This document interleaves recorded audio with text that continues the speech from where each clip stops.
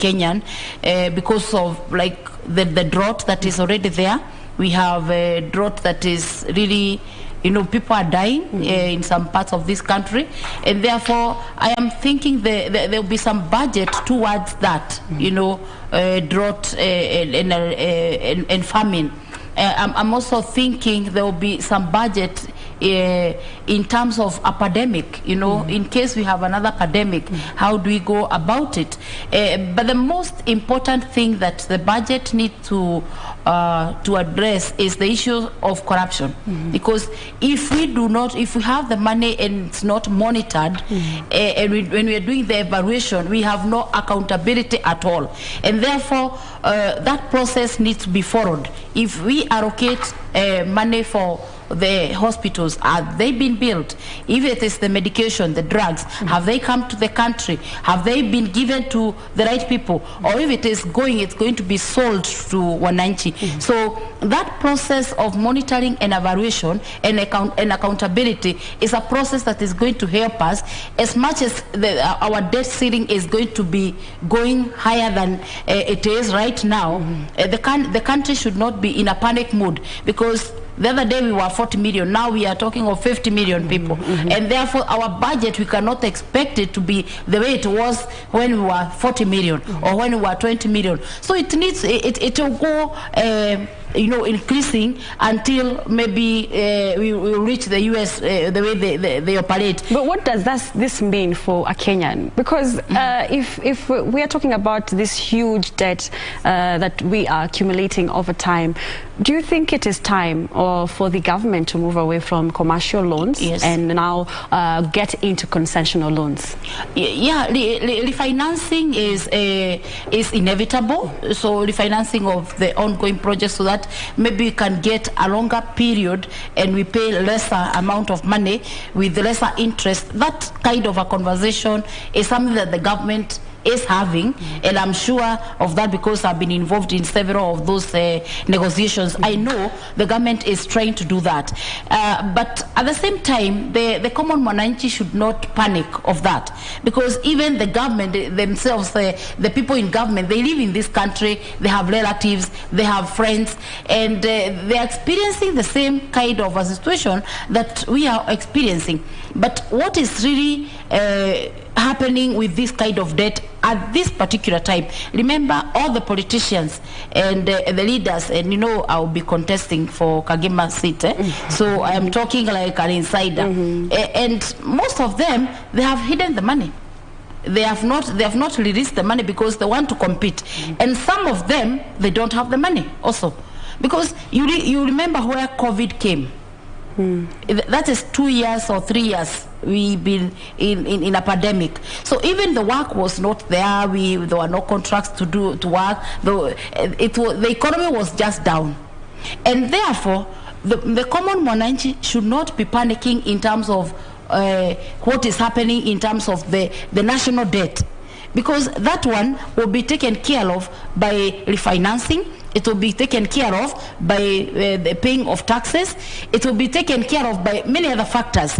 But of course, when we portray to the public like they are affected by that, literally you cannot tell sometimes what is happening. But then the national government is in control. So I would just want to encourage our viewers that the government is in control. The government knows what is happening. And I'm sure the priority for now is making sure we complete the projects, because you can imagine if Uhuru Highway is just left like that, some hospitals left like that, and you don't know the person who is coming next, what will be their priority. Yeah, and as much as we keep saying government is an ongoing concern, we have seen it with our leaders. For example, you find somebody has been elected a member of parliament in a certain area. There were projects that were not complete, and then that person decides that they are not going to complete those projects. They are not going to do anything. They want to undo everything that has been done for over time and do something new, of which is not possible. It is not going to. That's why you find we have stalled projects here and there, and that's why this budget needs to critically address the big four agenda. What is pending? We try and do up to August, where we can be able to reach, because it is not possible to leave those budget those projects hanging, and that's why you find some PSS and CSS didn't resign to go into politics, because they know they need to complete the projects that are already there. Looking at the budget policy statement, you have mentioned some of the areas that this budget should focus on, and when you look at it, most of the funds have gone to infrastructure. Do you think infrastructure is the right way to go when it comes to redirecting all the finances to that sector, leaving out areas like agriculture, which we are an agriculture-led economy? Basically, Carol, I will tell you, it's a perception. It's a perception that infrastructure has been given a lot of money. But I can tell you for sure, it's just the other day the CS talked of reducing the cost of fertilizer. So the government, if we don't have the right infrastructure, then we are not able to grow. So these things, they must go hand in hand. It's like, for example, not paying salaries. I am sure you not come to work tomorrow. So it's a budget that must be met with or without money. So therefore, infrastructure, yes, has been given a lot of money, and some people ignorantly they are complaining about it, but I'm sure in terms of agriculture, the government is focusing on that. If farm produces, they are at a subsidized rate, we are going to reap, and we are going to be able to farm, and people are going to be able to get products. We are going to sell the products, and people will be happy, and we'll have food. Yes. Okay. Yeah. Allow me to just stop there, but we'll be coming back after this short commercial break, and then we'll be going to Parliament to see what is happening there, whether the CS for National Treasury has arrived there, but we'll also have pictures from the National Treasury. Without question or clarification. On the same date that the budget policy highlights and revenue-raising measures are pronounced, the Cabinet Secretary shall submit to the National Assembly a legislative proposal setting out the revenue-raising measures for the national government, together with a policy statement expounding on those measures. The provisions of the National Assembly Powers and Privileges Act Cap 6 shall apply to a Cabinet Secretary admitted to the chamber under this part. If you're just joining us, the members of Parliament are slowly making their way into the chambers. It is an important day for the National Assembly and Parliament in general. Normally this exercise would have happened a little bit later, but due to the reasons that all Kenyans are aware of, it has been made necessary to have this exercise delivered today. But there are other businesses that the members will be getting into before the Cabinet Secretary for Treasury is allowed into the chamber to present the budget. The member for Emuhaya constituency, Honorable Mboko Milemba, will ask the Cabinet Secretary for Transport, Infrastructure, Housing, Urban Development and Public Works what urgent measures has the ministry put in place to ensure that some roads within the constituency are improved to motorable standards, considering that some of these roads were blocked during the recent renovation and construction of the Kisumu-Butere railway line. And when will the ministry provide suitable railway crossings at Ebukholo, Ebusioya and Asikate areas in Emuhaya constituency to allow free movement of people and goods, considering that major economic activities take place around these areas and in particular Luanda town? And also, could the Cabinet Secretary consider employing local residents, particularly the youth from Ebu Sikwe area of Emuhaya constituency during the construction, maintenance and other works with respect to the railway line? The question by the Honourable Member for Emuhaya constituency will be replied to by Member for Mutembei constituency, Honourable Andrew will ask the Cabinet Secretary for Energy to provide details on the status of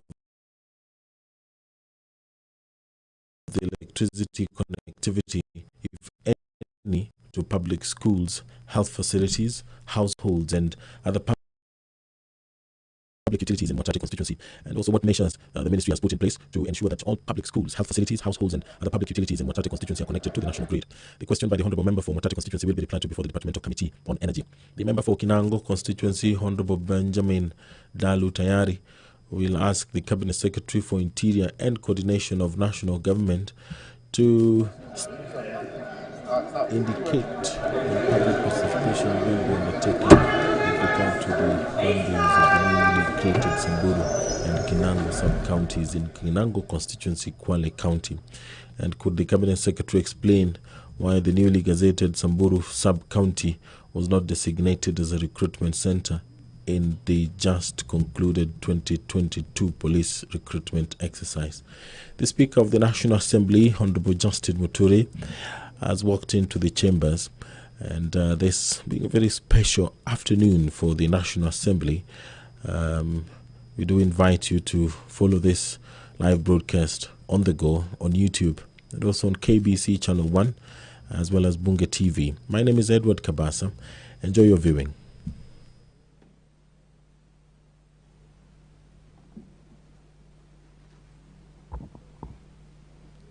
Let us pray. Almighty God, who in your wisdom and goodness have appointed the office of leaders and parliaments for the welfare of society and the just government of the people, we beseech you to behold with your abundant favor as your servants, whom you've been pleased to call to the performance of important trusts in this republic. Let your blessings descend upon us here assembled, and grant that we treat and consider all matters that shall come at our deliberation in so just and faithful a manner as to promote your honor and glory, and to advance the peace, prosperity, and welfare of our country, and of those whose interests we commit into our charge. Amen.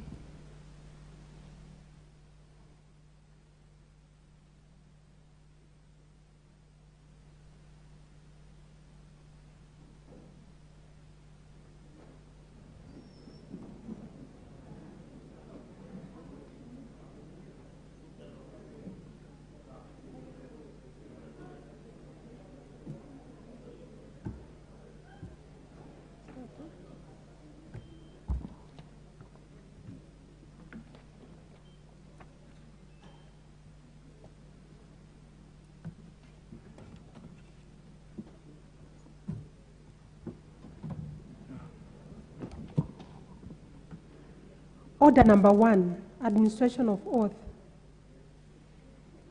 Order number 2, communication from the chair.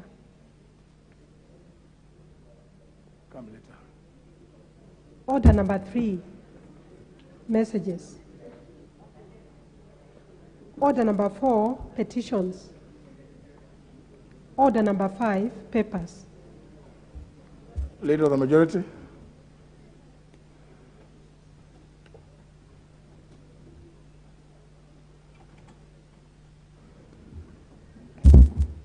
Yes, thank you. Honorable Speaker, I beg to lay the following papers on the table of the House today, Thursday, April the 7th, 2022. Number 1, the budget estimates for the financial year 2022-23 from the National Treasury that includes the following. 1, financial year 2022-2023 program-based budget. Number 2, financial year 2022-23 estimates of recurrent expenditure, volumes 1 and 2. Number C, financial year 2022-2023 estimates of development expenditure, being volumes 1, 2, and 3. And D, financial year 2022-2023 list of projects. But E, the budget summary for the fiscal year 2022-2023. F, the estimates of revenue, grants, and loans for the financial year 2022-2023 budget. And G, the financial statement for the financial year 2022-2023 budget. Number 2 is the estimates of recurrent and development expenditure of Parliament for the financial year 2022-2023 and projection for the financial year 2023-2024 to 2025 by the Parliamentary Service Commission. And lastly, the budget estimates for the judiciary by the Chief Registrar of the Judiciary were laid on the table of the House on Tuesday, February the 1st, 2022. Honorable Speaker, I beg to lay the papers. The Chairman, Committee on Delegated Legislation, Honorable Kamket.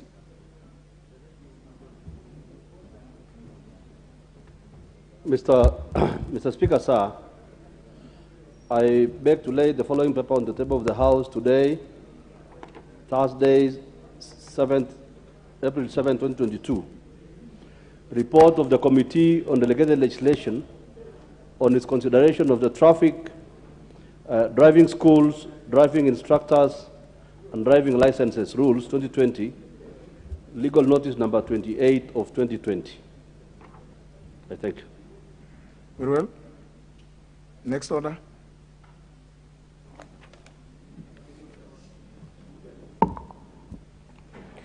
Order number 6, notices of motion.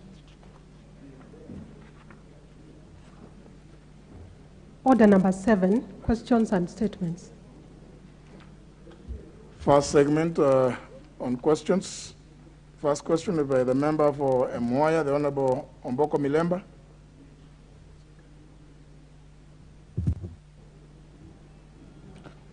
Thank you. Thank you, Honorable Speaker. I rise to ask question number 103 of 2022 to the Cabinet Secretary for Transport, Infrastructure, Housing, Urban Development and Public Works. Number 1, what urgent measures has the Ministry put in place to ensure that the Busioya Mungoe Road in Ipali location and the Bukoro Kwa Chief Rabor Road at the Bukolo Railway Crossing and Asikote Muraka Mwichehe Road at Asikote Railway Crossing in the Muhaya constituency are improved to motorable standards, considering that the 3 feeder roads were blocked during the recent renovation and construction of the Kisumu-Buterwe railway line. Number 2, Honorable Speaker, when will the Ministry provide suitable railway crossings at Ebukolo, Busioya, and Asikote areas in the Muhaya constituency to allow free movement of people and goods, considering that major economic activities take place around these areas, and in particular, Luanda Town? And thirdly, Honorable Speaker, could the Cabinet Secretary consider employing local residents, particularly youths from the Busiekwe area in the Muhaya constituency during construction, maintenance, and other works with respect to railway line? Thank you, Honorable Speaker. Question will be replied to before the Departmental Committee on Transport, Public Works and Housing. The next question is by the member for Mwatate, the member Mwadime. Thank you, Honorable Speaker. I raise to ask question 104 of 2022 to the Cabinet Secretary for Energy. Subsection 1. Could the Cabinet Secretary provide details on the status of electricity connectivity, if any, to public schools, health facilities, households, and other public utilities in Mwatate constituency? Subsection 2. What measures the Ministry has put in place to ensure that all public schools, health facilities, households, and other public utilities in Mwatate constituency are connected to the national grid? Thank you, Mr. Speaker.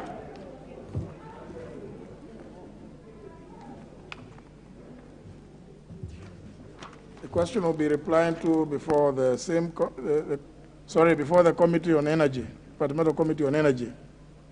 The last question is by the member for Kinango, the Honorable Benjamin Dalu Tayari.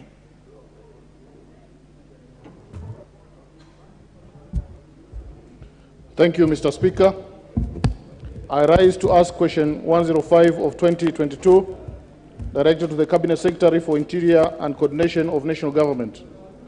Roman 1, could the Cabinet Secretary state and indicate when public participation will be undertaken with regard to boundaries of the newly created Samburu and Kinango sub-counties in Kinango constituency in Kwale County? Roman 2, could the Cabinet Secretary explain why the newly gazetted Samburu sub-county was not designated as a recruitment center in the just concluded 2022 police recruitment exercise? Roman 3, what measures is the ministry taking to ensure that the said administrative unit is adequately staffed, including ensuring that administrators are recruited to facilitate service delivery? I thank you, Mr. Speaker. Well, the next segment is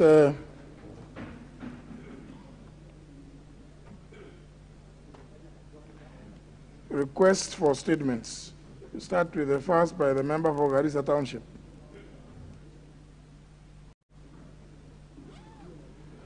Honorable Speaker, pursuant to the provisions of Standing Order 44-2C, I rise to request for a statement from the chairperson of the Departmental Committee on Finance and National Planning relating to the exercise of delegated authority by the Cabinet Secretary for National Treasury. Honorable Speaker, Section 4 of the Tax Appeal Tribunal Act number 40 of 2013 was amended by this House through the Tax Appeal Tribunal Amendment Act number 7 of 2022, and it came into force on 21st of March 2022 after the President assented to that law. Previously, Mr. Speaker, Section 4 of the Tax Appeal Tribunal Act number 40 of 2013 conferred upon the Cabinet Secretary for National Treasury for all matters relating to finance with the authority to appoint members of the tax tribunal. However, Mr. Speaker, following the amendment of Section 4 done by this House, it now provides that the Judicial Service Commission, under the leadership of the Chief Justice of the Republic of Kenya, has the sole responsibility to appoint the members of the Tax Appeals Tribunal. Honorable Speaker, despite the provisions of the law being amended to provide for otherwise, the Cabinet Secretary for the National Treasury, Uhuru Yatani, on the 25th of March 2022 this year, irregularly appointed members to the Tax Appeals Tribunal for a period of 3 years, effective 15th of April 2022, through a Gazette Notice number 3647, published in the Kenya Gazette of 1st of April 2022.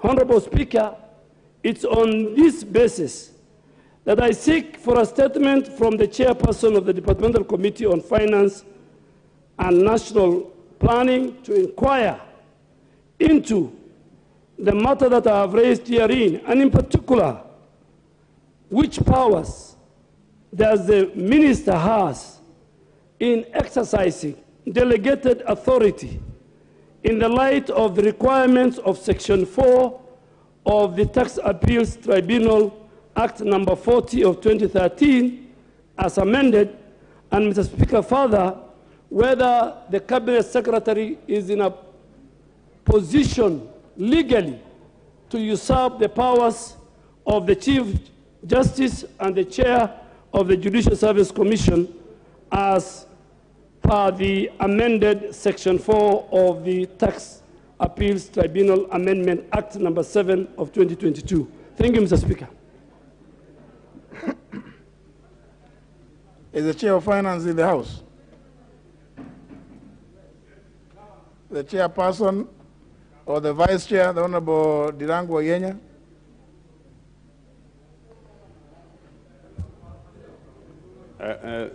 Thank you, Mr. Speaker. We will be in a position to answer that question next week about whether the minister has mandate to appoint officials of the Tax Appeals Tribunal. We are also alive to the fact that we passed that law here recently and it was accented to. by the President. We will find out and report to the House next week, Mr. Speaker. You know, say for the fact that the Honorable Duale has sought a statement, if it was a question, remember our standing order number 42B, subsection 2, clause O. A member is not supposed to ask a question about matters which can be found in ordinary materials of reference or which are otherwise obvious to the member, especially like what is in law, because law is published. So maybe the committee will merely, and I don't think whether even assuming that's what the Cabinet Secretary has done, he has not used up the powers of the Chief Justice. The amendment you effected was to give that authority to the Judicial Service Commission. You know, I chair the Parliamentary Service Commission, and if something is done against a decision of the Commission or power of the Commission, it's not about me. So I think it is important that the committee will look and see whether it is indeed that's what has happened, and make its report to the House and recommend appropriate action, because it is expected that everybody knows the law, and that law could not have been passed without the involvement of the National Treasury. And maybe, in fact, the Honorable Duale would remember that indeed that amendment was necessitated by a decision of the court. So that, remember previously, the Attorney General's office and other functionaries were in the habit of appointing members of the political parties' dispute tribunal, because political parties thought they should be the ones to appoint who are the people to go and resolve their disputes. But after that decision, that power was given to the Judicial Service Commission. So similarly, the National Treasury should just let go, allow the JSC to appoint persons suitably qualified to perform the duties of that tribunal. So, Honorable Ayenya, just make sure that you get everything that revolves around that appointment. There's a statement to be made by the Honorable Dr. Otiende Amolo, member for Rarienda. If it may please the Honorable Speaker, I rise to make a statement pursuant to Standing Order number 43 on the 12th Ordinary Session of the Plenary Assembly of the Forum of Parliaments of the International Conference on the Great Lakes Region, held between 2nd to 6th April 2022 in Nairobi, Kenya. Honorable Speaker, I rise pursuant to Standing Order number 43 to make this statement on an issue of general topical concern, namely, the proceedings of the 12th Ordinary Session of the Plenary Assembly of the FPICGLR that took place from 2nd to 6th April 2022 in Nairobi, Kenya. Honorable Speaker, as you may be aware, the Forum of Parliamentarians of Member States of the International Conference on the Great Lakes Region is an interparliamentary organization of 12 parliaments of member states of the International Conference on the Great Lakes Region, namely Republic of Angola, the Republic of Burundi, the Central African Republic, the Republic of Congo, the Democratic Republic of the Congo, the Republic of Kenya, the Republic of Rwanda, the Republic of Sudan, the Republic of South Sudan, the United Republic of Tanzania, and the Republic of Uganda, and also the Republic of Zambia. Of the forum's organs, the Plenary Assembly is the highest decision-making body and is mandated to, inter alia, approve the nomination of office bearers of the FPICGLR, adopt the forum's budget, adopt the reports of committees, adopt the recommendations and resolutions to governments and parliaments of member states, and to deliberate on all matters within the jurisdiction of the forum. The Plenary Assembly meets on an annual basis, and the venue of the event is held on a rotational basis between member states. Honorable Speaker, the theme for this year's event was the role of Parliament in conflict resolution. Since its establishment, the forum has been crucial in spearheading discourse on security, peace, stability, and development in the region, a region that has over the years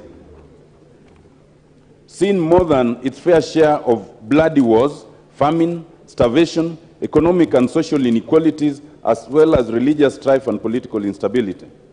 The last 5 years have been a learning experience for all member states. Members were fully exposed to and briefed on governance issues in the region. The threat and impact of insecurity was clearly enumerated and elaborated, with members' understanding of conflicts being greatly enhanced. The forum received a presentation by Professor Yasin Olum, PhD, a Fulbright scholar, on the role of Parliament in conflict resolution, which revealed without doubt that parliaments have a fundamental role of preempting and preventing conflicts, including upholding the rule of law, addressing post-conflict recovery, engaging in constructive partnerships and cooperation, and reconciliation. Member states appreciated efforts by the forum in undertaking fact-finding missions, which had assisted countries such as the Central African Republic, Democratic Republic of Congo, and the Republic of South Sudan in finding solutions and peaceful settlement to political instability.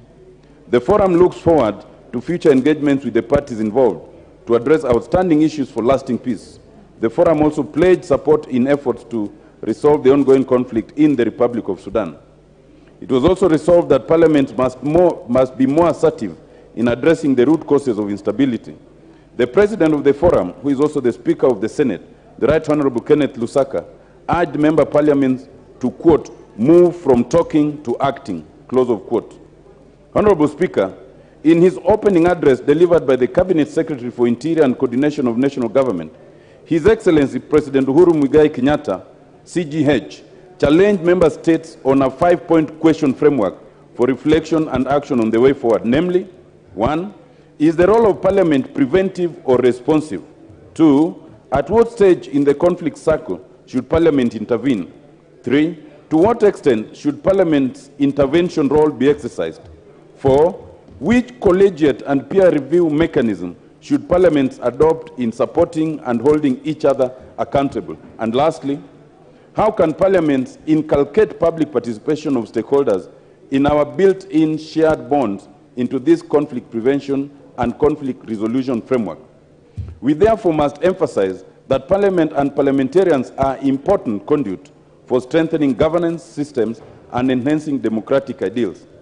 Honorable Speaker, the Parliament of Kenya was represented at the plenary by the following members. 1, the Speaker of the Senate, the Right Honorable Kenneth Lusaka. 2, the Senator Samuel Pugisho, who is also the President of the Executive Committee. 3, Senator Sylvia Kasanga, who sits in the Committee on Women, Children, Vulnerable Persons. 4, Honorable William Kanket, who sits in the Committee of Humanitarian and Social Issues. 5, Honorable Godfrey Muturi Kingangi, who is a member of the Committee on Peace and Security. And lastly, the Honorable Speaker, yours truly speaking, who sits in the Committee on Democracy and Good Governance. Honorable Speaker, at the close of the 5-day event yesterday, the forum adopted the Nairobi Declaration, which read as follows. 1, it calls for strengthening of efforts by ICGLR member states and other stakeholders towards diplomatic and peace-building measures aimed at resolving conflicts in the Great Lakes region. 2, calls for member states to ensure that all the conflicts in the region are resolved peacefully, and they will work tirelessly towards implementing the objectives of the peace, security, and cooperation framework in order to attain stability and development. 3, calls for political leaders at national, regional, and international level to support mechanisms aimed at resolving conflicts which have adverse global impact on economies. 4, calls for commitments from government as well as regional and international actors to work towards reducing the proliferation of small arms and to improve natural resource management to curb the incessant conflict. And lastly, calls for the ICGLR member parliaments to strengthen cooperation in the areas of peace-building initiatives to address regional conflicts. The comprehensive and detailed resolution will shortly be shared with all member parliaments for consideration and implementation. Honorable Speaker, in conclusion, I take this opportunity to record the thanks of the Parliament of Kenya to the 8 member parliaments of the Republic of Angola, Republic of Burundi, the Central African Republic, the Democratic Republic of the Congo, the Republic of Rwanda, the Republic of South Sudan, the United Republic of Tanzania, and the Republic of Zambia for honoring the invitation to this event and for their active participation in the deliberation. I thank you, Honorable Speaker. Now, honourable members, there was an indication that the chairman of the Departmental Committee on Administration and National Security was to respond to a request made by the member for Borabu, the Honorable Ben Mumanyi. But I see the chairman and the vice chair are both not present. I've just been shown the response. I don't know why somebody was forwarding the statement to me. I don't even like seeing them because I don't know where they go, where they come from. But I've been shown, but I don't see the honorable Mwadhi and the other members of the vice chair. No, it can't be, it cannot be responded by any other member. Anyhow, honourable members, we'll move to the next order so that we can conclude very quickly. So, sorry, Leader Majority. I will adjust what is on the order paper. Okay. What is shown on the order paper, I will adjust so that it reads not later than 3:15.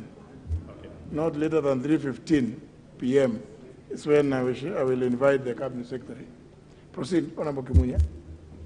Honorable Speaker, pursuant to the provisions of Standing Order number 44-2A, I rise to give the following statement on behalf of the House Business Committee, which met on Tuesday, the 5th of April, 2022, to prioritize business for consideration.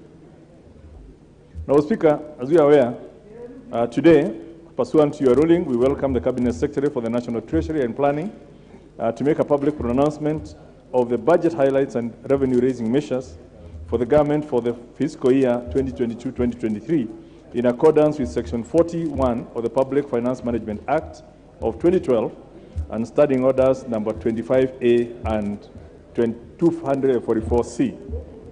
Now, Speaker, I wish to reiterate that time is of the essence for the House, and as members would appreciate this urgent need to consider and approve the budget estimates for the financial year 2022-2023, in addition to other budget-related bills. I understand that committees are having quorum-related challenges, making it difficult for them to process their business. I therefore wish to urge members to support the chairpersons and the House in the few sitting days remaining so that any important business is finalized within the stipulated timelines. Honorable Speaker, next week on Tuesday, the 12th of April, 2022, the following business has been scheduled for consideration. Number one is the Committee of the Whole House on the following bills. The Coffee Bill, being Senate Bill number 22 of 2020, to continue from clause 46. The Elections Amendment Bill, National Bill number 3 of 2022. The Elections Amendment Bill, National Assembly Bill number 41 of 2021. And the Election Campaign Financing Amendment Bill of 2021. We'll also have the second reading of the following bills: the Huduma Bill 2021, which is a continuation, the Mang Bills Bill, Senate Bill number 9 of 2020, the National Disaster Risk Management Bill of 2021, the Prompt Payment Bill, which is Senate Bill number 16 of 2021, and the Startup Bill, which is Senate Bill number 1 of 2021. Honorable Speaker, I'm reliably informed that there are no questions scheduled for responses by Cabinet Secretaries next week. The House Business Committee will therefore reconvene on Tuesday, the 12th of April, 2022, to schedule the business for the rest of the week. Honorable Speaker, let me also take this opportunity to thank you for representing us yesterday in the funeral of the late Speaker Jacob Oulanyah of Uganda, where I had the pleasure of accompanying you. And the people of Uganda expressed their thanks to the people of Kenya, represented by this House. Honorable Speaker, I now wish to lay this statement on the table of the House. Thank you. Next order.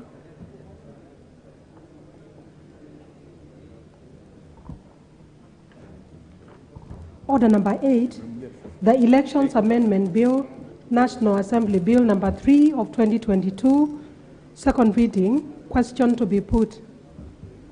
Order, members. Take your seats. Take your seats. Member for Endebess.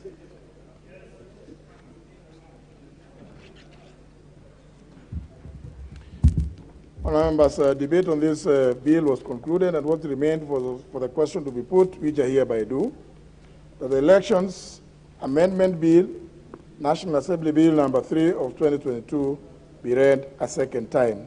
Will as many as that opinion say aye? Aye. Will as many as the contrary opinion say nay? The ayes have it. A bill for an act of parliament to amend the Elections Act. Next. Order number 9, the Children's Bill, National Assembly Bill number 38 of 2021, second reading. Question to be put. Again, honourable members, Honourable Sankok, please.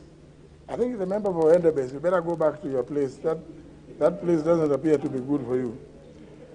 Debate was also concluded on this bill, so what remained is for the question to be put, which I hereby do, that the Children's Bill, National Assembly Bill number 38 of 2021, be now read a second time. Will as many as of that opinion say aye? Aye. Will as many as of the contrary opinion say nay? Nay. The ayes have it.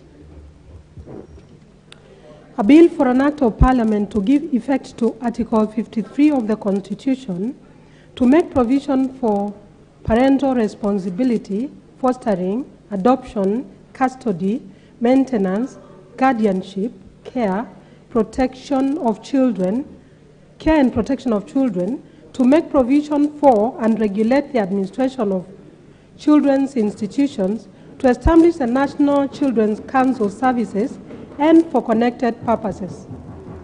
Next order.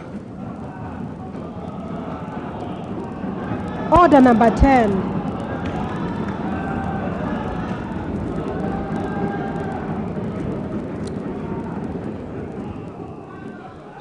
Next order. Order number 10, approval of the mediated version of the county government's additional allocation bill, Senate Bill number 35 of 2021. Question to be put. Take your seat. Member for Kitui Rural. Well, members, you should have dispensed with this business yesterday. I don't know why it's here today.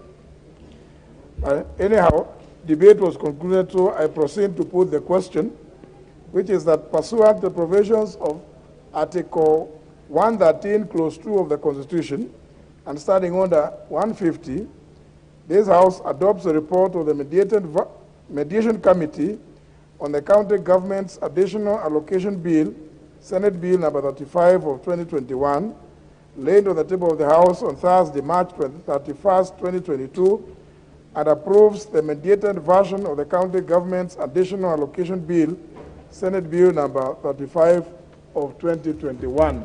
Will as many as of that opinion say aye? Aye. Will as many as of the contrary opinion say nay? The ayes have it. Order number 11, report of the Committee of the Whole House on its consideration of the coffee bill, Senate Bill number 22 of 2020. Question to be put. Honour members, again, debate was concluded. I proceed to put the question.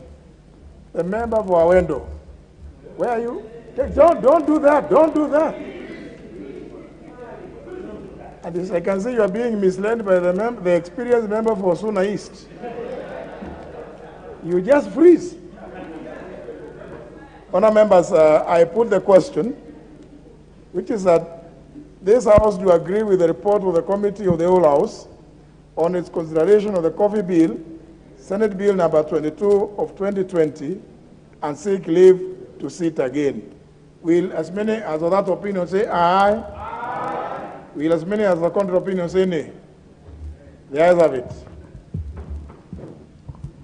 The member for Suna East, you may now take your usual seat. You have been away for a long time.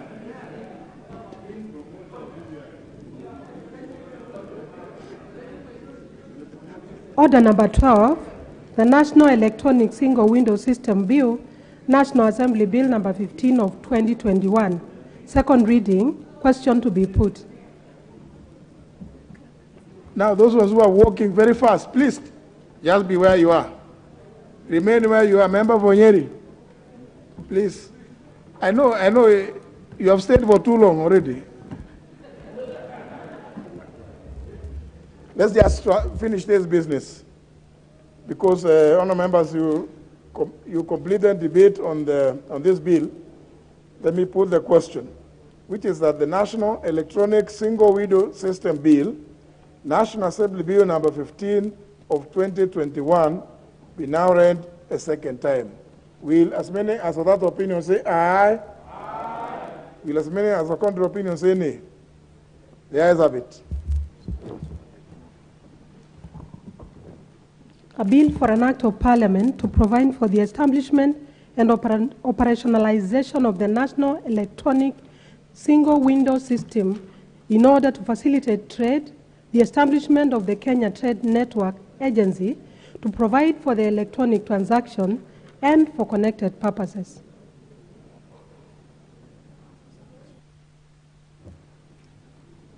Very well.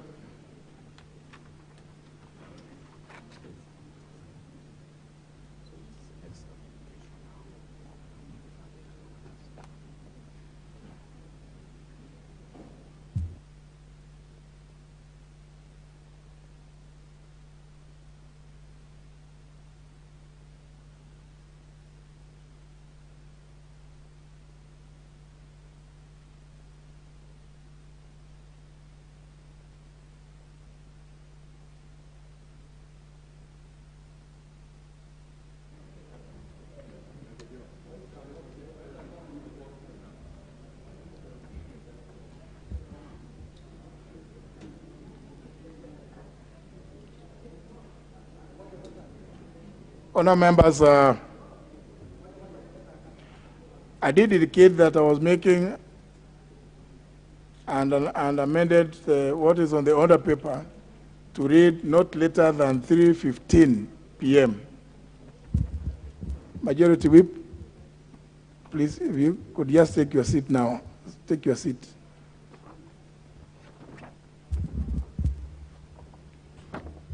Honourable members, I wish to make this communication relating to interruption of business.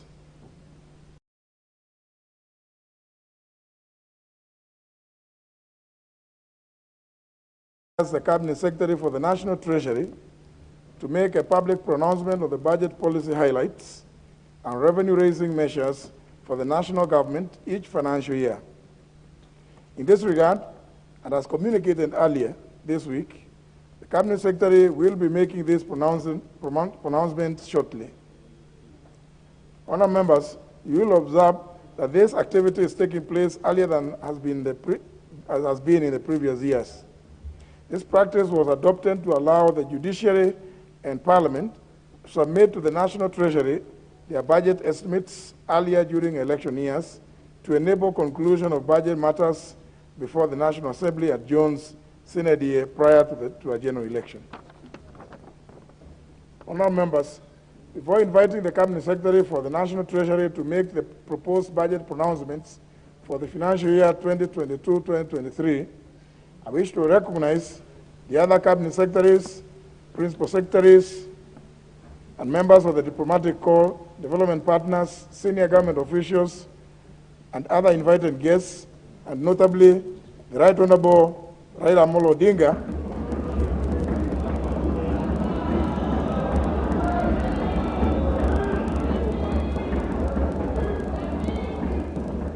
who are seated in the Speaker's row. You are all welcome to the National Assembly. Now, therefore, honourable members, pursuant to the provisions of the same Section 40 of the PFM Act, and the National Assembly Standing Orders 25A and 244C, I will now interrupt business of the House. Honorable Joshua Kutuni, it is disorderly to be communicating with a member from the other side of the aisle from your place. More particularly, yes. So, honourable members, let me repeat.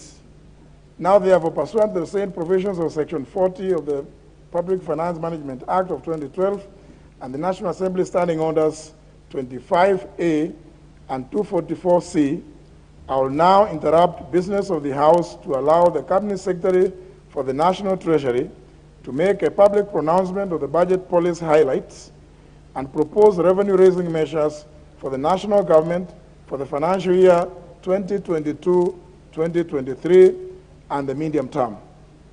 Cabinet Secretary, please proceed to make your pronouncements. You're welcome.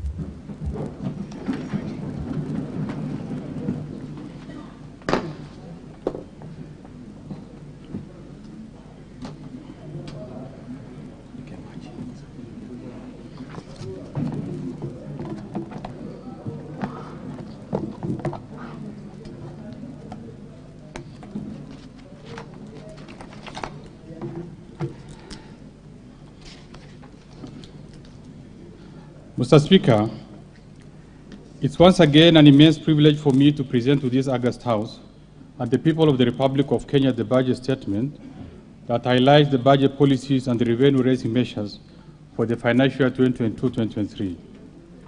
The presentation of this statement is in fulfillment of the requirements of Section 40 of the Public Finance Management Act and the Standing Order number 241 of the National Assembly. Mr. Speaker, our partner states in the East African community have agreed that Kenya can proceed with the early presentation of the budget statement this month. This aligns the budget calendar with the timelines for the general elections scheduled for August 2022. Mr. Speaker, His Excellency the President Honorable Uhuru Kenyatta took office in 2013. At that time, the country had just completed implementation of the first medium-term plan of the Kenya Vision 2030 and was on the third year of implementation of the 2010 Constitution. During the first 5 years, his administration designed and implemented an economic transformation agenda under the second medium-term plan of Vision 2030.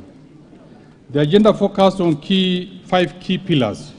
1, improving the business climate by maintaining macroeconomic stability, addressing security challenges, and reducing the cost of doing business.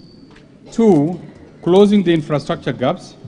3, promoting investment in key sectors such as manufacturing, agriculture, and tourism. 4, sharing prosperity by investing in poor programs in health, education, and social welfare. And 5, fostering the devolved system of government to enhance service delivery. Building on the progress made under the economic transformation agenda, the government initiated the Big Four agenda anchored on the third medium-term plan or the Vision 2030. The government focused on transforming the lives of Kenyans through strategic interventions on food and nutritional security, affordable housing, manufacturing for job creation, and universal health coverage. Mr. Speaker, while we celebrate the remarkable achievements from the past investments in the priority programs under the economic transformation agenda and the Big Four, the country continues to grapple with various social, economic, and environmental challenges.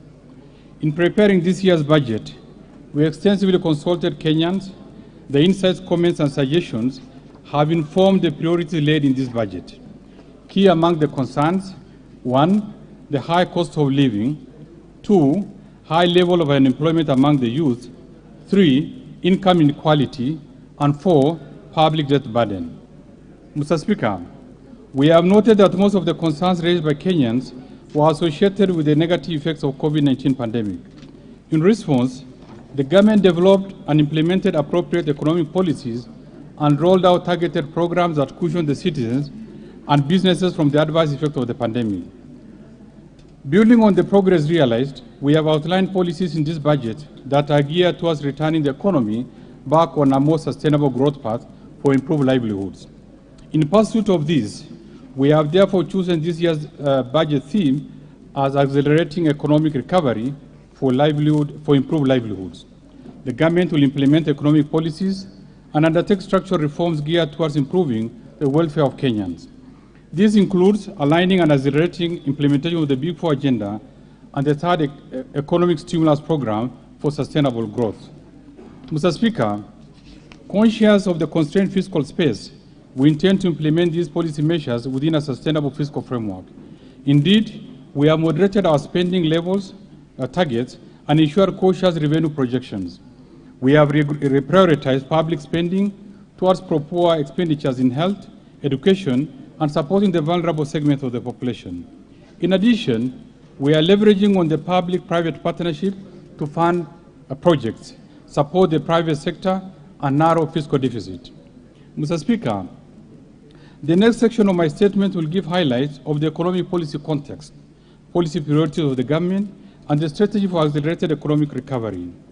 I will later provide highlights of the fiscal framework underpinning this budget, spending priorities, and the proposed tax policy measures. Mr. Speaker, this year's budget has been prepared against a backdrop of a moderate global growth of 4.4% from a recovery of 5.9% in 2021. The global economy contracted by 3.1% in 2020 following the outbreak of COVID-19 pandemic. However, there are risks to this growth outlook, largely from possible emergence of COVID-19 pandemic and the ongoing conflict in Eastern Europe. Mr. Speaker, Kenya's economy demonstrated remarkable resilience to the COVID-19 shock in 2020 and staged a strong recovery in 2021. Following the easing of the COVID-19 restrictions, reopening of the economy, as well as targeted stimulus intervention by government, the economy registered strong recovery of 9.9% in the third quarter of 2021. Overall, the economy is estimated to have expanded by 7.6% in 2021, a much stronger level from contraction of 0.3% in 2020. In 2022, the economy is projected to stabilize at 6%, supported by recovery in agriculture, industry, and service sectors. Mr. Speaker, to further strengthen this growth outlook, the government will continue to safeguard macroeconomic stability by ensuring inflation remains within the government target range, while interest rate remains stable to support growth in private sector credit. The foreign exchange market is largely expected to remain stable, with foreign exchange reserves providing buffers against shocks in the foreign exchange markets. The current account deficit is projected at 5.9% of GDP in 2022, supported by a rebound in horticulture and tea exports, as well as increased inflows of remittances. Mr. Speaker, the economic outlook may be affected by emerging domestic and external risks. On the domestic front, the emergence of COVID-19 variant and possible adverse weather conditions could reverse the projected economic recovery. On the external front, the ongoing conflict in Eastern Europe has created uncertainties that will affect the global economic outlook through disruptions of supply chains, rising global oil prices, and increased inflationary pressures.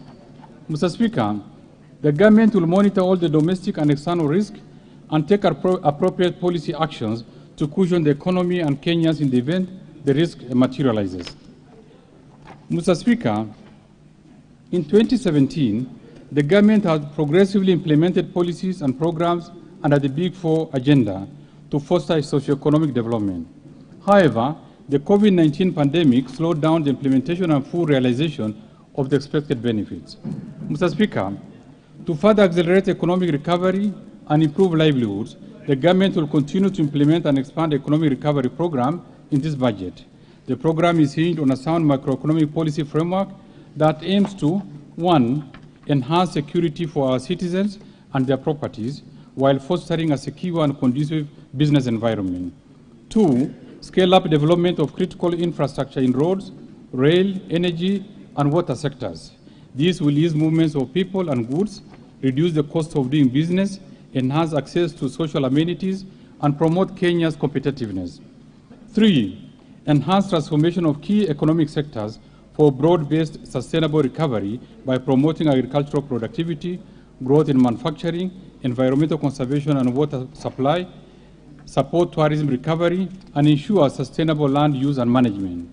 4, expand access to quality services in health, education, and appropriate social safety nets for the vulnerable population.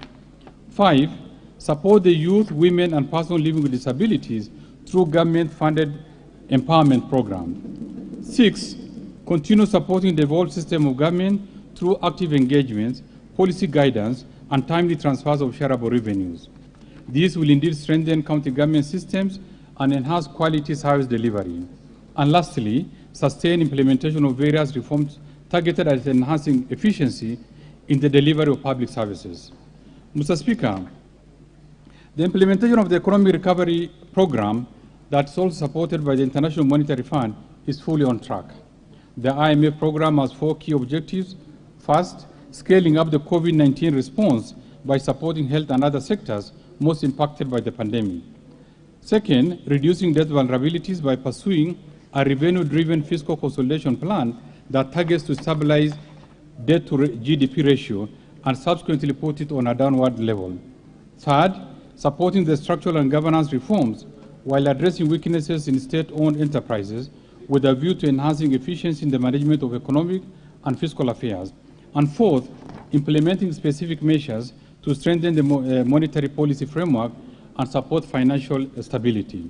Mr. Speaker, alongside the aforementioned, the government has continued with the implementation of various stimulus programs to manage COVID-19 pandemic, support businesses, and general employment in order to minimize the adverse socio-economic impact of COVID-19 pandemic.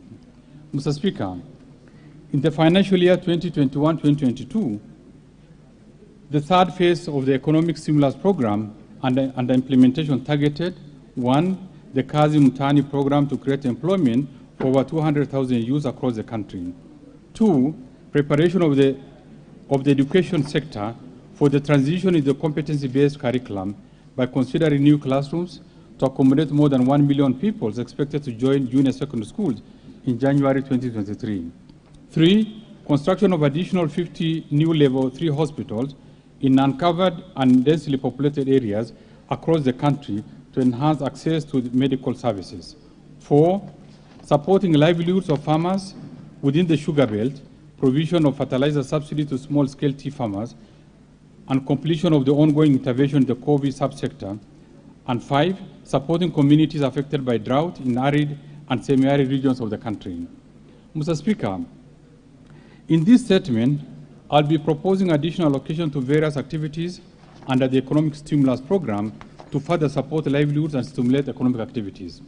Mr. Speaker, in this budget, the government will strive to enhance the role of the private sector in the economy, including financing infrastructure projects through the public-private partnership, support micro, small, and medium enterprises by facilitating access to finance, invest in ICT and digital infrastructure to support the use of digital platforms to facilitate e-commerce and efficient delivery of public services, promote and strengthen local and foreign resource mobilization efforts to sustain funding of the identified development projects and programs, improve social protection through targeted policy interventions and programs, to promote local production processes and domestic supply value chains, and lastly, strengthen the monitoring and evaluation system for quality outcomes of the projects.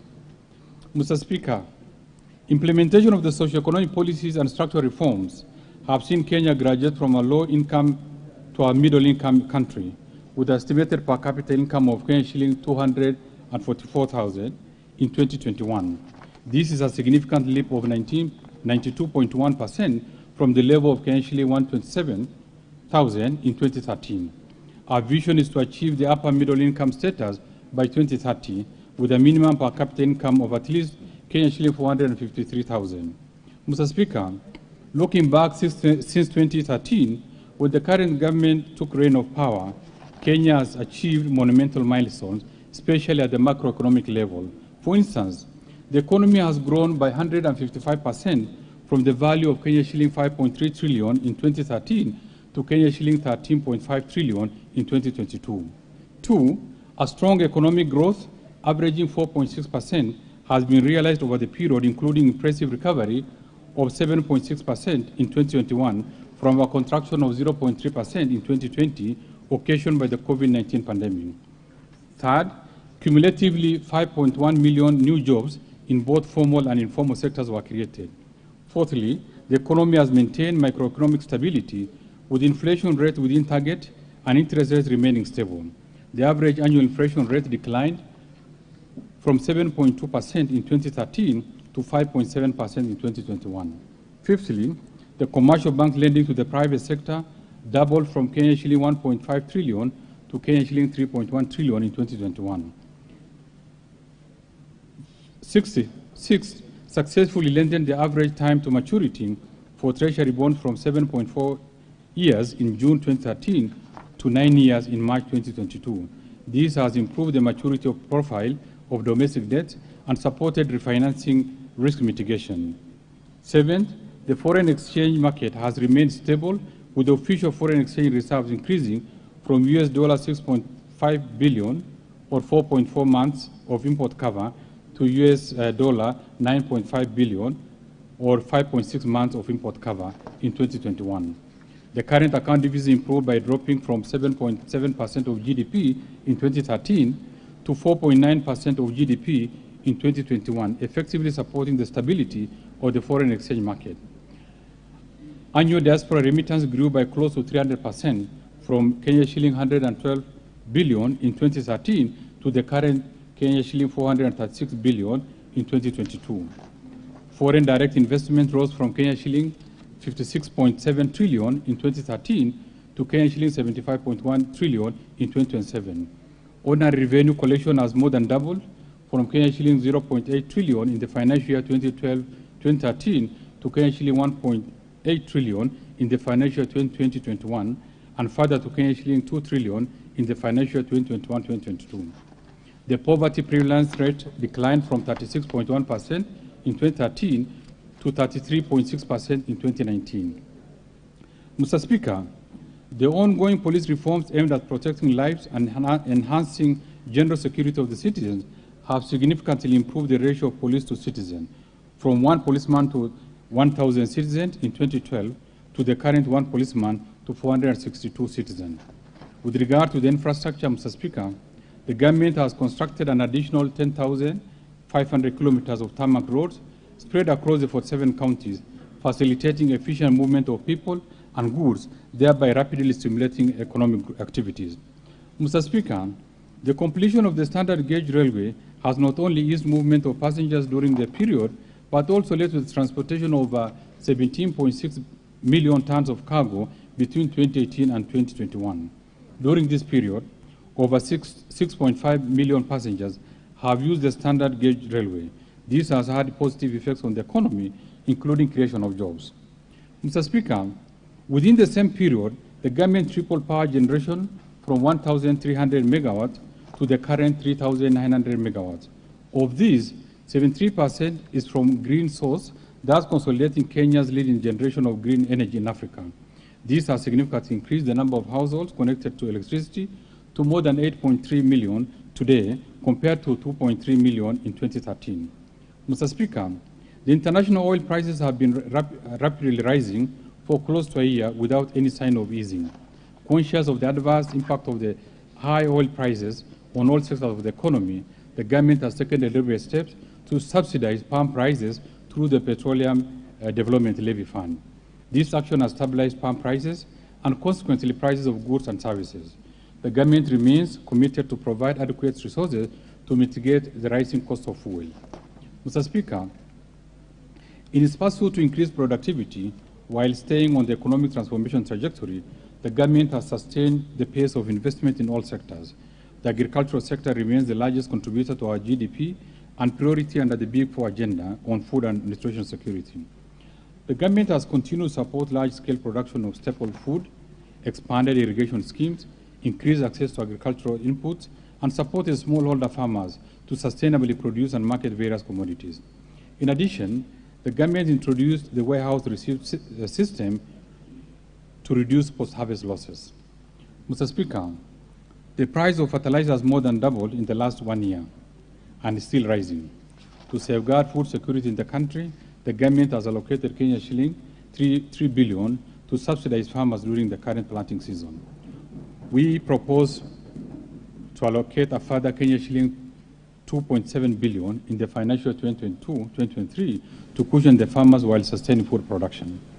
Mr. Speaker, to strengthen land and property ownership, the government has issued over 5.3 million title deeds over the last 8 years. The government has also fully digitized land records in Nairobi Registry under the National Land Information Management System, referred to as the SASA program, to improve accessibility of land records and lowering the cost of land transaction. Mr. Speaker, Kenya's emergent oceans and blue economy will remain a key growth engine for the country.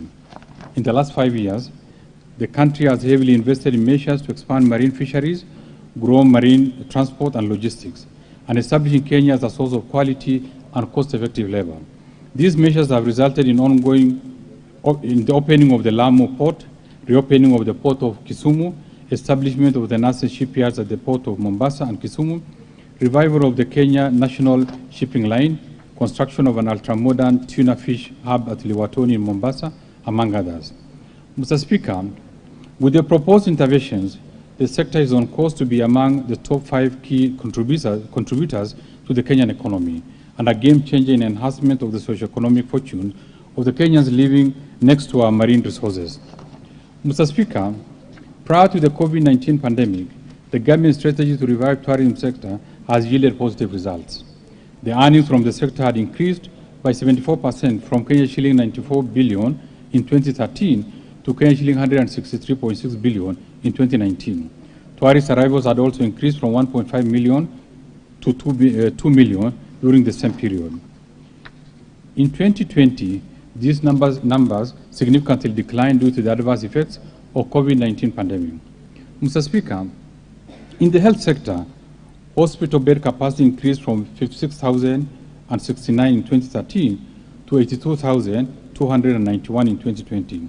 This increase attributed to over 1,912 new hospitals constructed across the country by the National County Government. Further, the introduction of free maternal health care program, dubbed Linda Mama, initiated in 2016, has led to the decline of maternal mortality rate by 26%. This program, alongside the Beyond Zero campaign led by the First Lady, has significantly contributed to the improvement of maternal health care in the country. Mr. Speaker, to address the growing cancer burden over the last decade, the government has formulated appropriate policies and allocated sufficient resources to guide the delivery of cancer testing and treatment services. Some of these interventions include: 1, establishment of the National Cancer Institute as an overall coordinating agency; 2, construction and equipment of comprehensive cancer centers at Kenyatta National Hospital in Mombasa, Nakuru, and Garissa counties; and 3, support to 10 county referral hospitals to operationalize chemotherapy clinics. Mr. Speaker, to address the quality of education in the country, the government has rolled out radical reforms in the sector that have significantly improved the quality of education in the country. For instance, the investment in the sector has seen the number of primary schools increase from 26,549 to 32,437, and secondary schools from 7,174 to 10,413 between 2012 and 2020. The number of technical and vocational education training institutions also increased from 701 to 2,301 during the same period. As a measure of unprecedented success, transition rate from the primary secondary schools moved from 64.5% in 2012 to the current 100%. In addition, under the radical competence-based curriculum, the plan for the first group to join junior secondary schools in January 2013 is well on course. Mr. Speaker, following the sustained investment in human capital development, Kenya was impressively ranked position 3 in sub-Saharan African region with a human capital index of 0.55 in the year 2020.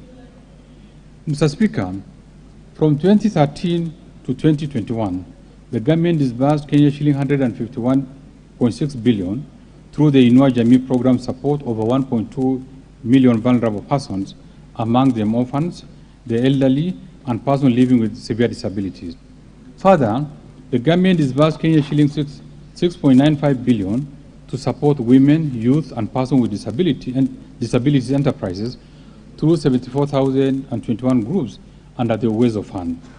Mr. Speaker, to improve efficiency in the delivery of government services, the government initiated and operationalized 52 Huduma centers across the country.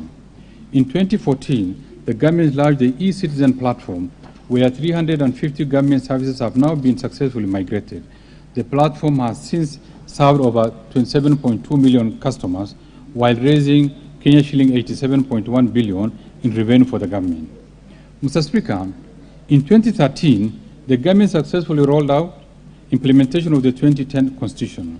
The 47 county governments, independent commissions, and other institutions established by the Constitution were duly operationalized, albeit with huge financial requirements, thereby straining the country's fiscal position. Mr. Speaker, to build on the milestones achieved so far, we'll be implementing the following policy, legal, and institutional reforms to improve the business environment, increase efficiency in public service delivery, and strengthen transparency and accountability in public finance management. Mr. Speaker, the government has continued to implement various reforms in the procurement to improve efficiency and transparency, enhance good governance, and promote savings in the procurement process. Among the reforms is the procurement of an end-to-end e-government procurement system, whose pilot phase will commence in July 2022, with a target date for full rollout to all ministries, departments, and agencies in January 2023. Mr. Speaker, on framework contracting, we have submitted to this House for enactment the Public Procurement and Asset Disposal Bill 2021. This bill provides for multiple awards where several bidders can be awarded the same contract. Once enacted, it will hasten the delivery of services to citizenry and support local farms, particularly in specialized areas like pharmaceuticals, supply of foodstuffs, and commodity markets. Mr. Speaker, further, we have put together a framework that harmonizes the qualification for supply chain management personnel that clarifies competencies for the various cadres in the supply chain management function. In this respect, I direct all procuring entities to adhere to the requirement of this framework. Mr. Speaker, the government commitment to empowering SMEs owned by women, youth, and persons with disabilities under the Access to Government Procurement Opportunities Program remains firmly on course.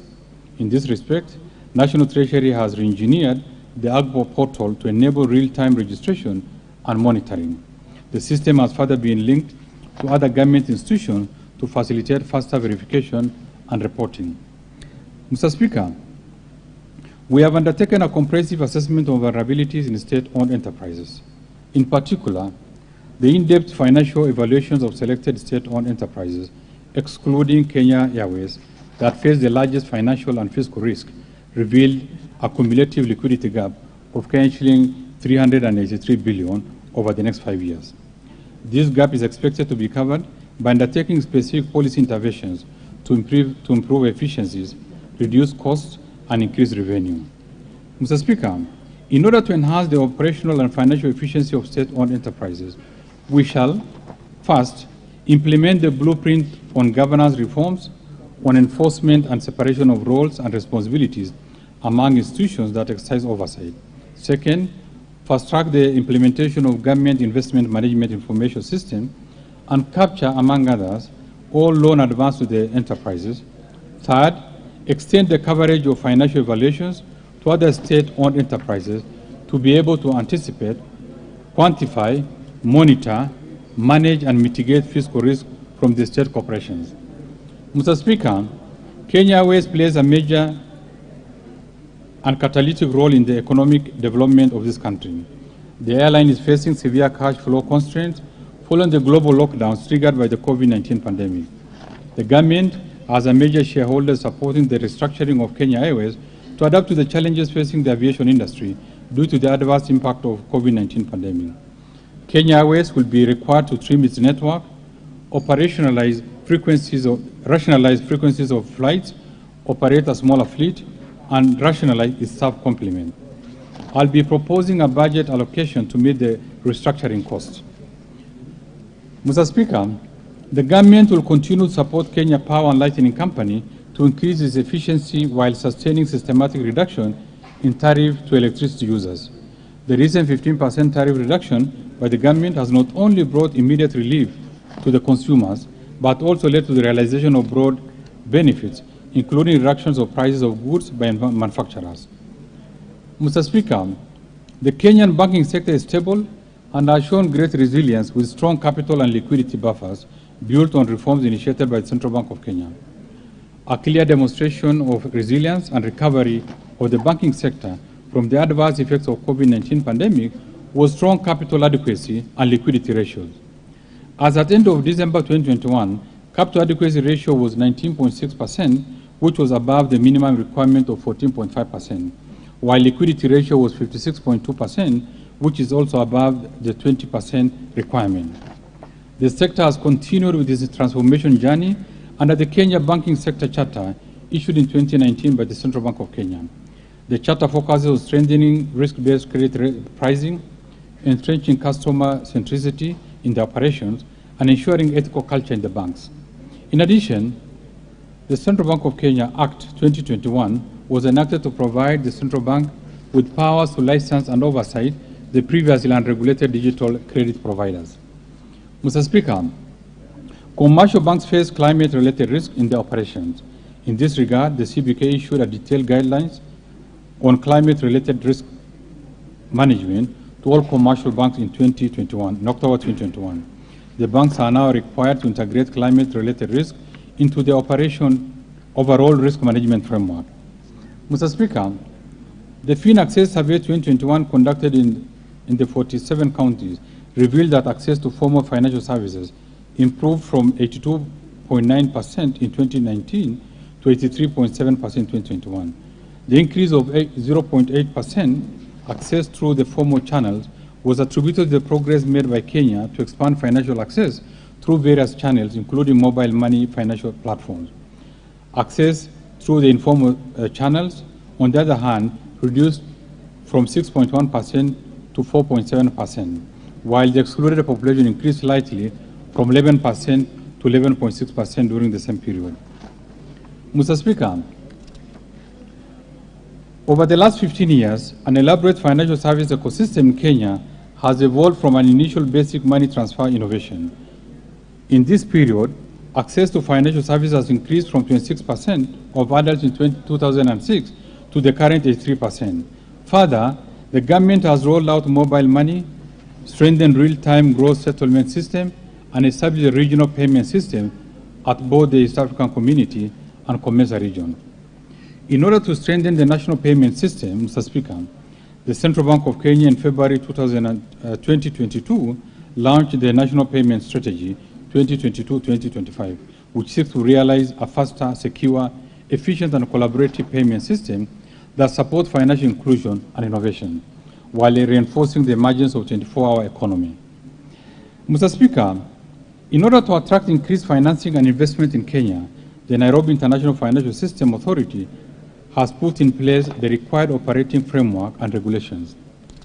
With the necessary framework now in place and the official opening slated later in the year, NIFCA will be expected to be a key catalyst in supporting the economic growth. Mr. Speaker, the Kenya Mortgage Refinance Company continues to play a leading role in the delivery of affordable housing in Kenya. I am pleased to know that since September 2020, KMRC has disbursed over 2 billion to 7 primary mortgage lenders and is currently processing an additional 7 billion. To provide a sustainable source of funding and to complement the existing credit lines, the company whose bond was recently listed at the Nairobi Security Exchange successfully issued its first corporate bond of Kenya shilling 1.4 billion under the medium-term note program of Kenya shilling 10.5 billion. Mr. Speaker, since the launch of the Credit Guarantee Scheme in December 2020, total loans extended to micro, small, and medium enterprises under this scheme had surpassed Kenya shilling 2.2 billion by December 2021. This has expanded access to affordable credit to micro, small, and medium enterprises to 45 counties across 11 different sectors of the economy. To enhance coverage of the scheme, additional participating financial intermediaries will be brought on board. Further, the government will seek support of development partners to increase the scheme's capital from the current Kenya shilling 4 billion to Kenya shilling 10 billion over the medium term. Mr. Speaker, to deepen capital markets, the government is undertaking a review of the legal and regulatory framework to address emerging issues in the capital market space. These include, among others, aspects on collective investment schemes and investment-based crowdfunding. In addition, the government is installing a new central security depository system at the Central Bank of Kenya to support planned reforms in the secondary trading of government bonds.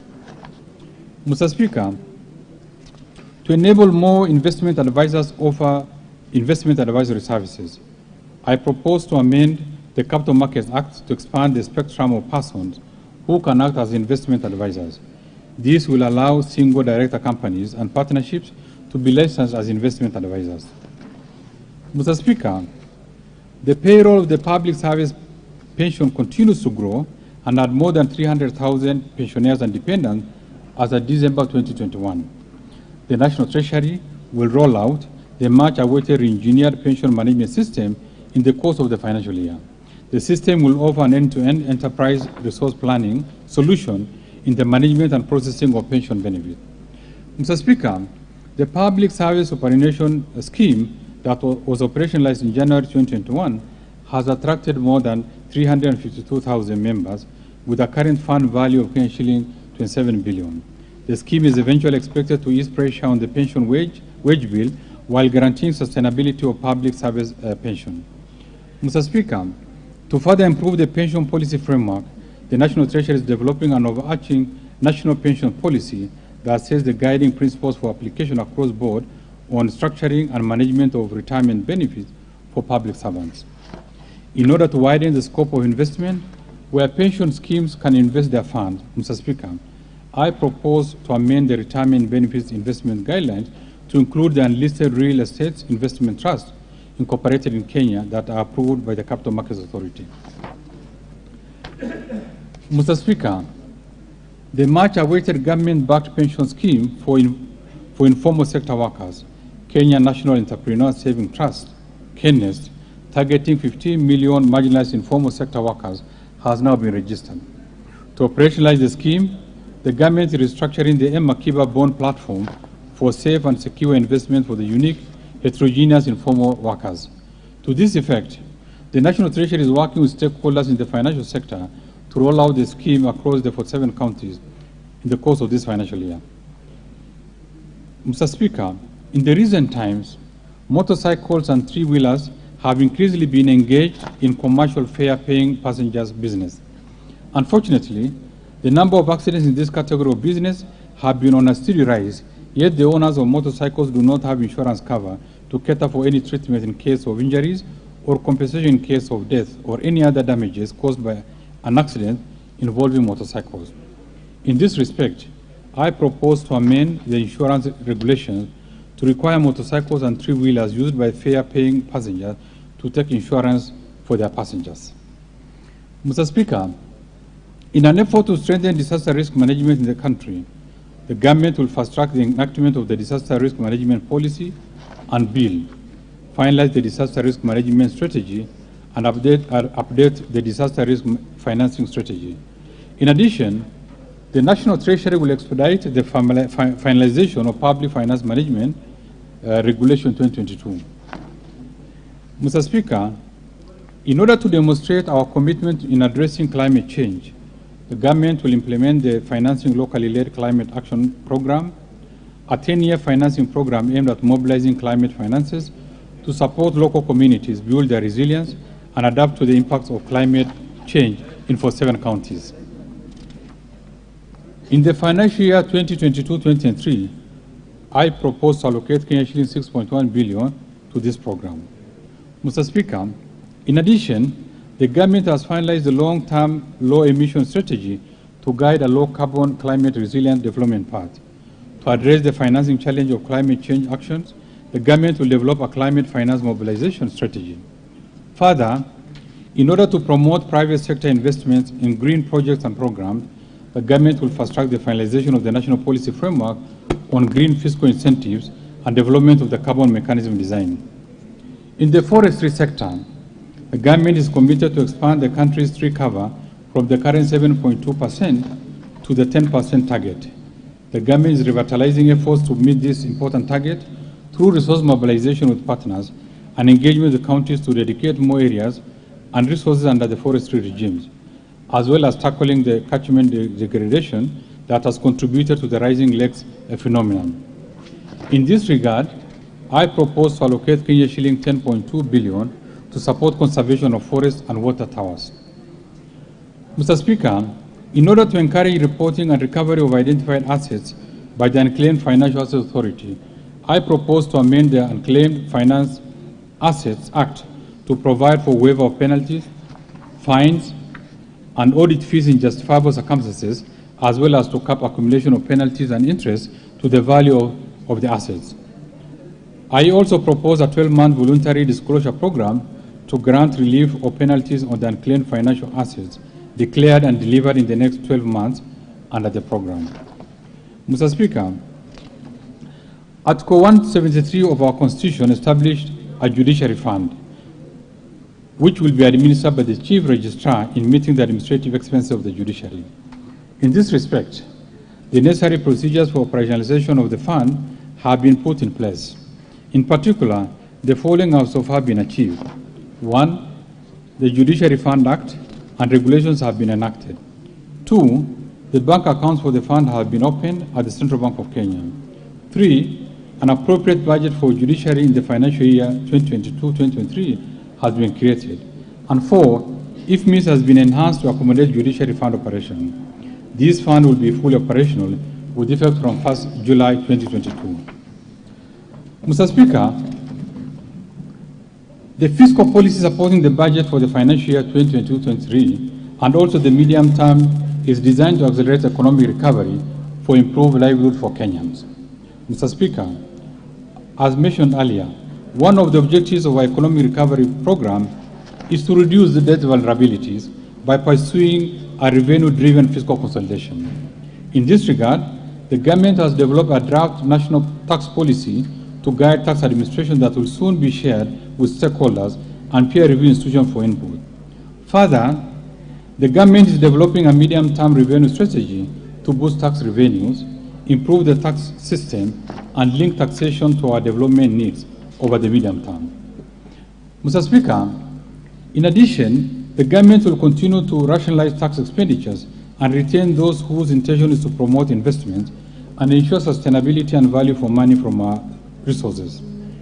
In the tax expenditure report 2021, we noted a significant decline in the level of tax expenditure from 5.17% of GDP in 2017 to 2.96% as a percentage of GDP in 2020. We shall continue to review the existing tax expenditure in order to boost the tax revenue.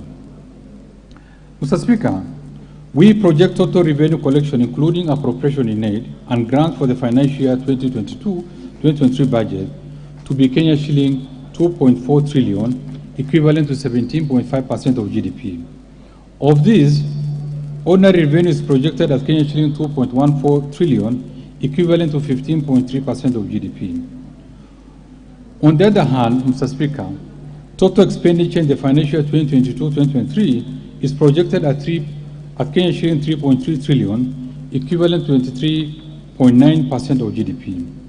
Recurrent expenditure will amount to Kenya shilling 2.2 trillion, while development expenditure, including allocation to foreign finance projects, contingency fund, and conditional transfers to county government, is Kenya shilling 715.5 billion. The funding is expected to accelerate completion of ongoing infrastructure projects. The equitable share to counties is projected at Kenya shilling 370 billion. Mr. Speaker, given the projected revenues and grants against the projected expenditure, the fiscal deficit is projected to decline to Kenya shilling 862.5 billion, equivalent to 6.2% of GDP in the financial year 2022-2023, from Kenya shilling 1 trillion 24 billion, equivalent to 8.1% of GDP in the financial year 2021-2022. The fiscal deficit will be financed through net external financing of Kenya shilling 280 billion, equivalent to 2% of GDP, and net domestic financing of Kenya shilling 581 billion, equivalent to 4.2% of GDP.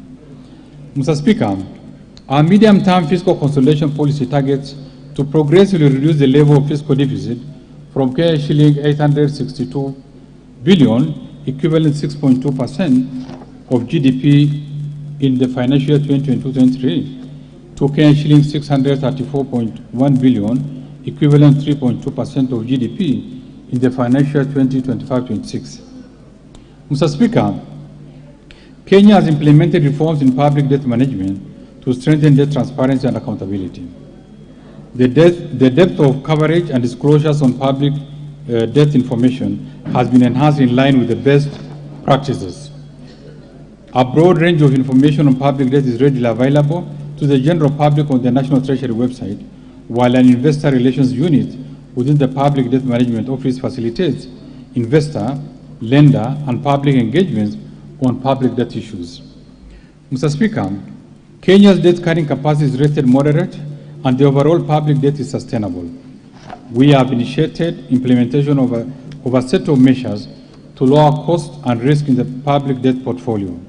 These measures include cancellation of some non-disbursing external loans, rearrangements of syndicated external loans, and increasing the issuance of treasury bonds to lengthen the maturity structure and improve debt sustainability indicators.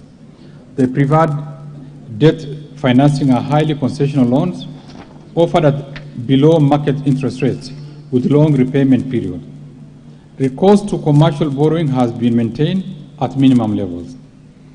Mr. Speaker, the current legal numerical public debt ceiling has constrained public funding of projects, while at the same time failing to consider the effects of external shocks on the economy. In this regard, we propose to replace the debt ceiling with a debt anchor and set it at 55% of debt to GDP in present value terms. This is in line with internationally accepted conventional practice. Further, we provided a requirement that the Cabinet Secretary National Treasury reports to Parliament whenever the debt level swings beyond the threshold with time-bound remedial actions. This approach ensures that debt remains within sustainable levels and entrenches accountability and transparency in public debt management. I have forwarded to this August House the necessary changes to the PFM marks to align ourselves with this desired position and request that the House consider it favorably. Mr. Speaker, the Public-Private Partnership Program has gained traction, and under the new PPP Act 2021 that has reduced the number of approval processes, introduced timelines, and strengthened the institutional framework by elevating the PPP unit to a directorate in the National Treasury. So far, the government has achieved closure on a number of projects, of which a key one seeks to deliver over 4,000 housing units to frontline Kenya Defence Force personnel. Mr. Speaker, to ensure projects with the highest socioeconomic returns are selected and implemented, we are putting in place a joint public investment management and public-private partnership planning framework and strengthening the coordination between the Public Debt Management Office and the Public-Private Partnership Directorate for effective control of fiscal exposure, as envisioned the new PPP Act 2021.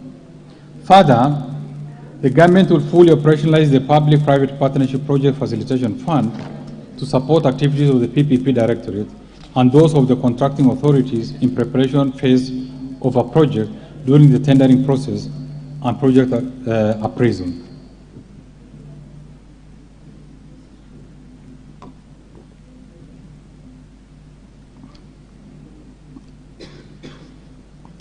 Mr. Speaker, in view of the limited fiscal space, the government will embark on rationalizing the existing portfolio of projects being implemented by the national government and issue regulations for managing public investment. The government has developed the Public Investment Management Information System, which is expected to be a repository of all projects implemented by the national and county governments. Mr. Speaker, let me now turn to the highlights of the government's spending priorities in the coming financial year. In light of the revenue challenges and significant expenditure demands, spending in the financial 2022-2023 will focus on supporting economic recovery and the Big Four agenda to ensure the highest impact on the well-being of Kenyans. The proposed total program spending for the financial year 2022-23 amounts to Kenya shilling 3.3 trillion. Mr. Speaker, as I mentioned earlier, the government is implementing the third economic stimulus program of Kenya shilling 30.1 billion to accelerate the pace of economic growth and sustain the gains realized so far. To further enhance the ongoing interventions, I propose a total of Kenya shilling 20.6 billion in this budget support implementation of various activities. Mr. Speaker, out of this, Kenya shilling 2.1 billion is for the youth empowerment and employment creation under the Kazi Mutani program, Kenya shilling 8.2 billion for improving educational outcomes, Kenya shilling 1.3 billion for improving health outcomes, Kenya shilling 5.8 billion for improving environment, water and sanitation facilities, Kenya shilling 1.5 billion for fertilizer subsidy, and Kenya shilling 1.6 billion for enhancing liquidity to business. Mr. Speaker, to support implementation of the projects and programs under the Big Four agenda, I have proposed a total of Kenya shilling 146.8 billion. Mr. Speaker, we have continued to strengthen our healthcare systems in our quest for universal health coverage. Better health outcomes depend on the availability, accessibility, and capacity of health workers to deliver quality services anchored on well-equipped and provisioned healthcare facilities. Towards this end, the government has implemented various initiatives laying ground for achieving the goal of 100% health insurance coverage. Key among these initiatives include the free maternity program dubbed Linda Mama, which currently benefits over 1 million mothers annually, increasing the total number of health workers in the public and private sector, investment in the health infrastructure, and development of a digital health platform to support effective monitoring of the health sector. In addition, the government enacted the NHIF Amendment Act, which provides for the establishment of a centralized healthcare provider management system to ensure efficient management and payment of claims, as well as data collection. Mr. Speaker, to further enhance realization of the universal health coverage, I propose to allocate Kenya shilling 146.8 billion to the healthcare sector to support the various programs aimed at improving healthcare outcomes. Of this amount, Kenya shilling 62.3 billion will fund activities and programs for the attainment to universal health coverage. Specific allocation for various activities and programs include Kenya shilling 7 billion for purchase of COVID vaccines and related expenditure, Kenya shilling 4.1 billion for free maternity health care, Kenya shilling 5.2 billion for the managed equipment services, as well as Kenya shilling 1.8 billion to provide medical cover for the elderly and severely disabled persons in our society. Mr. Speaker, to lower cases of HIV/AIDS, malaria and tuberculosis in the country, Kenya shilling 16.2 billion has been recommended for the purpose. To enhance vaccines and immunization program, I propose an allocation of Kenya shilling 5.2 billion. Mr. Speaker, to further improve health service delivery, Kenya shilling 18.1 billion has been proposed for the Kenyatta National Hospital, Kenya shilling 11.7 billion for the Moi Teaching and Referral Hospital, Kenya shilling 7.7 billion for the Kenya Medical Training Center, Kenya shilling 2.9 billion for the Kenya Medical Research Institute, Kenya shilling 1.1 billion for the construction of Kenya National Hospital Burns and Pediatric Center, Kenya shilling 1.2 billion for procurement of family planning and reproductive healthcare communities, Kenya shilling 300 million for procurement of cyberknife radiotherapy equipment, Kenya shilling 1.3 billion for the construction of cancer center at Kisii Level 5 Hospital, and Kenya shilling 619 million for the procurement of equipment at the National Blood Transfusion Services. Mr. Speaker, in 2013, the government embarked on a plan to provide decent and affordable houses for Kenyans. This was envisaged to create additional jobs, provide market for manufacturers as well as suppliers, and raise the contribution of real estate and construction sector to GDP. To achieve this, government has been implementing policy and administrative reforms targeted at lowering the cost of construction and improving access to finance for affordable housing.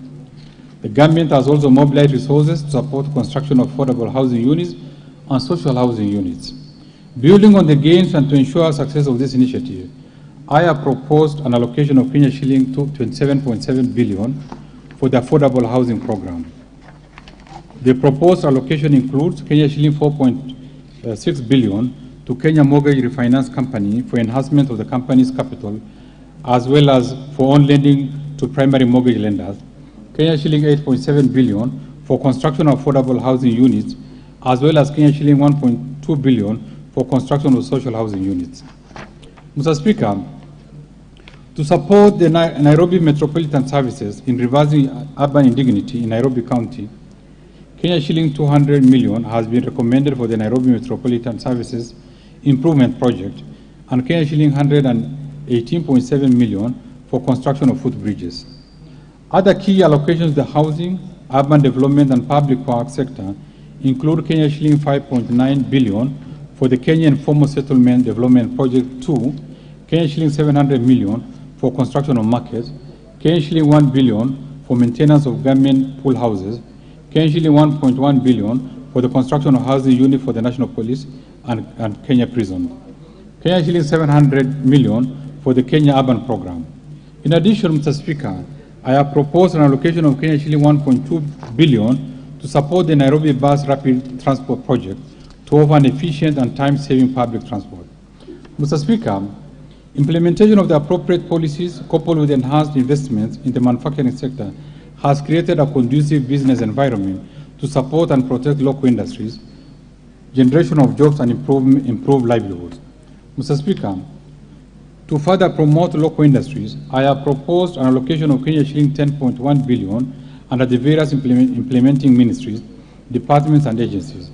Out of these, Kenya shilling 1 billion will go to the credit guarantee scheme to enhance access to affordable credit by micro, small, and medium enterprises in the manufacturing sector.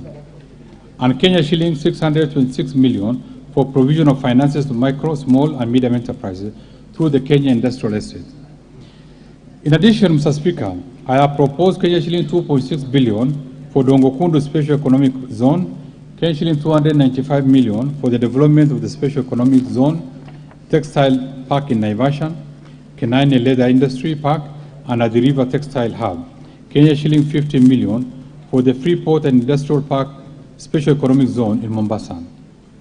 Other proposed allocations include Kenya shilling 410.4 million for the modernization of Rivertex and Kenya shilling 3 billion for supporting access to finance and enterprise recovery.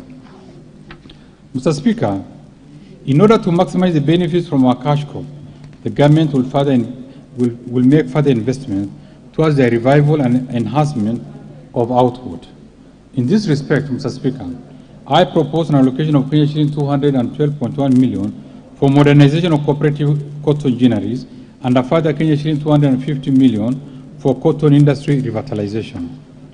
Mr. Speaker, to equip our youth with essential training and internship opportunities, I have proposed an allocation of Kenya shilling 1.3 billion for the Kenya Industrial and Entrepreneurship Project, Kenya shilling 2.1 billion for the Kenya Youth Employment and Opportunities Project, Kenya shilling 500 million for industrial research laboratories, Kenya shilling 200 million for constituency industrial development centers.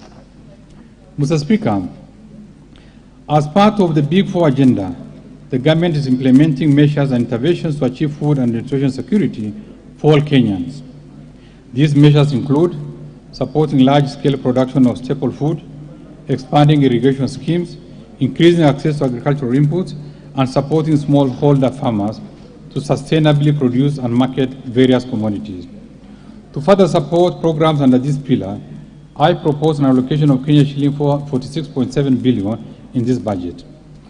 Out of this, Kenya shilling 4.2 billion will go to the National Agricultural and Rural Inclusivity Project, Kenya shilling 1.7 billion for the Kenya Cereal Enhancement Program, Kenya shilling 1.9 billion has been proposed for the Emergency Locust Response, Kenya shilling 1.5 billion for the National Value Chain Support Program, Kenya shilling 1.1 billion for the Agricultural Sector Development Support Program 2, Kenya shilling 1.5 billion for the Small-Scale Irrigation and Value Addition Project, and Kenya shilling 690 million for Food Security and Crop Diversification Project. Mr. Speaker, the government will further set aside Kenya shilling 2.7 billion for fertilizer subsidy to cushion farmers during the short range from October to December 2022. This is in addition to the Kenya shilling 3 billion allocated in the financial 2021-2022. Mr. Speaker, to improve livestock production, I propose Kenya shilling 500 million for free disease holding ground in Lamu. I also propose Kenya shilling 1.7 billion for the Kenya Livestock Commercialization Program and Kenya shilling 121 million for livestock production under Big Four initiative.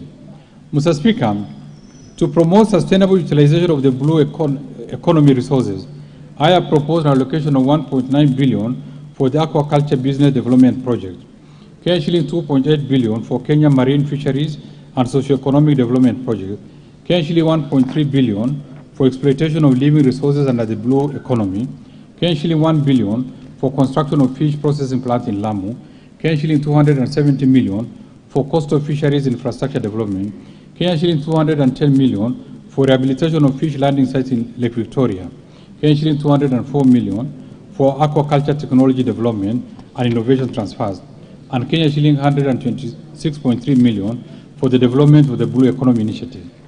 Mr. Speaker, in order to increase agricultural production and enhance resilience to climate change risk in targeted smallholder farming and pastoral communities in Kenya, I have set aside Kenya shilling 147 million for the Climate Smart Agricultural Productivity Project, Kenya shilling 850 million to enhance drought resilience and sustainable livelihood, Kenya shilling 178 million towards ending drought emergencies in Kenya, and in addition, I have proposed an allocation of Kenya shilling 421 million for the livestock and crop insurance scheme to reduce the vulnerabilities of Kenyan farmers to diseases and natural disasters. Mr. Speaker, to ensure legitimacy of land ownership, I have recommended Kenya shilling 1.1 billion for processing and registration of title deeds, Kenya shilling 769 million for digitization of land registries, and Kenya shilling 130 million for construction of land registries. Mr. Speaker, other proposed allocations include Kenya shilling 90 million for revitalization of cotton industry, Kenya shilling 300 million for mitigation of fall armyworms, Kenya shilling 200 million for establishment of liquid nitrogen plant, Kenya shilling 200 million towards the embryo transfer project, and Kenya shilling 250 million for construction and refurbishment of the Leather Science Institute. Mr. Speaker, having highlighted expenditures under the Economic Stimulus Program and the Big Four agenda initiatives, I now turn to other proposed areas of expenditure in this budget that will support our path to sustainable and resilient economic recovery. Mr. Speaker, the government continues to expand critical infrastructure in roads, rails, air, and seaports to create an enabling environment for economic recovery and employment creation. Towards this, I have proposed an allocation of Kenya shilling 212.5 billion to support construction of roads and bridges, as well as their rehabilitation and maintenance. Mr. Speaker, the standard gauge railway has presented a modern and efficient transport system that is safe, comfortable, and affordable for passengers and freights. To expand railway transport to the rest of the country, I have proposed Kenya shilling 18.5 billion for development of the standard gauge railway, Kenya shilling 1.1 billion for railways metro lines, Kenya shilling 439 million for rehabilitation of locomotives, and Kenya shilling 264 million for development of ERP system for SGR. Mr. Speaker, to support production of reliable and affordable energy, I propose a total of shilling 91.5 billion, excluding the provision set aside under the Big Four agenda initiative. Out of this, shilling 62.9 billion will cater for transmission and distribution of power, shilling 18.5 billion for development of geothermal energy, shilling 9.3 billion for electrification of public facilities, and shilling 2 billion for development of nuclear energy, as well as exploration and mining of coal.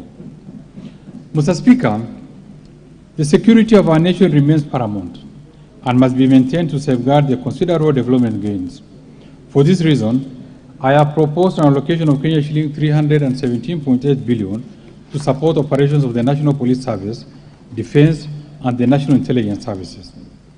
Mr. Speaker, the proposed allocations include Kenya shilling 128.4 billion for defense, Kenya shilling 46.4 billion for the National Intelligence Service, and Kenya shilling 122.2 billion for police and prison service, Kenya shilling 10.7 billion for leasing of police motor vehicles, and Kenya shilling 1 billion for police modernization program, Kenya shilling 1 billion for the National Communication and Surveillance System, and Kenya shilling 335 million for the equipment of the National Forensic Laboratory. Mr. Speaker, other proposed allocations include Kenya shilling 4.8 billion for medical insurance for the National Police Service and prisons, Kenya shilling 2.3 billion for the group personal insurance for the National Police Service and prisons, as well as Kenya shilling 1 billion for the National Integrated Identity Management System. Mr. Speaker, we are committed to provide access to quality education for our children and youth. This will indeed facilitate realization of their full potential and enable them effectively contribute to the development of the country. The allocation and efficiency in spending on education has been increased to improve outcomes. As a result, access to education at all levels has improved remarkably, as evidenced by the increased enrollment in the basic and tertiary institutions. To further improve education outcomes, I propose a total of Kenya shilling 544.4 billion to support programs in the education sector. Mr. Speaker, out of the proposed allocation, Kenya shilling 12 billion will cater for free primary education, Kenya shilling 2.5 billion for recruitment of teachers, Kenya shilling 64.4 billion for free day secondary school education, including insurance under the NHI for secondary school students, Kenya shilling 5 billion for examination fees waiver for grade 6, class 8, and Form 4 candidates, and Kenya shilling 1.96 billion for the school feeding program. In addition, Mr. Speaker, I have proposed an allocation of Kenya shilling 1.2 billion for training of teachers on competency-based curriculum, and Kenya shilling 310 million for the digital literacy program and ICT integration in our secondary schools. Mr. Speaker, to support transition from primary education to junior secondary school education under the competency-based curriculum, Kenya shilling 4 billion has been set aside for the construction of classrooms to support school infrastructure development and ensure safe learning in our schools. I have proposed allocation of 2.8 billion for for primary and secondary schools infrastructure, and Kenya shilling 1.8 billion for construction and equipping of technical training institutes and vocational training centers. Further, Kenya shilling 1.1 billion has been set aside to increase access and improve the quality of technical and vocational education and training programs under the East African Skill Transformation and Regional Integration Project. Mr. Speaker, other proposed allocations in the education sector includes Kenya shilling 294.7 billion to Teachers Service Commission, Kenya shilling 91.2 billion for university education, Kenya shilling 15.8 billion to the Higher Education Loans Board, Kenya shilling 6.8 billion for Kenya Secondary School Education Quality Improvement Project, and Kenya shilling 5.2 billion capitation for TVET students. Further, Kenya shilling 527 million has been set aside for technical vocational education, training, and entrepreneurship. Kenya shilling 971 million for promotion of youth employment and vocational training, and Kenya shilling 323 million for the National Research Fund. Mr. Speaker, unleashing the productive potential of people living in poverty involves the removal of constraints through economic inclusion programs. In this respect, the government continues to support vulnerable groups through the Social Safety Net program, famously referred to as Inua Jamii. To continue protecting this vulnerable segment, I have proposed an allocation of Kenya shilling 39.5 billion for social protection and affirmative actions in this budget. Mr. Speaker, out of this allocation, Kenya shilling 17.5 billion will cater for cash transfers to elderly persons, Kenya shilling 7.9 billion for orphans and vulnerable children, and Kenya shilling 1.2 billion for persons living with severe disabilities. Mr. Speaker, the proposed allocation also includes Kenya shilling 5.1 billion for the Kenya Hunger Safety Net program, Kenya shilling 500 million for the National Drought Emergency Fund, Kenya shilling 2.6 billion for the Kenya Development Response to Displacement Impact Project, and Kenya shilling 2.8 billion for the Kenya Social and Economic Inclusion Project. In addition, Kenya shilling 933.8 million will go to the Child Welfare Society of Kenya, and Kenya shilling 400 million for the Presidential Bursary for the Orphans, and Kenya shilling 459 million for the National Development Fund for persons living with disabilities. Mr. Speaker, we acknowledge and support the critical role that youth and women play in nation building. The need for full and equal participation of youth and women across all spheres of the economy needs to be accelerated and sustained. To further empower the youth and support business owned by the youth, women and persons living with disabilities, I have recommended Kenya shilling 13.1 billion for the National Youth Service, Kenya shilling 2.2 billion for the Kenya Youth Empowerment and Opportunities Project, Kenya shilling 175 million for the Youth Enterprise Fund, Development Fund, Kenya shilling 170 million for the Women Enterprise Fund, and Kenya shilling 92 million for the Youth Empowerment and Enterprise Fund. Mr. Speaker, to promote regional equity, reduce poverty, and enhance social development, I have proposed Kenya shilling 44.3 billion for the National Government Constituency Development Fund, Kenya shilling 2.1 billion for the National Government Affirmative Action Fund, as well as Kenya shilling 7.1 billion for the Equalization Fund to finance programs in the previously marginalized areas. Mr. Speaker, we recognize the great opportunities that digital technologies offer in various sectors of the economy. Efficiently deployed, digital technologies have strong potential to accelerate economic recovery and improve livelihoods at relatively low cost for sustainable and inclusive development. For this reason, we have proposed an allocation of Kenya shilling 15.6 billion to fund initiatives in the information, communication, and technology sector. Specifically, this allocation includes Kenya shilling 620 million for government shared services. Mr. Speaker, the government is investing in the development of the Konza National Data Center and Smart City facilities. This National Data Center was commissioned in July 2021 and is currently hosting client services, including government agencies, and is a platform for the acceleration of innovation, particularly among the youth in Kenya. We encourage all MDAs to take advantage of this modern facility. Mr. Speaker, to fast-track the development of the Konza Technopolis City, I have proposed an allocation of Kenya shilling 5.2 billion for the horizontal infrastructure phase 1 and Kenya shilling 3.8 billion for Konza Data Center and Smart City facilities. Mr. Speaker, other proposed allocations include Kenya shilling 2.7 billion for maintenance and rehabilitation of last-mile connectivity network, Kenya shilling 1.2 billion for maintenance and rehabilitation of the National Optic Fiber Backbone Phase 2 expansion cable, and Kenya shilling 1.4 billion for installation and commissioning of Eldoret-Nadapal fiber optic cable.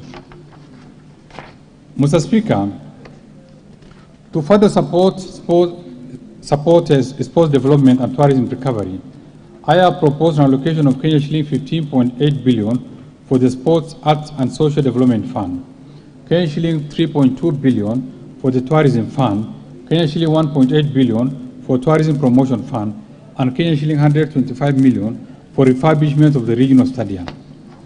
Mr. Speaker, environmental protection and access to adequate supply of clean water is fundamental for the achievement of the socio-economic development envisioned by the Kenya Vision 2030. To expand access to clean and adequate water for domestic and agricultural use, I have proposed an allocation of Kenya shilling 45.9 billion for water and sewerage infrastructure development, Kenya shilling 16 billion for water resource management, and Kenya shilling 9.8 billion for water storage and flood control. In addition, I have set aside Kenya shilling 8.5 billion for irrigation and land reclamation, and Kenya shilling 2.1 billion for water harvesting and storage for irrigation. Mr. Speaker, in order to support environment and water conservation, I propose to set aside Kenya shilling 10.2 billion for forest and water towers conservation, Kenya shilling 3.1 billion for environment management and protection, Kenya shilling 1.5 billion for meteorological services, and Kenya shilling 7 billion for wildlife conservation and management. Mr. Speaker, stronger institutions and effective policy implementation and management of resource improve service delivery, transparency, and accountability. We shall continue to seek better public service delivery by building and sustaining strong, efficient, and accountable institutions. In order to enhance good governance and scale up our fight against corruption, I propose an allocation of Kenya shilling 3.6 billion for the Ethics and Anti-Corruption Commission, Kenya shilling 3.4 billion for the Office of the Director of Public Prosecution, Kenya shilling 8.4 billion for the Criminal Investigation Department Services, and Kenya shilling 6.4 billion for the Office of the Auditor General. Additionally, Mr. Speaker, to enhance the oversight and legislative role of Parliament and access to justice, I propose an allocation of Kenya shilling 50.2 billion to Parliament and Kenya shilling 18.9 billion to the judiciary. Mr. Speaker, in order to facilitate the 2022 general elections, we allocated Kenya shilling 22.9 billion in the current financial year 2021-2022, and I further propose an allocation of Kenya shilling 21.7 billion in the financial year 2022-2023 to the Independent Electoral and Boundaries Commission. Mr. Speaker, the county governments will receive a proposed allocation of Kenya shilling 370 billion as equitable share in the financial year 2022-2023. This represents 27.3% of the most recent audited and approved revenue raised nationally. Mr. Speaker, in addition to the equitable share of revenue raised nationally, the county governments will receive recommended conditional allocations amounting to Kenya shilling 37.1 billion, bringing the total allocation of the county governments in the financial year 2022-2023 to Kenya shilling 407 billion. Mr. Speaker, we have also complied with the High Court ruling on conditional grants to county government. In this regard, conditional grants have now been excluded from the Division of Revenue Bill 2022, unlike in the case of last financial year. I note with appreciation that this House has unlocked the stalemate on the county government grant bills. This bill will provide a legal framework for transferring conditional grants to the county government, transfer of functions between national county government. Mr. Speaker, in order to ensure that the process of transfer of functions between the national county government is clearly provided for in law, we are developing a legislation to operationalize Article 187 and 189 of the Constitution on transfer of functions and cooperation between the national and the county governments. The proposed legislative framework will provide transparency in the administration of intergovernmental transfers in respect of transferred functions and cooperation between government. Once completed, the legislative proposal will be submitted to this Honorable House for consideration and approval. Mr. Speaker, in order to support county governments' efforts to enhance their own source revenue, the National Treasury has submitted the county government bill, revenue raising process bill, to this August House. The bill will regulate the manner in which counties introduce or vary fees and charges. Once passed, this legislation will address the problem of multiplicity of fees and charges within and across counties, in line with Article 209, subsection 5 of the Constitution. I call upon honorable members to consider and approve this bill in a bid to create a conducive environment for business and deal with the issue of multiplicity of fees and charges within the county government. Mr. Speaker, in order to support an implementation of the county government's own source revenue policy, the National Treasury is in collaboration with the Ministry of Land and Fiscal Planning, County Council of Governors, and other stakeholders have developed the National Rating Bill 2022 to replace the outdated Valuation for Rating Act, Cap 266 and Cap 267. This bill was submitted to this Parliament in January 2022, and once enacted will guide valuation for rating and imposition of rates on rateable property. Mr. Speaker, Kenya has a wealth of mineral deposits. From the financial year 2016-17 and 2019-20, the government collected a total of shilling 5.5 billion in royalties from extractive activities. These amounts translate to an average of Kenya 1.4 billion annually. Although mineral royalties are currently being received from 15 counties, 91% of the payments are derived from extractive activities in only 3 counties, namely Kilifi, Kwale, and Kajiado. Mr. Speaker, following a presidential directive, the National Treasury has since developed a draft framework which provides for mechanisms for sharing of revenue from mineral royalties among the national government, county governments, and communities in line with Section 183 of the Mining Act 2016. The framework, which is currently being subject to the stakeholder consultation, will provide basis for ensuring that revenues raised from the mineral royalties trickle down to the county government and communities where mining is taking place. Mr. Speaker, in line with Article 204, subsection 1 of the Constitution of Kenya, county governments have been allocated. Constitution of Kenya, county governments have been allocated Kenya shilling 7.1 billion under the Equalization Fund in the financial year 2022-23, which represents 0.55% of the most recent audited accounts of revenue received. Mr. Speaker, following the High Court ruling on the petition number 272 of 2016 of 5th November 2019, quashing the guidelines of administration of Equalization Fund and ensuing disbandment of the Fund's Advisory Board, all expenditures of the Fund were stopped. To mitigate this, Mr. Speaker, the National Treasury, in collaboration with other stakeholders, developed the PFM regulations 2021, which was approved by Parliament in October 2021. Mr. Speaker, following the appointment of the Advisory Board and establishment of the Secretariat, it is expected that completion of projects as identified under the first policy and the implementation of the programs in the second and subsequent policies will now be fast-tracked. Mr. Speaker, continued delays in payment of pending bills to entities that provide goods and services to both national and county governments have affected liquidity and operation of these entities. In a number of cases, this has led to closure of businesses, affecting livelihoods of the suppliers. Though some progress was noted in the settlement of these pending bills by the national county government, we still have challenges where a number of suppliers are owed large amounts of money. In this regard, I direct government ministries, departments and agencies, as well as the county governments, to clear all their pending bills by 30th June 2022. In addition, we call upon all the MDAs and county governments to avoid accumulation of pending bills and ensure that payments are made as and when due.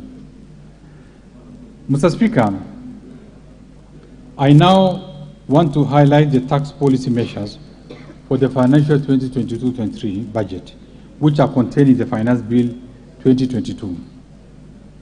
I will also highlight custom measures that Kenya will be presenting for consideration by the East African Community Ministers responsible for finance and economic affairs in their pre-budget consultation plan for May this year. These custom measures will become effective from 1st July 2022.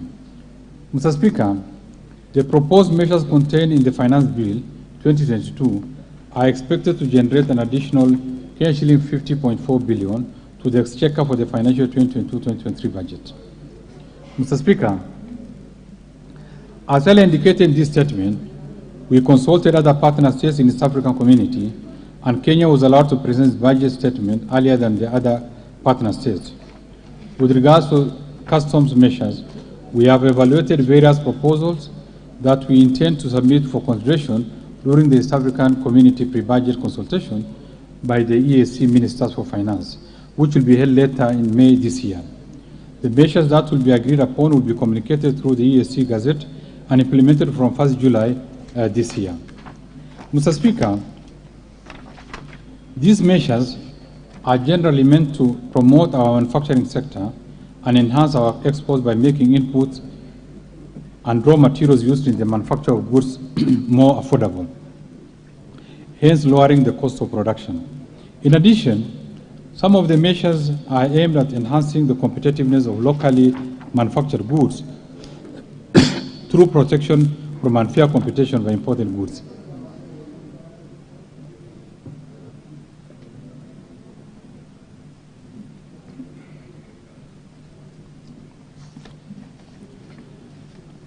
Some of the custom measures are also geared towards protecting of critical sectors of our economy, like agriculture, from unfair competition occasioned by importation of products that can be produced by our gallant farmers. In cases where local production does not meet our demand, the government will ensure the deficit is met in an orderly manner that does not adversely affect our farmers. Mr. Speaker, I now turn to the proposed amendments under the Value Added Tax Act. The outbreak of COVID-19 pandemic and the ensuing socioeconomic implications on Kenyans continue to impose a heavy burden on our health sector. In this regard, I have proposed more incentives to the sector by exempting from VAT plant and machinery for use by manufacturers of pharmaceutical products. Mr. Speaker, the government has been progressively addressing the cost of health care in the country so as to expand access to quality and affordable healthcare services. To further reduce the healthcare costs, I propose to exempt from VAT medical oxygen supplied to registered hospitals, urine bags, adult diapers, artificial breasts, and colostomy or ileostomy bags for medical use. Mr. Speaker, assembly of motor vehicles and manufacture of motor vehicle parts locally has gained traction. In order to encourage more investment, especially in the manufacture of passenger motor vehicles locally, I propose to exempt from VAT inputs and raw materials used in the manufacture of passenger motor vehicles. Additionally, I propose to exempt locally manufactured passenger motor vehicles from VAT. Mr. Speaker, charitable organizations play an important role of supporting the vulnerable members of the society. Currently, entities that make cash donations to charitable organizations that are registered under either the Societies Act or the Non-Governmental Organization Coordination Act are allowed to deduct the cash donations from their taxable income. However, entities that donate cash to charitable organizations that are not registered under the two acts are not allowed to deduct such donations from their taxable income. To address this challenge, I propose to amend the Income Tax Act to allow all entities that donate cash to charitable organizations to deduct the donations from their taxable income. Mr. Speaker, Kenya has witnessed significant growth in the use of financial derivatives, including hedging, futures, and options. However, there is no provision in the Income Tax Act to charge the gains accruing from the financial derivatives to non-residents. To ensure equity and fairness, I propose to amend the Income Tax Act to provide for the taxation of gains accruing to the non-residents for the transaction involving financial derivatives in Kenya. Mr. Speaker, last year, the Income Tax Act was amended to replace the previously thin capitation rule for determining taxable income with a method that restricts interest based on a ratio of earning before interest, taxes, depreciation, and harmonization. In the amendment, microfinance institutions licensed under the Microfinance Act were omitted in the exclusion list of the application for the new rule. In this regard, I propose to amend the Income Tax Act to exclude microfinance institutions licensed under the Microfinance Act from the interest restrictions based on a ratio of earnings before interest, taxes, depreciation, and amortization in determination of their taxable income. Mr. Speaker, next I will highlight the proposed amendment under the Excise Duty Act. The Act provides for annual inflation adjustments of the specific duty rates on all products. However, it has been observed that the adjustment may not always be appropriate for some products, depending on the economic and social environment facing these products at that time. To address this, I propose to empower the Commissioner General of KRA to exclude from inflation adjustment such products after consideration of the prevailing economic circumstances facing them. Mr. Speaker, last year, the Excise Duty Act was amended to introduce excise duty on all imported eggs. This was meant to protect local producers of eggs. However, we have noted that the tax has adversely affected the hatching business, as there is insufficient local capacity to supply all the required eggs for hatching. To address this situation, I propose to exempt from excise duty eggs from hatching imported by licensed hatcheries upon recommendation by the responsible Cabinet Secretary. Mr. Speaker, neutral spirit is an input for manufacture of pharmaceutical products. Manufacturers of pharmaceutical products, which are not subject to excise duty, are entitled to a refund of the excise duty paid on the raw materials or inputs. The processing of such refunds takes time, hence creating cash flow challenges. To address this concern, I propose to exempt neutral spirit used by the registered pharmaceutical manufacturers upon approval of the Commissioner General of KRA from excise duty. Mr. Speaker, currently, locally assembled motor vehicles are exempt from excise duty. In order to ensure the same treatment for manufactured passenger motor vehicles, I propose to exempt from excise duty locally manufactured passenger motor vehicles. This is aimed at encouraging investment in this sector and enhancing competitiveness of locally manufactured passenger motor vehicles. Mr. Speaker, gambling, gaming, and alcohol addiction have become prevalent in our society. These habits are extremely addictive and can result in a variety of harmful repercussions, especially to the youth. Advertisements for alcoholic beverages, betting, and gaming contribute greatly to the promotion of these habits. To discourage the promotion of these products and activities, I propose to introduce excise duty of 15% on fees charged by all television stations, print media, billboards, and radio stations for advertisements of these activities. Mr. Speaker, in the recent years, innovations in the tobacco industry have led to the introduction of new products beyond e-cigarettes. These products continue to negatively affect the health of our citizens. The design of these products and the taxation regime makes them easily accessible to users, including the school children and the youth, thus leading to nicotine addiction and consequently smoking and use of other drugs. In order to prevent these habits and make the liquid nicotine used in these devices less accessible to users, including the school children and the youth, I propose to change the taxation regime for liquid nicotine from current shilling per unit to an excise duty of shilling 70 per milliliter. Mr. Speaker, in the bill, I have also proposed to increase the specific rates of excise duty for a number of products by 10% to generate additional revenue for the government.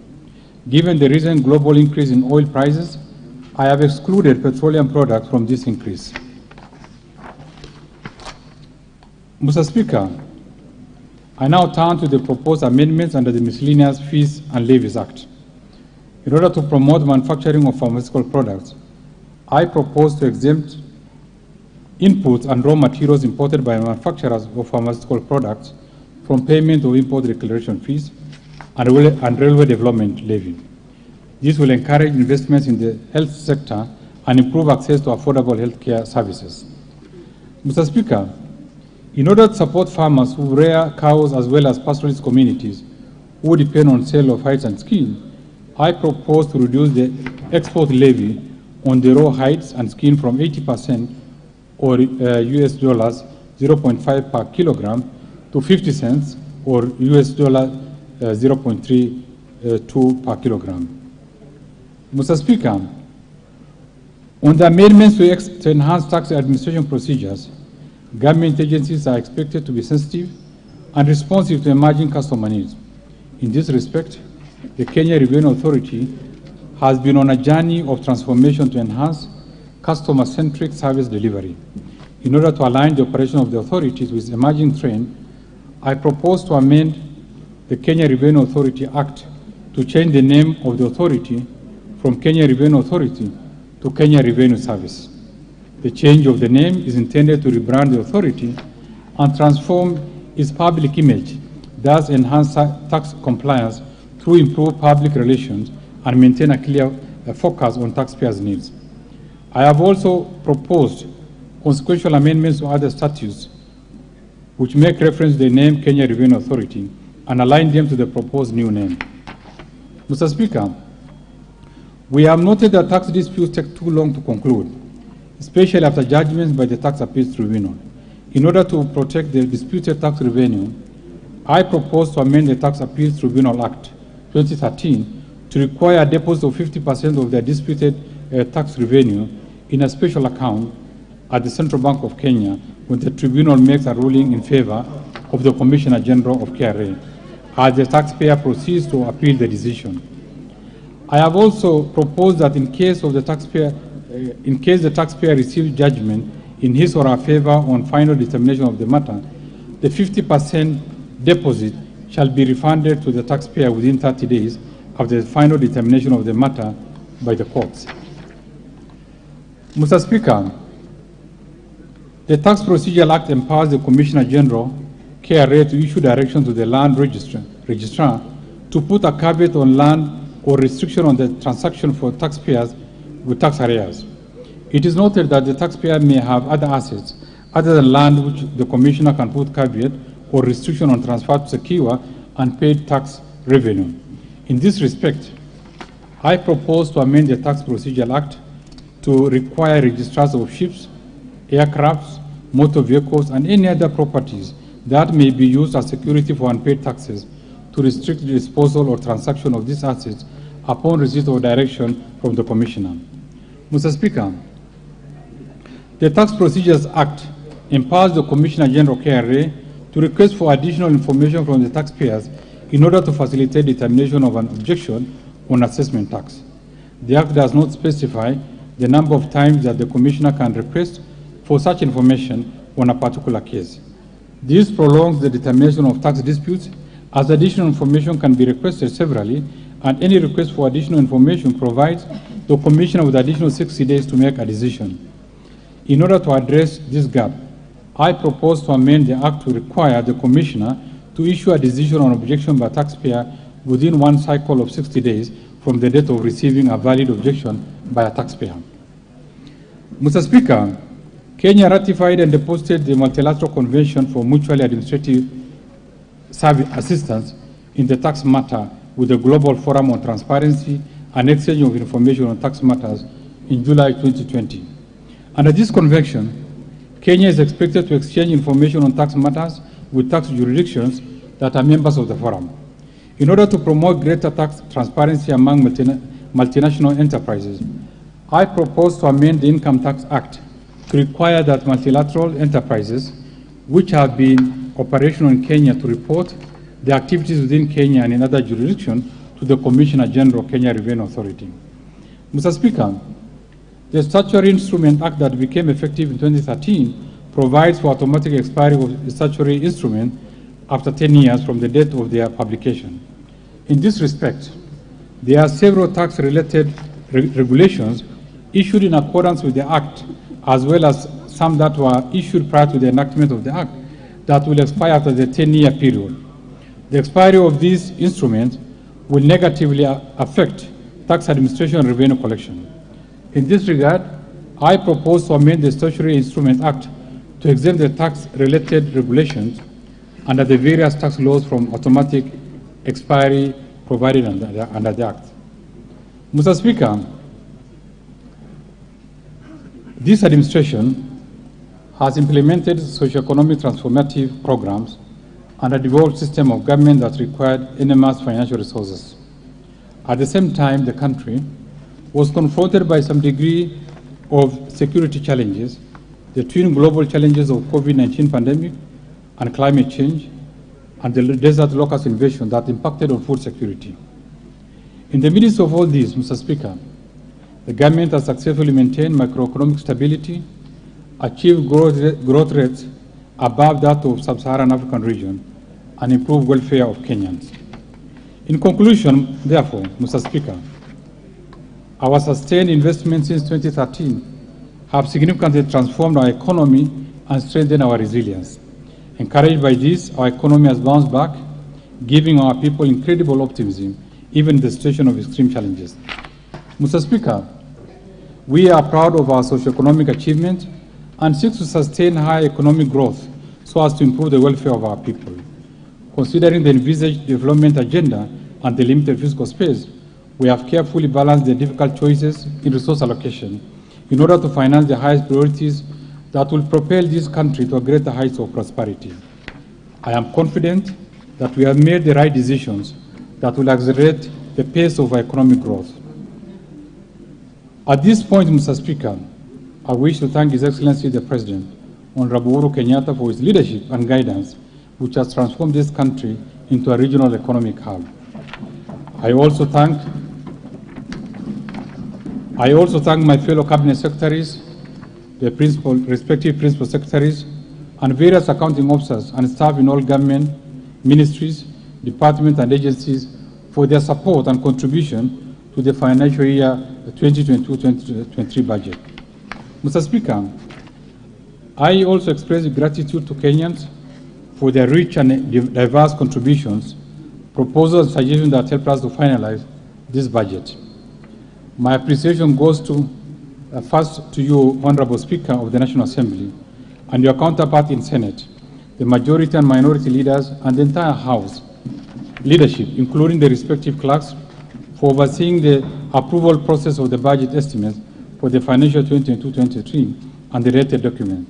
Second, to the honorable members of the Budget and Appropriation Committee, the Finance and Budget Planning Committee, and all other departmental committees of this House, as well as the staff of Parliamentary Budget Office, for their constructive inputs during the approval process of the budget. Third, I recognize and appreciate the management and staff of the National Treasury who have worked tirelessly for long hours to ensure that this budget and supporting documents were prepared within new timelines to enable the presentation of this budget in April, thus paving way for the August general election. Fourth, the Kenya Revenue Authority, Central Bank of Kenya, Attorney General's Office, Commission on Revenue Allocation, financial sector regulators, and the various agencies under the National Treasury and the planning for their contribution and advice during the budget process. Fifth, my gratitude goes to our multilateral and bilateral development partners for their continued technical and financial support.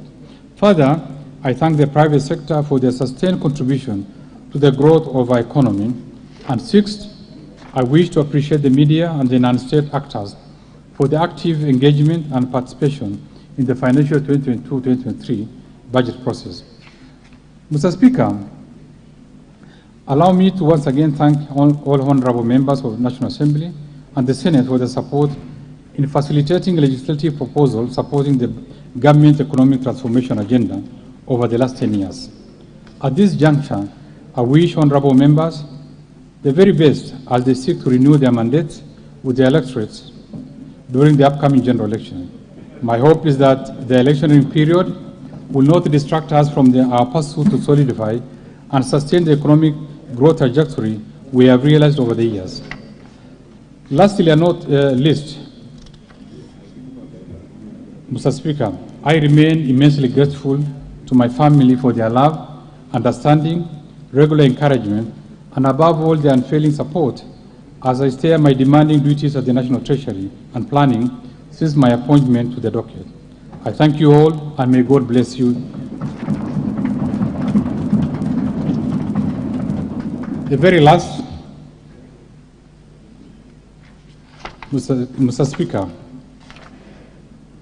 before I resume my seat, you recall that I have already submitted to this House the budget estimates and the Finance Bill 2022, together with accompanying documents as required by the Public Finance Management Act 2012. Today, I further submit the following documents to this August House and request that you graciously receive them.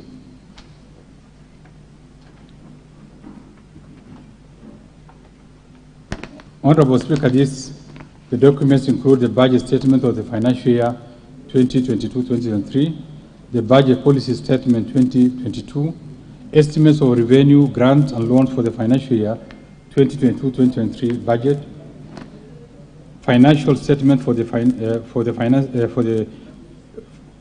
year 2022-2023 budget, medium-term debt management strategy 2022, sixth, budget highlights, the Mwananchi guide for the financial year 2022-2023, and lastly, the statistical annex to the budget statement for the financial year 2022-2023. Thank you, Honorable Speaker.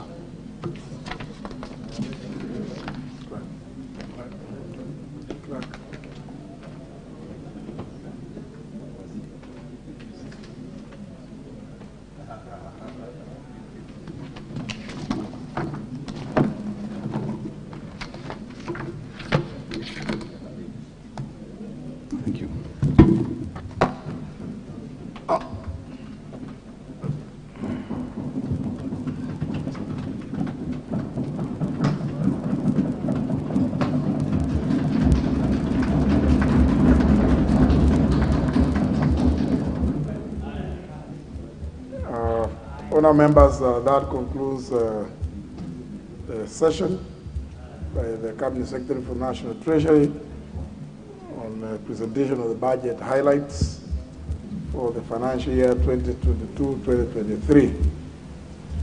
Honourable members, time being 4:57 p.m. It's now time for the House to rise. The House stands adjourned till Tuesday, the 12th of February at 2:30 p.m. Honourable members, at the rise of the House, members are invited for a cup of tea, including our guests and the members' ministers' parking lots.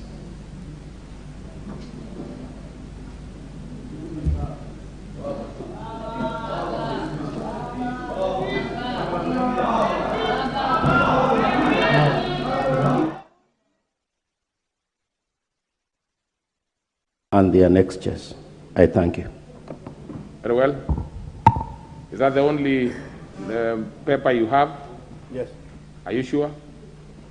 Yes. Okay. I will ask the other one. So let's proceed. Next order. Order number 6, notices of motion. Order number 7, questions and statements. Order number 8, the Information Communication Technology Practitioners Bill, National Assembly Bill number 38 of 2020, second reading, question to be put.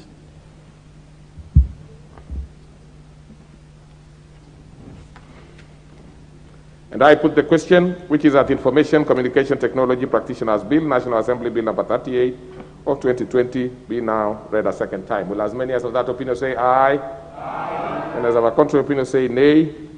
The ayes have it. A bill for an act of parliament to provide for the training, registration, licensing, practice, and standards of ICT practitioners and for connected purposes.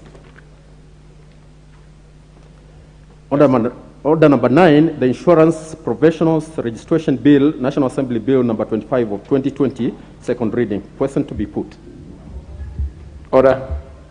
I put the question, which is that the Insurance Professional Registration Bill, National Assembly Bill number 25 of 2020, be now read a second time. Will as many as of that opinion say aye?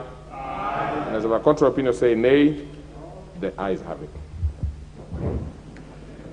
A bill for an act of parliament to make provision for the establishment of the Insurance Institute of Kenya and the Insurance Professionals Examination Board to provide for examination, registration, and regulation of standards and practice of insurance professionals and make provision for matters concerned thereof or therewith and incidental thereto.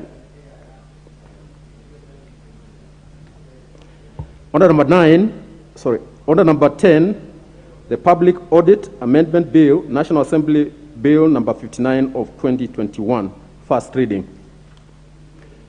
A bill for an act of parliament to amend the Public Audit Act.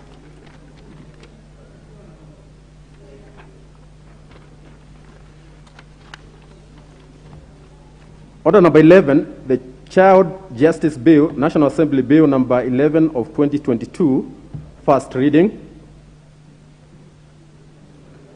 A bill for an act of parliament to establish a criminal justice system for children suspected or accused of committing offenses to protect the rights of children as recognized in international instruments, to increase the minimum age of criminal culpability and for connected purposes. Order number 12, Committee of the Whole House. Just a minute. Take your seats, honorable members. Just a minute.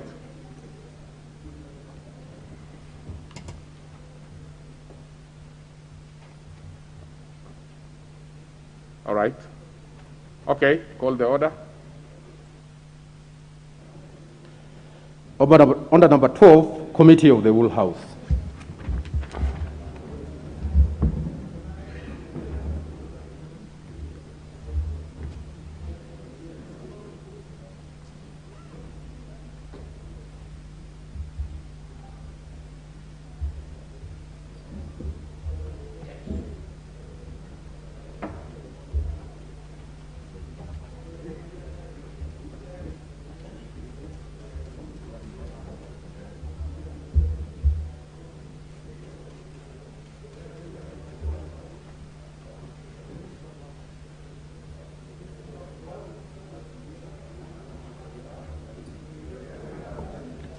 Order members, we are now in committee of the whole House to consider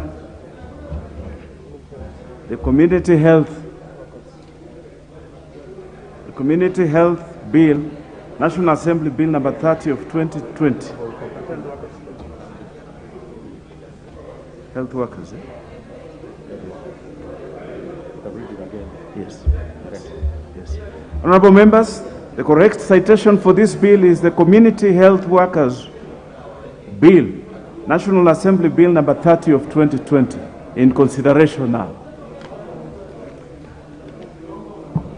Clauses 3 and 4. I propose the question that clauses 3 and 4 be part of the bill. There's no amendment to this. I therefore put the question that clauses 3 and 4 be part of the bill. Will as many of that opinion say aye? Will as many of our contrary opinion say nay? The ayes have it. Order members, the consultations are a bit high. It's not noise. I can see some very useful consultations between the Honorable Ashiali and the Honorable Maanzo, the member for Makwiny, and the Honorable Sotsi. Those are members who must be consulting on very serious matters. But just keep the consultation slightly low so that we can also take care of business here.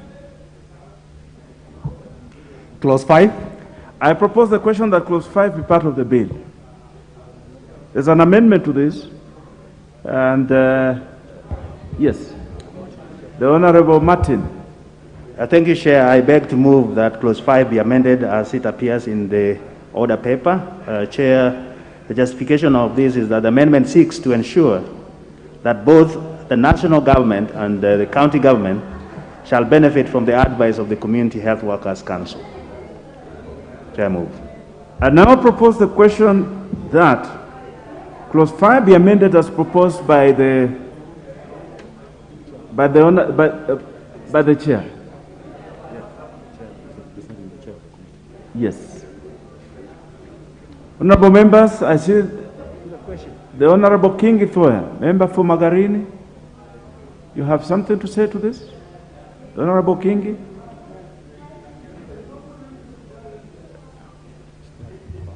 Yes. Thank you, Mr. Speaker. I do support the amendment by the Honorable Chair. Very well. Members, I now put the question that clause 5 as be amended as proposed by the Chair. Will as many of that opinion say aye? Will as many of our current opinion say nay? The ayes have it. I now put the question that clause 5 as amended be part of the bill. Will as many of that opinion say aye? Will as many of our current opinion say nay? The ayes have it. Clause 7.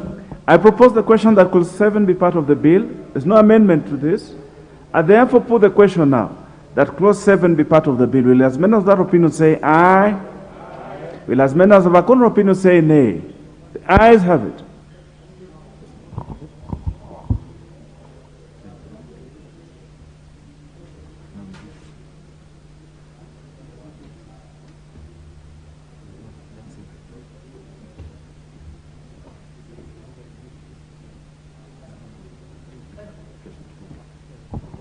Honorable members, I've just realized that we jumped 6.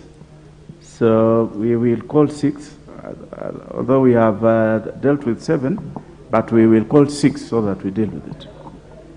Clause 6. I propose the question that clause 6 be part of the bill. Chair, there's an amendment to this, yes.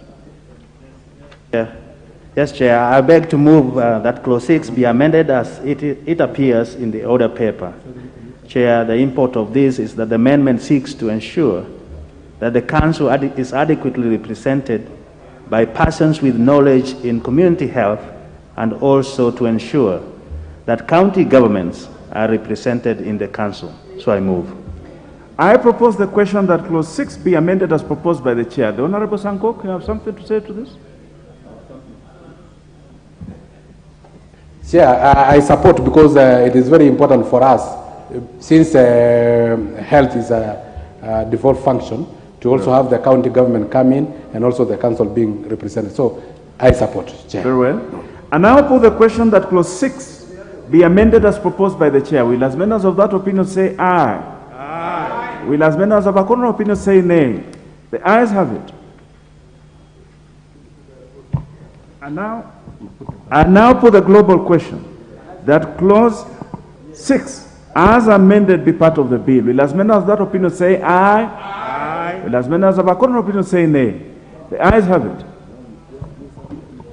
Clauses 7, 8, 9, 10, 11, 12, 13, 14, 15, 16, and 17. I propose the question that clauses 7, 8, 9, 10, 11, 12, 13, 14, 15, 16, and 17 be part of the bill.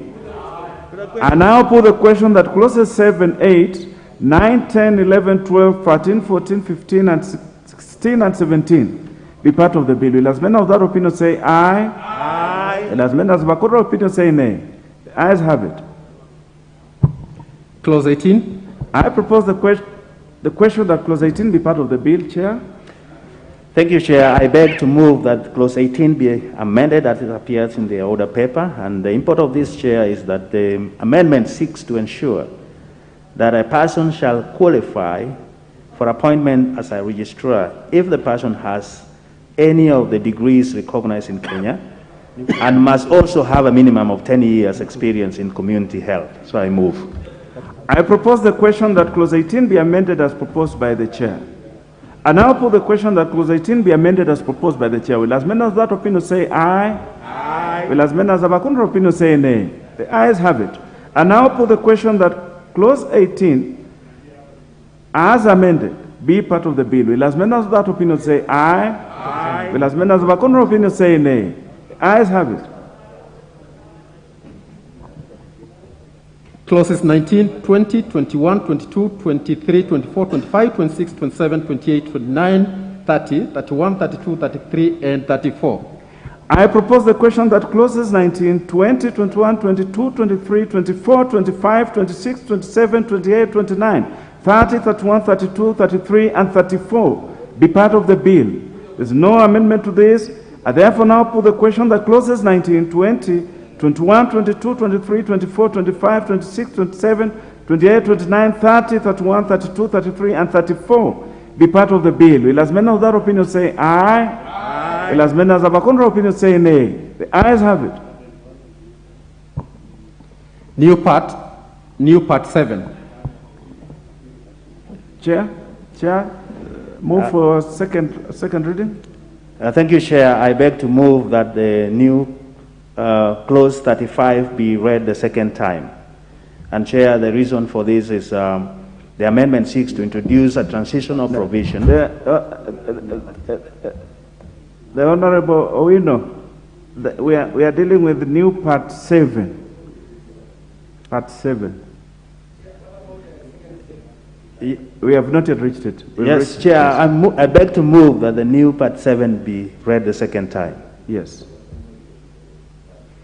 And the reason is the amendment seeks to introduce a transitional provision to ensure that 12 months of enactment of the Act, all persons currently working as community health workers will be required to attain the academic qualification prescribed in the second schedule so as to be eligible for registration under this Act. So I move.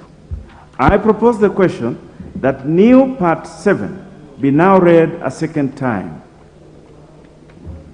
I see no debate on this, no desire to debate. I therefore now put the question that new part 7 be now read a second time. Will as many as of that opinion say aye? Aye. Will as many as of a contrary opinion say nay?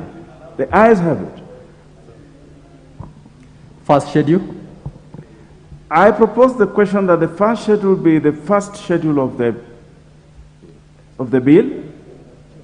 And now put the question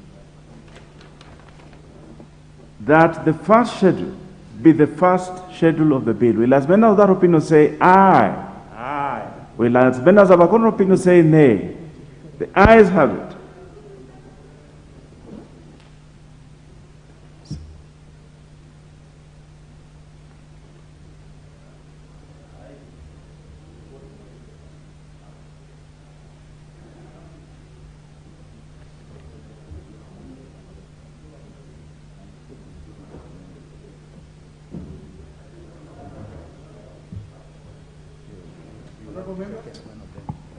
We will have a retake on the part 7.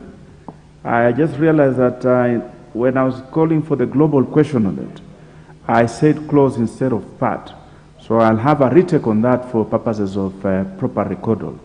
So therefore, honorable members, allow me then to retake this and put the question that new part 7 be part of the bill. Will as many as of that opinion say aye? Aye. Will as many as of a contrary opinion say nay?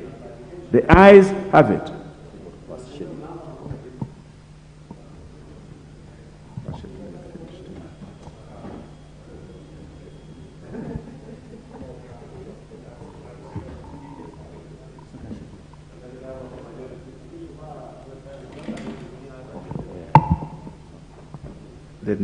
This new part 7.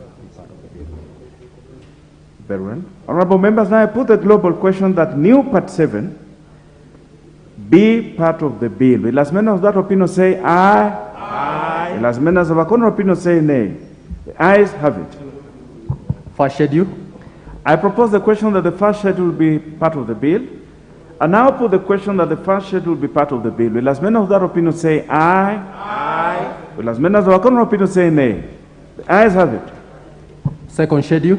I propose the question that the second schedule be part of the bill. Is a proposal to this, to amend? Yes, Chair. I beg to move that the second schedule be amended as it appears in the order paper. And Chair, the reason is on qualification of community health workers. The amendment seeks to ensure that all persons performing the functions of community health worker shall be required to have only a minimum of a certificate qualification to be eligible for registration under this act. So I move. I propose the question that the second schedule be amended as proposed by the chair. I see interest from the Honorable Sankok. I see interest from the Honorable Manzo. Mr. Chair, I want to support that amendment, Chair. There has to be at least a minimum qualification so that a person who is dealing with health, he has to have some minimum knowledge in a particular area, and especially a little bit of training, Chair, so that they can be able to understand the basics about health or first aid. I support. I now put the question that the second schedule be amended as proposed by the chair. Will as many as of that opinion say aye? Aye. Will as many as of a contrary opinion say nay? The ayes have it. I now put the global question that the second schedule as amended be part of the bill. Will as many as of that opinion say aye? Aye. Will as many as of a contrary opinion say nay? The ayes have it. Clause 2. I propose the question that clause 2 be part of the bill. There's a proposed amendment by the Honorable Nyikal.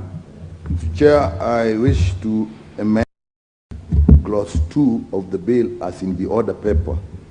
Chair, in part A, we are defining the community health unit because we make reference to this all along in the bill, and that is where the community health worker will be working, and it was not defined. In B, we want to define a community health worker. The definition in the bill as it is does not include the fact that this person resides in that community, selected by that community, and continues to reside in that community even after being selected and trained. The essence is to ingrain the residence of the community health worker in the unit. Thank you, Chair. Honorable members, I now propose the question that clause 2 be amended as proposed by the Honorable Nyikal. Honorable Sankok. Chair, I do support this amendment because we can't use words like community health unit without having the definition of it so that we know. And again, the community health workers essentially should be within that community so that they can resolve matters that may be needed in that particular community. You cannot be a community health worker of a community in Isiolo while you reside in Kisumu. The Honorable Manzo. Thank you, Chair. Chair, for you to be a community health worker, other than the definition which has been given, the people around that area must give you trust and must know that you have the necessary experience and you are available when emergencies occur. Most of these community health workers are people who assist deliveries or give first aid in case of snake bites. You see probably traditional methods, and therefore they need to reside within the community because a lot of times they are called for emergencies. I support the amendment by Dr. Nyikao. The Honorable Mohammed Sheikh.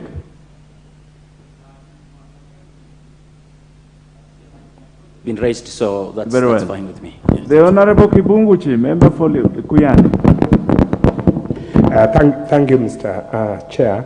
I also do support this because a community health worker basically is a very local person. So we are defining the area where he or she works and also the fact that the community must have a lot of trust in this person. So I support the amendment. The Honorable Pukose, member for Entebbe. Thank you, Honorable Speaker, Honorable Chair. This amendment by Honorable Nyikal is a good amendment because for a long time, and I want to actually appreciate the Honorable Wino for bringing this bill, because for a long time the community health workers have been neglected and they are not recognized. Yeah, I think this very clearly puts them wherever they need to be so that they can be able, they are the primary providers of health care. So at that level, level 1, I think this is a very good amendment that will be able to entrench into our laws and streamline the health care provision in this country. Thank you, Chair. The Honorable Martin Owino, member for Ndiwa. Thank you, Chair. Mine is to thank Dr. Nyikal for this amendment because, Chair, these people, the asset they have with themselves is to the relationship which they create with their clients.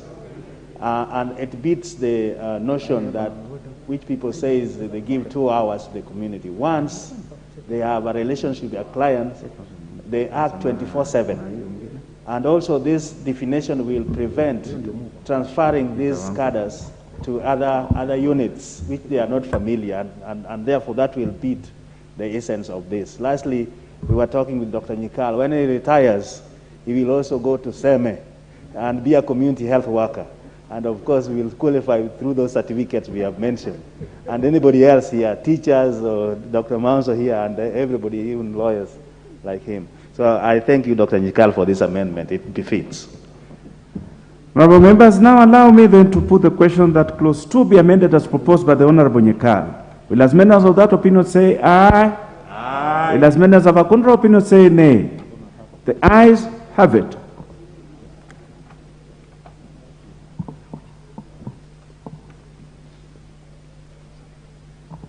Clause 1. I propose the question that clause 1 be part of the bill. And now put the question that clause 1 be part of the bill. Will as many as of that opinion say aye? Aye. Will as many as of a contrary opinion say nay? The ayes have it. Title. I propose the question that the title be the title of the bill. And now put the question that the title be the title of the bill. Will as many of that opinion say aye? Aye. Will as many as of a contrary opinion say nay? The ayes have it.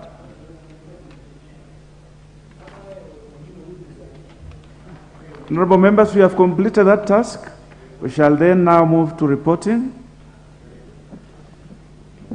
The mover. Thank you, Honorable Chair. I beg to move that the committee do report to the House its consideration of the Community Health Workers Bill, National Bill number 30/2020, and its approval thereof with amendments. I put the question, which is that the committee do report to the House its consideration of the Community Health Workers Bill, National Assembly Bill number 30 of 2020, and its approval thereof with amendments. Will as many as of that opinion say aye? Aye. Will as many as of a contrary opinion say nay? The ayes have it.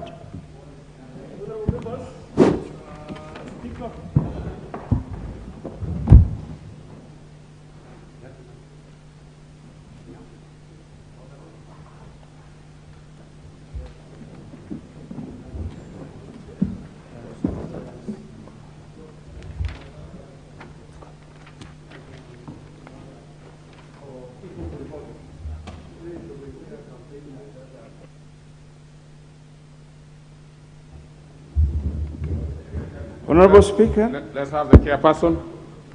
Honorable Speaker, I beg to report that the Committee of the Whole House has considered the Community Health Workers Bill, National Assembly Bill number 30 of 2020, and approved the same with amendments.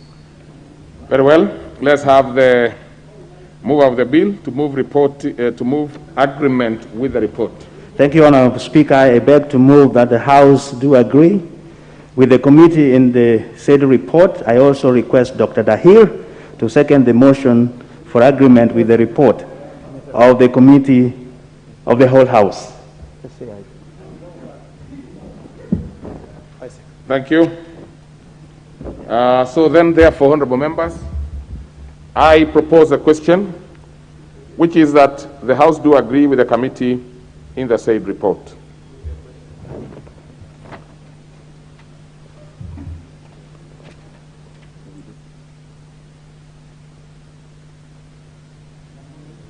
Well, I will not put the question now. We will stop that particular bill at that point. So we will proceed to the next order. Order number 13, the Criminal Procedure Code Amendment Bill, National Assembly Bill number 41 of 2020, second reading. The Honorable Koech must be, it must be preparing for primaries. So then we will put this one down until such time that the mover is able to do it, most probably after the primaries of next week. So we put it pending. Next order. Order number 14, the National Construction Authority Amendment Bill, National Assembly Bill number 45 of 2020, second reading. That's a member for Nakuru Town East. Well, from where are you moving that particular bill, the Honorable Vikari? I wanted to sit at the majority seat because in the next government, that is why I'll be sitting. You are having but now I've just decided to sit at where we do not anticipate positions. We deal with no, proceed, Honorable Vikari. Thank you, Honorable Speaker. Just wanted to inform you that where you are standing for the time being belongs to the county of Nakuru. Proceed. Thank you, Honorable Speaker. But he comes from Nakuru. Yes. Honorable Speaker, I beg to move this amendment on the National Construction Authority. Honorable Speaker, as you are aware, okay, sorry.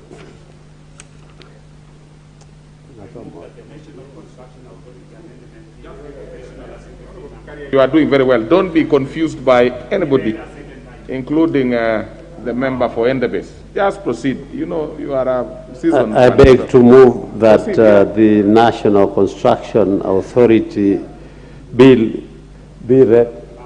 number 45 be. No, please, Honorable Vikari, you are doing very well. You have actually done very well, much better than. You are doing very well. The Honorable Member for Nakuru Town East. Honorable Speaker, I beg to move that the National Construction Authority Amendment Bill, National Assembly Bill number 45 of 2020, be read a second time. Yeah. Thank you, Honorable Speaker. You know, since I was kicked out of the chairmanship, I have forgotten quite a number of these things, but I'm getting, yes. Honorable Speaker, I want to, mine is very brief. Actually, it's nothing much. And Honorable Speaker, you understand that this act was brought to try and manage and tame some of these construction work that goes around. And people must get certificate from the National Construction Authority so that they can be able to do their work. Honorable Speaker, my amendment is related to the special groups, and that is the women, the youth, and people with disability.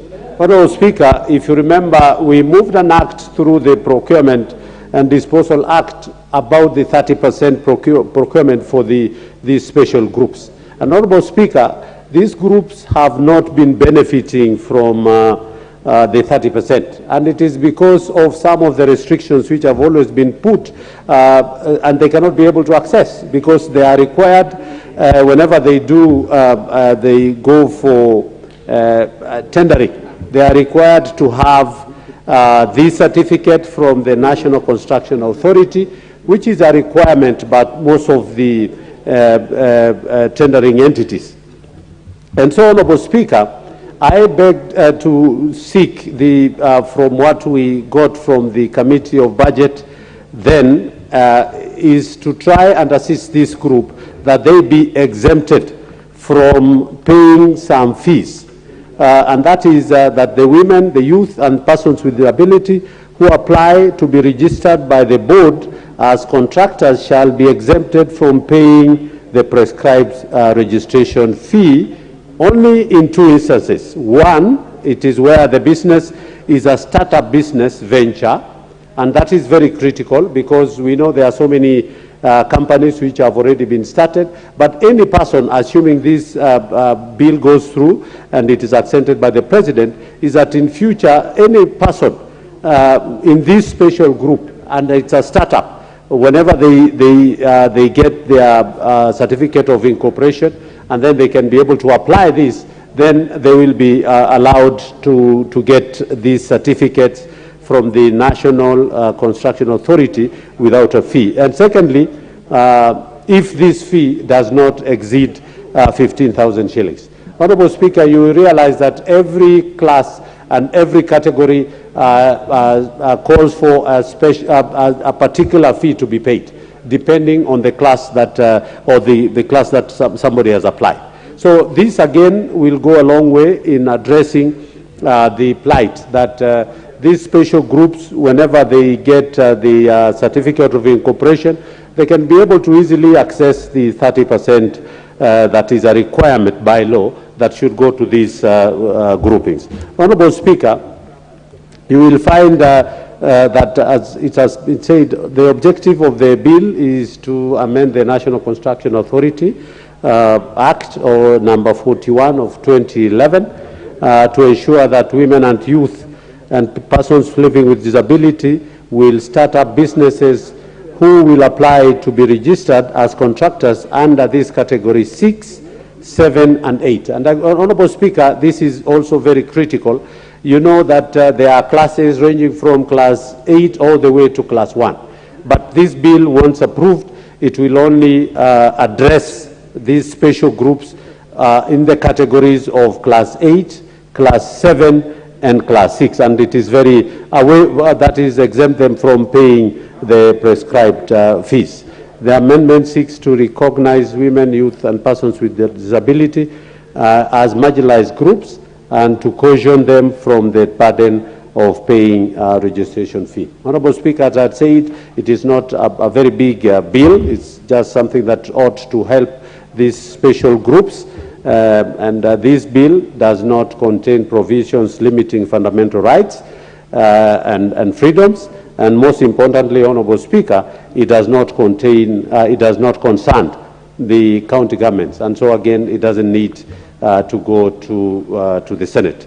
Honourable Speaker, yes, it is a money bill. It is something that the enactment of this bill may occasion additional expenditure. And Honourable Speaker, I went before the Budget Committee, and the gains that are going to be that we are going to get from this supersedes what we are going to lose. And after all, Honourable Speaker is saying it is only for the startup.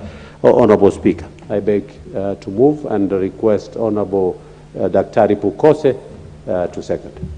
Dr. Pukose, Honourable. Thank you, Honourable Speaker. Honourable Speaker, I want to second the National Construction Authority Amendment Bill, National Assembly Bill number 45 of 2020 by the Honourable David Kikaria, member for Nakuru East. Honourable Speaker, this is a very important amendment, considering that women, youths, and people with disabilities have been, they have been meeting a lot of challenges due to, we should be able to make it very easy for them to access contracts, without making it very expensive for them, because if these are the vulnerable groups, constitutionally they are recognized as the most vulnerable groups and they must be supported. So this is a very important amendment by Honorable Kikaria, where he's making it easier, he's making it more friendlier for the youths of this country, for the women of this country, for the people with disabilities of this country to be able to access contracts, to be able to access doing any procurement process within the country. And I think by reducing some of the costs and making some of the hurdles to be reduced, it makes it much easier for them to be able to access this work.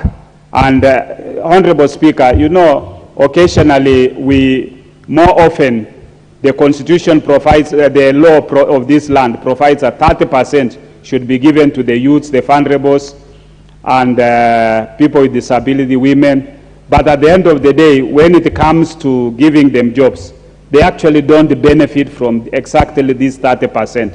Because when you go to some of the institutions and you ask, what is the 30% that you've given for these groups, you'll find that the 30% is a very limited.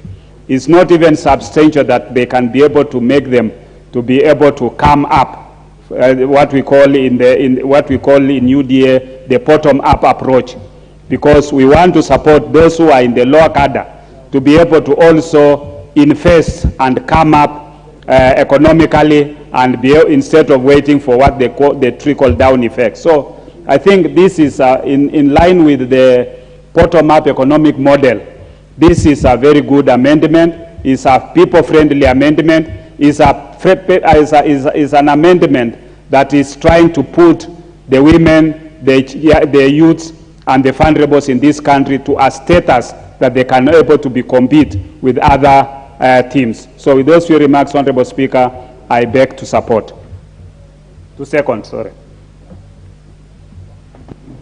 Honorable members, allow me then to propose the question that the National Construction Authority Amendment, Bill, National Assembly Bill number 45 of 2020, be now read a second time. The Honorable Dan Manzo, member for Makwiny, you'll have the first go.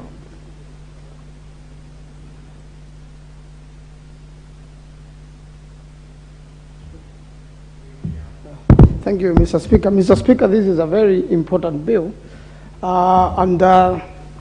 It is one of the bills which promotes creation of jobs in this country. Mr. Speaker, the people with disability have been disadvantaged for a very long time, and it has also come out that many people with disability are able, you know, to have a lot of capabilities and are able to do a lot of things. Like my good friend Honorable Sagok here is a medical doctor, there are many, and they are ordinarily, if you meet them, they are very determined in what they do, and they want to succeed, and they want even to do better than the people who are not challenged at all.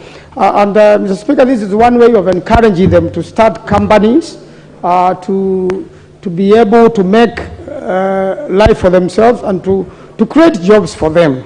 Mr. Speaker, you will also realize issue of youth and women, and therefore by waiving these funds for them, it makes it easy for them to be able to have a startup, to begin a business, because nowadays not everybody can fit into white-collar jobs. Many people have a lot of talents. I have a young man in makwiny who has a very big company, and he started it when he was very young. He started very small, and he does construction. You would imagine if the challenges he went through, and if he was never supported by selling the only cow they had to be able to register his company, he would not be working for county governments from different places of the Republic as he does today. And that's a good example of a young person who is very talented in construction, does not have the degrees, does not speak English very well, but when he does some construction, it comes out very well, and everybody else is asking, who built this house? And I want that fundi to build for me also. And for that, he was able to do quite a number of CDF projects. He was able to do quite a number of county projects, and now he's doing national projects as a young man. The similar thing applies to women. A lot of Kenyans are jobless. Women are jobless. Youth are jobless. People with disability are jobless. But when you give them an opportunity to exploit the talent they have, which is what we are trying to do through this amendment, then you are going to create jobs for many people. And the good thing about these companies, these construction companies, they also employ other people. So that if a company is coming from a certain village, you will find quite a number of youths in that village are engaged very usefully during the day, simply because some 15,000 fee was waived. And they will be able to employ more, and eventually they will be able to pay taxes. Because even for you to get these contracts, you must show your paperwork that for whatever you have done, you have tax returns. And that makes the country income grow. And therefore, it becomes easier for us to create jobs. Instead of promising in political podiums that you create jobs, this is a practical way, Mr. Speaker, of making sure that we have created jobs across the country. And this particular authority, National Construction Authority, has offices now almost in every sub-county in Kenya. Mini has got as many offices as the constituencies are. And that means that, first of all, you have people in the localities, in the constituencies, moving towards the constituency center or the headquarters of that constituency, where they will access this particular office through other government offices. Ordinarily, they are housed by other government offices, the Huduma centers. There is an officer in every Huduma center of national construction. And therefore, the young people watching us from Parliament today have that information, and they are seeing this debate, and they are going to have hope, and they are going to visit the nearest Huduma center and will seek for a waiver, and I'm sure they will begin their companies, and they will be able to exercise what they have learned in the local polytechnics, under the county, and they are able to do a lot of work in this time of devolution. Because, Mr. Speaker, during devolution now, a lot of things have been devolved to the countries. The nursery schools are being built by the counties. They need contractors. They need people who know something to do with construction. We are doing in the CDF. Having received just $1 billion shillings in the last 10 years, Mr. Speaker, you can see what CDF has done with the classrooms of the chief and the local school. It means that a local villager is the one with the biggest access. A lot of work has been done, more than what we have seen with the 80 or 90 billion thereabout, what has been received by the counties. And even if you are to go by the sub-counties, you find it's about 30 billion. But still the CDF, with much less money, is in touch with the community. And this is a way of promoting people from the community, people with the talent, Mr. Speaker, so that they can be able to do something useful for themselves and their family. And while they create jobs for themselves, they create jobs for others.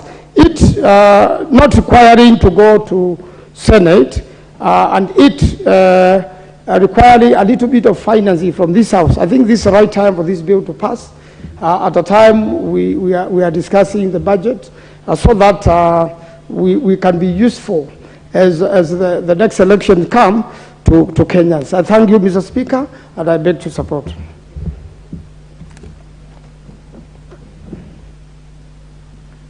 Well spoken, the Honorable Manzo. You have just pricked my, and I'll never tire of saying this. This CDF that works in our constituencies, isn't it the best form of devolution? Can you imagine if we just took a trajectory of, what do you call it in mind? In law, we used to be called that wandering mind.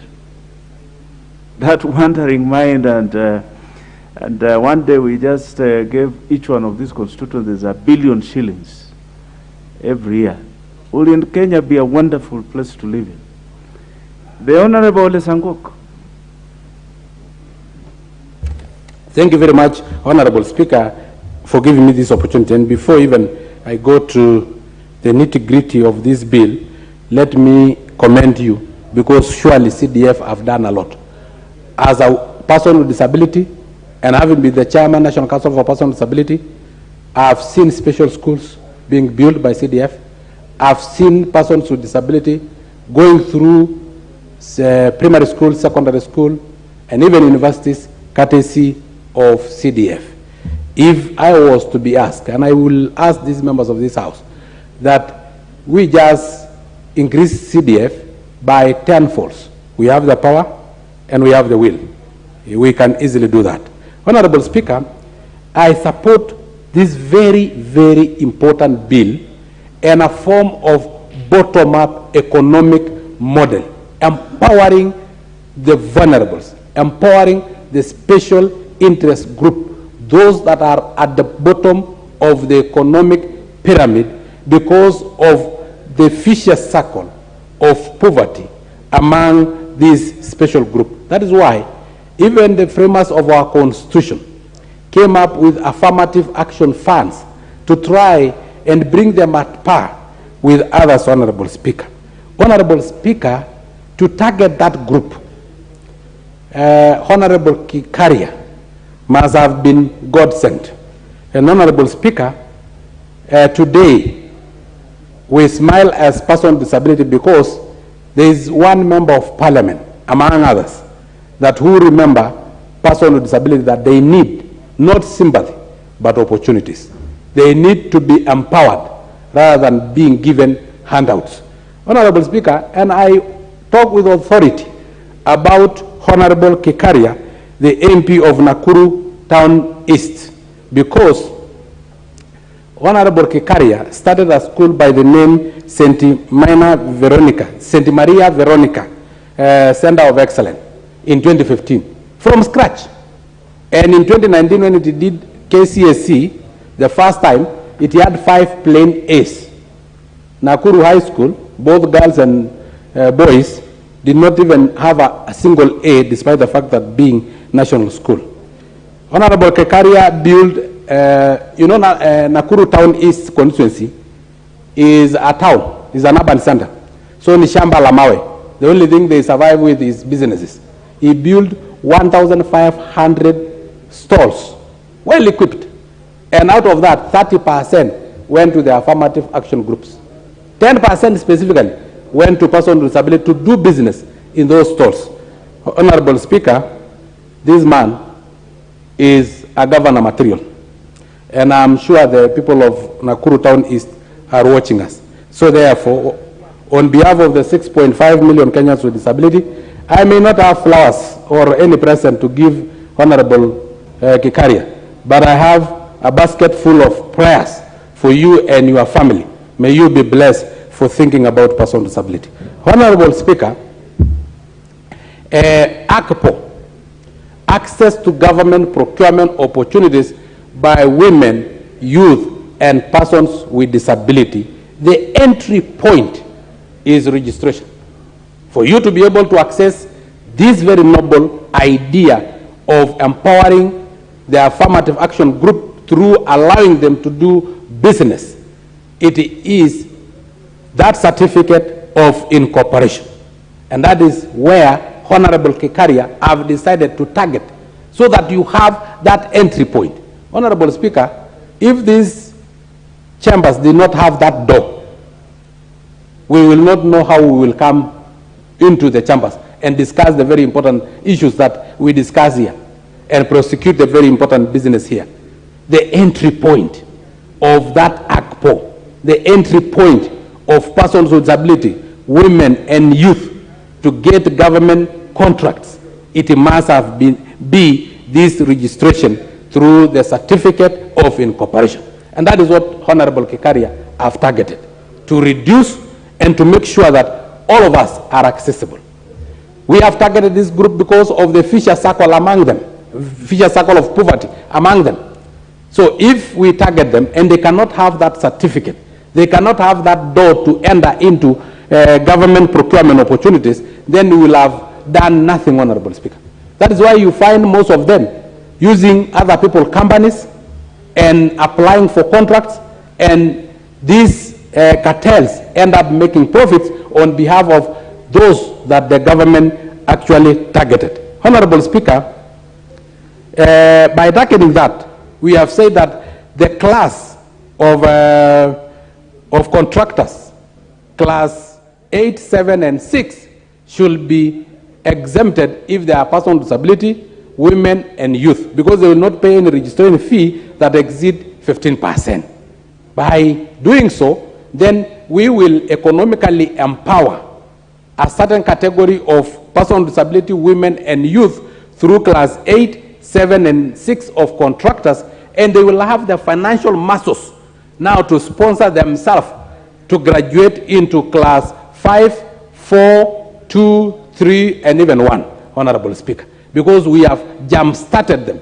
And these people, once they have been given opportunities, I'm sure they will work extra hard to prove that they are able and their ability is beyond their disability. Honorable Speaker, the only thing I want us to address even this bill, and I will like Honorable Kekaria to assist us in the committee of the whole House so that we can bring the issue of also having equality within the affirmative action group. Because currently, the 30% allocated to women, youth, and persons with disability, the women, because of the help of their husbands, take 25% of the contract. The youth, being very fast or faster than persons with disability, will take 4.5%. So what remains for persons with disability is 0.5%. Honorable Speaker, and even those contracts given to persons with disability sometimes is supply of toothpick, toilet paper, newspapers, and certain materials that will not economically empower them as enshrined in this particular act. Honorable Speaker, so I want Honorable Kekaria to assist me so that if we say there are 3 affirmative action groups that access government procurement opportunities and they access 30%, then we give 10% to the women, 10% to persons with disability, 10% to the youth, because it's simple mathematics. 30 divided by 3 groups, each of them will get 10%, so that we can empower all of them at one footing. Honorable Speaker, this bill is very important. This bill has come at the right time. This bill has been brought by the very competent leader in this House. Honorable Speaker, how I wish I was a member of Nakuru Town East constituency. But now that I'm not, and I know there are persons with disability in Nakuru Town constituency, the 9 August election is coming, and such leaders should be in this House to be able to prosecute more important bills that will assist all of us, especially those at the bottom of the economic pyramid. Honorable Speaker, Honorable Kekaria is a true hustler who have been practicing bottom-up economic model as a leader long before we came up with this model. Thank you very much, and may God bless Honorable Kekaria. And also God bless you, Honorable Speaker, for giving me this opportunity to contribute to such an important bill. I wish you well, and I'm sure you will be in this House now to graduate from the Speaker's panel to a Deputy Speaker, and if possible, a full Speaker. Thank you very much.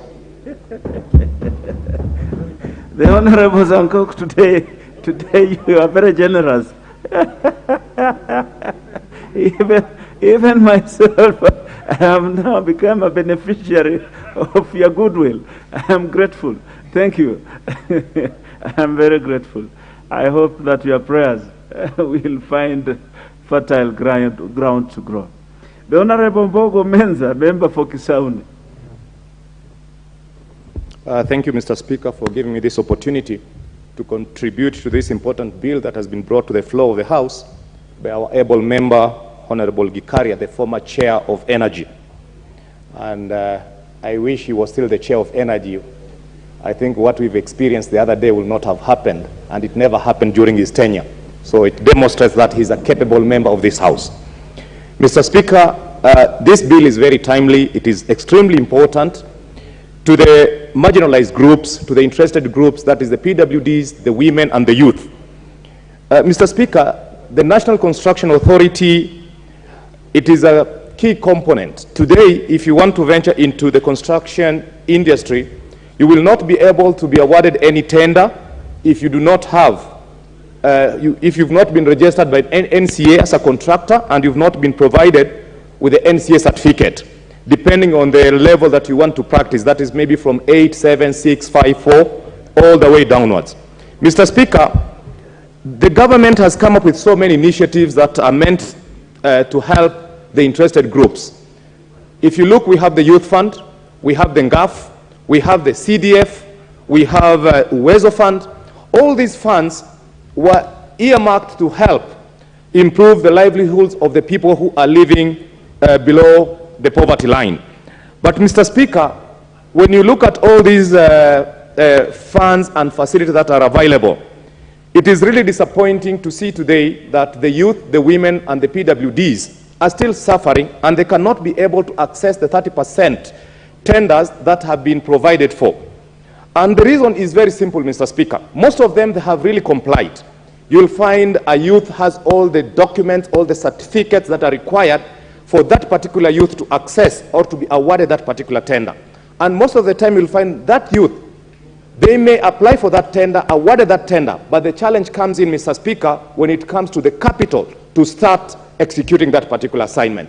So what has happened, Mr. Speaker, over time, the same big boys, the rich people, they have registered companies using youth. The same youth are just up front of that company, but at the end of the day, it is the big boys who are minting that money.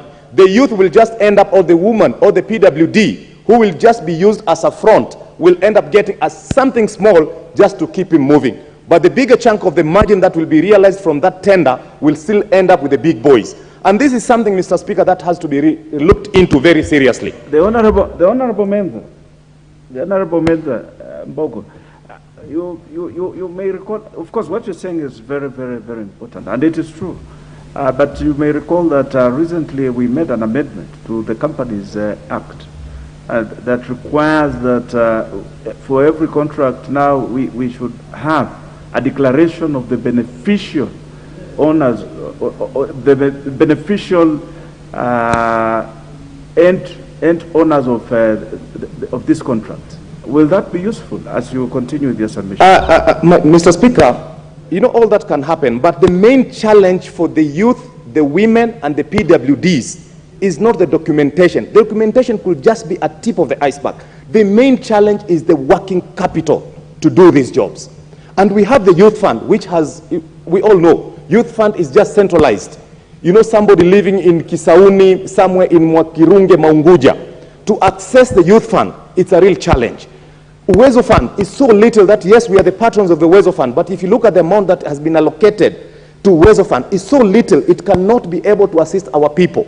Mr. Speaker, the only area that we can be able to help our people is through the CDF. And I think we as members of parliament, we've done extremely well complying with the 30% rule, whereby we've awarded contracts and tenders to women, to PWDs, to the youth without favor. And this has worked very well. Mr. Speaker, I'll just speak about in my own constituency. When I took over Kisauni constituency in 2017, Kisauni had only 11 public schools. 11 since 1963, Mr. Speaker. But over a period of 5 years, I've constructed 7 new schools in Kisauni, which has brought the number of schools from 11 to 18 over a span of 5 years, Mr. Speaker. And most of these schools were done by women, were done by the PWDs, and were done by the youth. But, Mr. Speaker, we know CDF has really worked, has done miracle in this country. And I think we know that from the budget that we passed the other day, the CDF allocation has been increased from the 2.5 to 4.5. I think we will be able to see more miracles happening on the ground, because CDF, it is in line. It is the only program that connects with the common mwananchi down there. We've seen what the counties have been receiving billions of shillings every year. But when you look at what the county has done in your own maybe county, you'll be shocked. You cannot even put in tandem, and maybe you perform better than your own governor in your own county, because the CDF money, there is proper audits. We have the PMCs who are monitoring the projects on the ground, and we've seen value for money for the CDF money. And this is also what has helped the PWDs, the women, and the youth, Mr. Speaker. So, Mr. Speaker, I fully support what Honorable Gikaria has brought to the House. It is really timely, and I think as this House, when we come to the House of the Committee of the whole House, we need to factor in like what my colleague, Honorable Sankok, has just put in, because we also have to protect the PWDs. Even though we are aware that when an advertisement is done for any tender, if it is for the special groups, it is clearly earmarked. You'll find this particular road is earmarked for the youth. This particular school is earmarked for the women. And this particular project is earmarked for the PWD. So it is clearly stated. But nevertheless, we need to protect these special groups. But the bottom line, Mr. Speaker, is the funding to these special groups. If we do not address the issue of funding, even if we do anything, even if we say today the certificate of incorporation is free, we say the NCA registration is free, we say all the certificates are free, the same big boys will use the youth and the PWDs and the women as fronts. But at the end of the day, they will take everything home. So, Mr. Speaker, I full support. Thank you.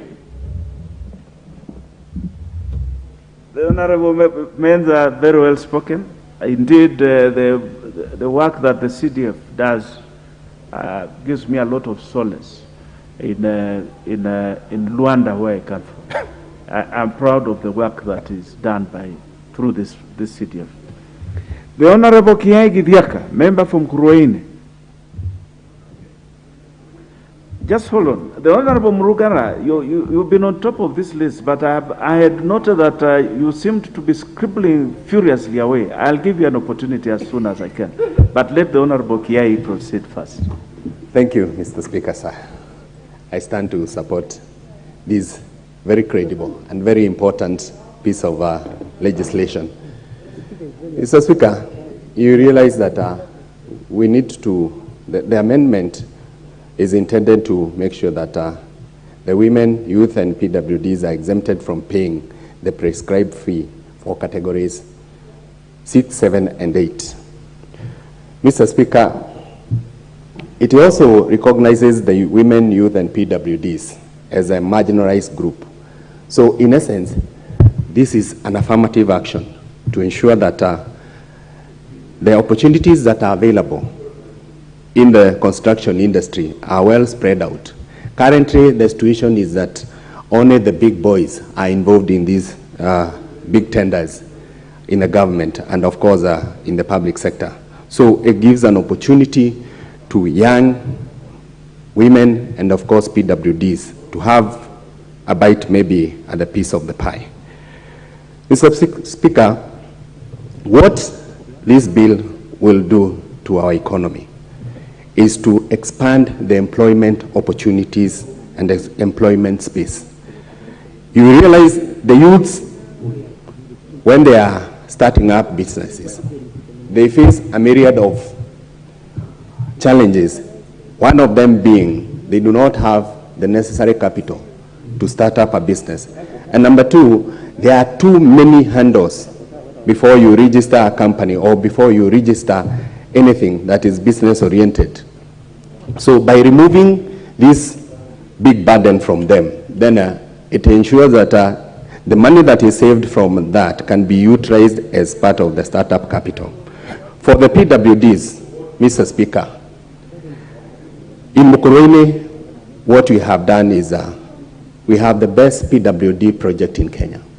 And one of the ways of doing this is ensuring that the opportunities afforded by the CDF, those that commit to have PWDs enjoy the piece of the pie when it comes to tenders given out by the CDF, they are available to all of them. Mr. Speaker, we have constructed schools, we have constructed roads, we have constructed many other institutions in my constituency. And 30% of that has been done by the PWDs. Mr. Speaker, PWDs are a marginalized group, right from the national government all the way down to grassroots level. And what we need is not to pity them. What we need is to create an environment, legislative or otherwise, that makes sure that they access the opportunities. After all, most of them, they're just like me and you, only that they have one handicap or the other. Perhaps, Mr. Speaker, is only that our handicaps are invisible. They are not, they cannot be seen. But otherwise, they are as good as we are. We have seen 001 in this parliament being one of the most active members of parliament, despite his handicaps. It doesn't mean that he is less competent. And this is what this amendment is trying to do, ensure that we bring them to a level playing ground where they have easy and equitable access to opportunities that are funded by the construction industry. As for women, Mr. Speaker, women are an integral part of our society. And when it comes to the construction industry, most of the work is done by men. You cannot compete with men when it comes to, building, construction, and et al. And it is only right and fair that the women also are afforded an opportunity to compete effectively with men in the construction industry. Mr. Speaker, we have also to appreciate that being a young person in this country comes with a lot of challenges. Being a PWD in this country comes with a lot of challenges. And being a woman also comes with a lot of challenges, especially when it comes to access to opportunities. And this amendment by Honorable Gikaria is one of the best ways of addressing this imbalance that seems to have been perpetuated since independence. So I support, Mr. Speaker. The Honorable Kibunguchi, Dr. Kibunguchi, member for Likuyani. Thank you, Mr. Speaker. Mr. Speaker, I will, before I support the amendment, I would like to also join you, especially Mr. Speaker, and the rest of the people who have compared the work that has been done by the CDF and the county governments. Mr. Speaker, sometimes in my fantasies, I sometimes fantasize that Kakamega County, for example, is given approximately 12 billion shillings every year. And in Kakamega, we have 12 constituencies. So sometimes I imagine and say, suppose each constituency was given 1 billion shillings. Just looking at some of the rough figures that go towards many of these things that are done in this country, like roads, tarmacking roads, and the low seal volume technique, I think a lot would have been done. And Mr. Speaker, I would like to agree with you when you said CDF probably is the best form of devolution. And I wish as we go forward, we'll have to think through how we can get the county governments, try and put them so that we don't give them, Mr. Speaker, a blank check, so to speak, but try and put them in some straitjacket, and so that they have parameters within which to operate. The way things are, Mr. Speaker, is county governments operate like they are laws into themselves. And I just wanted to commend you, what you had said, and agree with you 100% that we'll have done much more, a lot more, if this kind of money was channeled through the constituencies. Mr. Speaker. Mr. Speaker, I would like now to come down to the bill by my friend, Honorable Gikaria. And I agree with him 100%, and like all my colleagues have said, it is a simple amendment, but it has very deep ramifications. It has very deep, and it will make a lot of difference as we go forward. Mr. Speaker, I have seen groups especially in my constituency of Likuyani, I've seen groups that are given projects, and because of that, just one requirement, that certificate from National Construction Authority, just that one, and then they cannot move forward at all.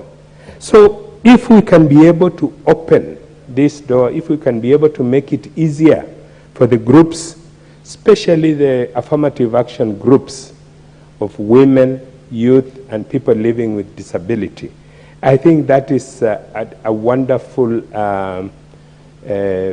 way of getting these people to have a startup, and then from there they can move forward on their own, Mr. Speaker. Mr. Speaker, I would also like to say another thing, because just like we have said,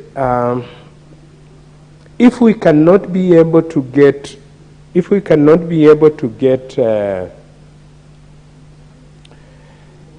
most of the money coming through CDF, Mr. Speaker, we would like, and as a parliament, and I think this bill has come from the Senate, we would like to be able to establish, and we should move and establish a fund that is called a Ward Development Fund, Mr. Speaker.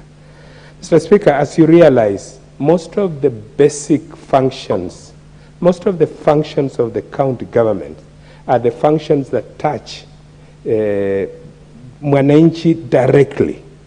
Okay, they are functions that mwananchi will feel. By that I mean, Mr. Speaker, functions like water, availability of water, hospitals, and most of the time the people who are having problems, hospitals, especially the acute problems at night and etc., are the small kids, Mr. Speaker. Issues like the nursery school, and this is under the county government. Issues like the small markets and small business people and people who are doing small businesses, they are all under the county government. So, Mr. Speaker, what am I driving at? If we could be able to have a fund at the ward level, I know some counties have established this, but most others have not because of the excuse that it is not in law. If we could be able to establish a ward development fund, I think we could be able to deal with these basic problems at the grassroots level.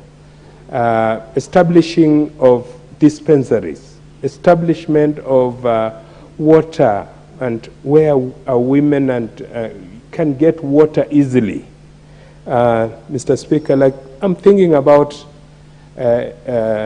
refurbing and putting together springs. In my constituency of Likuyani, we have so many springs. And this is something that is very, very, very useful.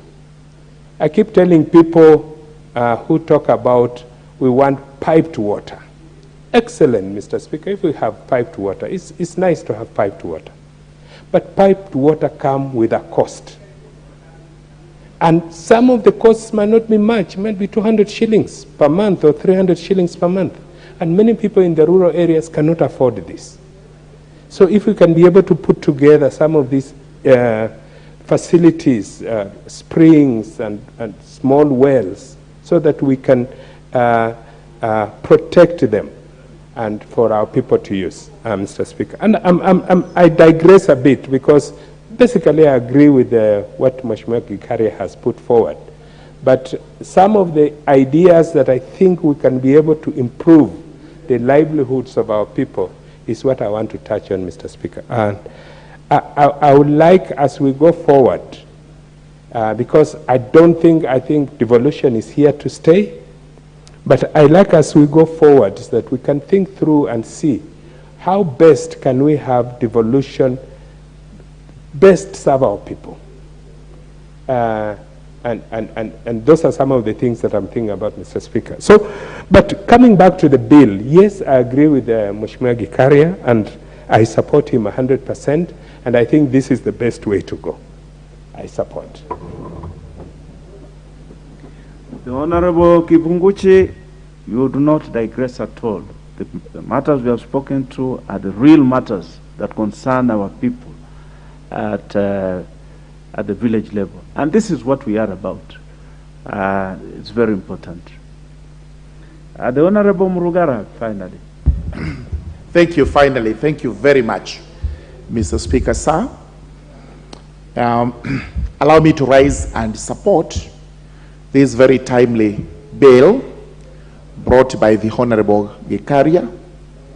Also allow me to say a few words about Honorable Gikaria towards the end of my speech, and you, the chair, also, because I never miss something to say about the speaker, you as the speaker on the chair, from time to time.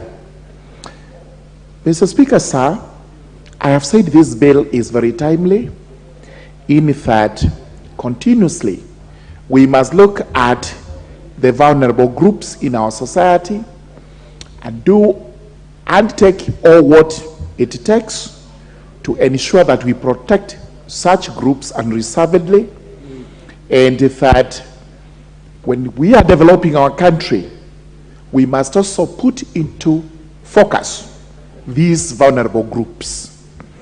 And the groups are actually our ladies, the women, the youth, and the persons with disabilities. NCA has this Act of Parliament which provides for payment of fees or charges when applying for licenses and certificates, or even the registration.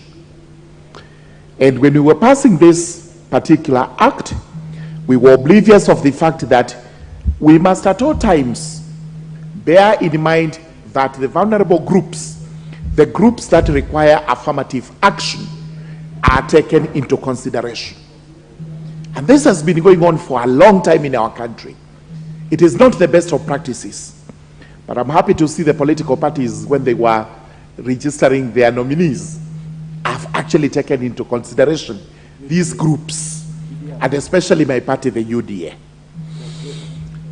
NCA now must move and ensure that we do protect the vulnerable groups by first and foremost exempting them from paying any registration fees when they are of the lowest candor.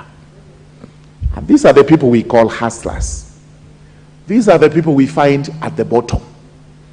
People we must always bring up when we are talking about economic models. We started with the bottom up. Eventually, we were told, we can call them the vulnerable, we can call them the sufferers, and we give them all other names. But it boils down to one thing. The affirmative action groups are these three: the women, the youth, and the persons with disabilities. Even when it comes to registering these people, we must also take time to train them. And especially now that we have TVETs strewn across the country in almost all the constituencies of Kenya. We've talked favorably about the CDF, which is an iota of the funds we have in this country. But whose effect and whose visibility is all over the country. Let us extend this to the training of women, youth, and the persons with disabilities in our TVETs, so that they qualify and they are able to be registered when the NCA is actually giving out the licenses. When we train them, we train our women, we train our youth, we train the persons with disabilities. We are improving the lives of these persons. We are improving the lives of those who depend on them. We are also improving lives of these Kenyans as we do for everyone else. Let us not always train our eyes on those who are at the top, those who have made it in life, those who claim to be very well educated, those who claim to be rich. Every Kenyan is equal to the other. Let us spend our resources to benefit every Kenyan in spite of the person's status in the life ladder. We are all important, and this is why today, this morning, we are debating about the vulnerable people, and let us extend this to even the GAF, which is with our women representatives in this particular house, that they emphasize mostly on these vulnerable groups. Thank you, Honorable Gikaria. This is timely, and we must accord accolades to Honorable Gikaria because he's a great leader. And the people of Nakuru Town East must actually be looking upon him, even for further leadership. I remember the days of Honorable Gikaria as the chairman of energy within Osagia, because that was before these unwarranted purges came along by Jubilee and the other parties that thought the best way to deal with things is to purge those whom they felt should actually be purged. I had problems with energy in Tharaka, and the Honorable Gikaria would actually summon the relevant agencies, and as a result of that, today I proudly speak of what he did. Thank you, Honorable, and I wish you well. Mr. Speaker, thank you for allowing me to talk.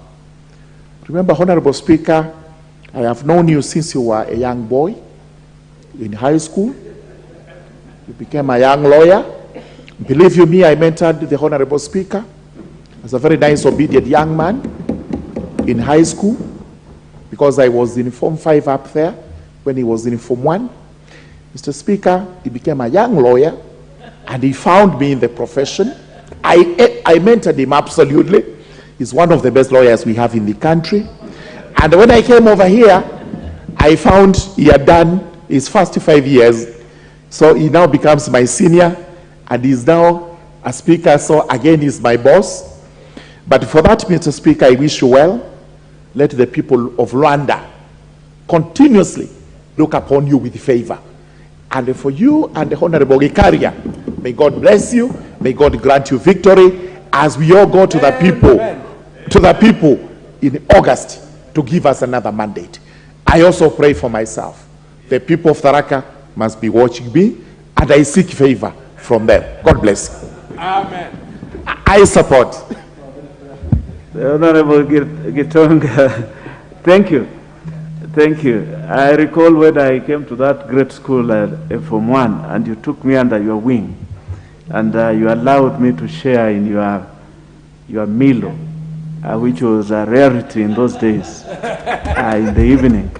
And you broke bread with me when I was absolutely undeserving of it. Thank you, and may God bless you too. The Honorable Mohammed Sheikh, member for Wajir South. Thank you, Mr. Speaker. I think before I even do my contribution to this motion, I think it's quite amendment. It's quite interesting to hear from Honorable Gitonga about your early days in school, and it does inspire many of us to hear the journeys that you both took together, and eventually in this very honorable house. But anyway, coming back to my contribution on this, I think it is very important that we acknowledge that the amendment to the National Construction Bill, Authority Bill, is that the honorable member who has raised this has really highlighted the critical issues that are there. For me, I will only say one thing, and that is quite important that I highlight, that the consideration of young people in this bill is what really inspires me to mention that the rights of the young in this country who are in business, particularly who are in construction business and the likes, need to be looked at. And therefore, what is really valuable here is that the opportunities given to the younger people at this juncture is something that is going to contribute to the wealth and the growth of this country. And therefore, this is an important bill that I would say I support And thank you very much, Mr. Speaker. Thank you.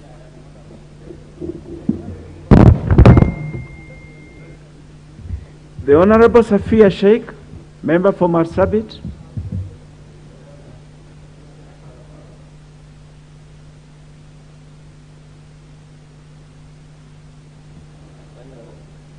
Thank you, Honorable Speaker, for giving me this opportunity. Women, people with disability, and our youths have been facing a lot of discrimination in many different ways. Giving opportunity to this group of people will empower them economically, emotionally, socially, economically, will empower them. They have gone through a lot of challenges because of how communities are treating them.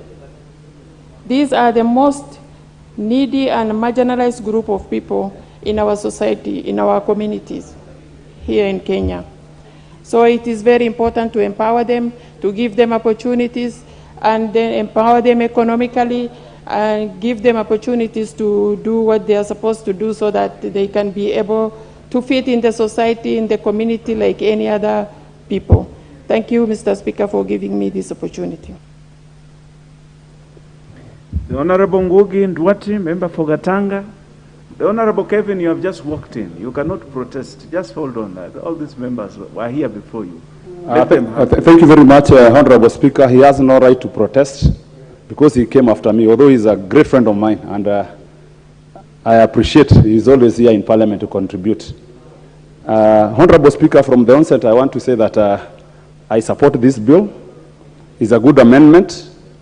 Anything which will go towards supporting our youth, I will always support. Honorable Speaker, from the onset, I want to say that it is very expensive for our young people to join the construction industry. Starting just by the name search, which is about 200 shillings, to do a search of our business name, again to register that particular business name is 600. Then, Honorable Speaker, if you want to register with the NCA at the lowest category, it costs about 8,000. And you'll have to come to Nairobi. Those services are not readily available in the rural areas. So you find it's very expensive. Again, Honorable Speaker, not even the amount, even filling the form itself, it's very complicated. Our young people cannot be able to do it. And that is why I really want to support what Honorable Gikaria is trying to do. Honorable Speaker, again, even when you register, again, the other requirements. Of course, you have to register for NSSF, NHIF, you have to register for tax, all these things, which are very complicated for our young people. Again, Honorable Speaker, looking at what the government was doing recently, the construction of the CBC classes, if you look at the tender documents, the requirements, even to tender to build a class, they are very many. Even for a person who is educated like you, to fill that tender document will take you a day. Even as we talk about NCA, we also need to look at those tendering conditions, which are not favorable for our young people. And Honorable Speaker, it's a high time the Public Procurement Authority came up with a simplified document which can be used by our young people and our women. Again, Honorable Speaker, capital. Starting a business, even for you register, if you are awarded just a toilet which will cost 500,000. As a young person, even to raise 100,000 is very difficult. And Honorable Speaker, I wanted to propose, and I've discussed with the Honorable Gekaria, there's something which used to happen in the 70s. When you are given a job, you are advanced money. Then that money would be deducted in 3 equal installments. This is something which we need to bring back if we are going to create jobs and to encourage our young people to join this industry, which we vote a lot of money. Honorable Speaker, when we sit here, and tomorrow we'll be here for budget making process, for the reading of the budget, you'll find that a lot of money goes towards infrastructure, power, roads, schools, health, and our young people, Kenyans, are not, and they are not able to participate. because of capital. So, Honorable Speaker, my proposal would be we bring back advance payment, which maybe you can start deducting from the second certificate. It used to happen in the past, and it really promoted the Kenyans in the 70s. Again, Honorable Speaker, I would propose we also find ways of financing these jobs for young people. We can encourage, especially CDF committees, to team up with the local suppliers, where we can give, maybe when a young person is given work, he can be able to give an irrevocable authority where the supplier can be paid direct. We must look for models which will encourage our young people to join the industry. Again, Honorable Speaker, we are training very many young people in our TVETs. Very many people, but they are very discouraged, Honorable Speaker. Because when they come out here, there are no jobs for them.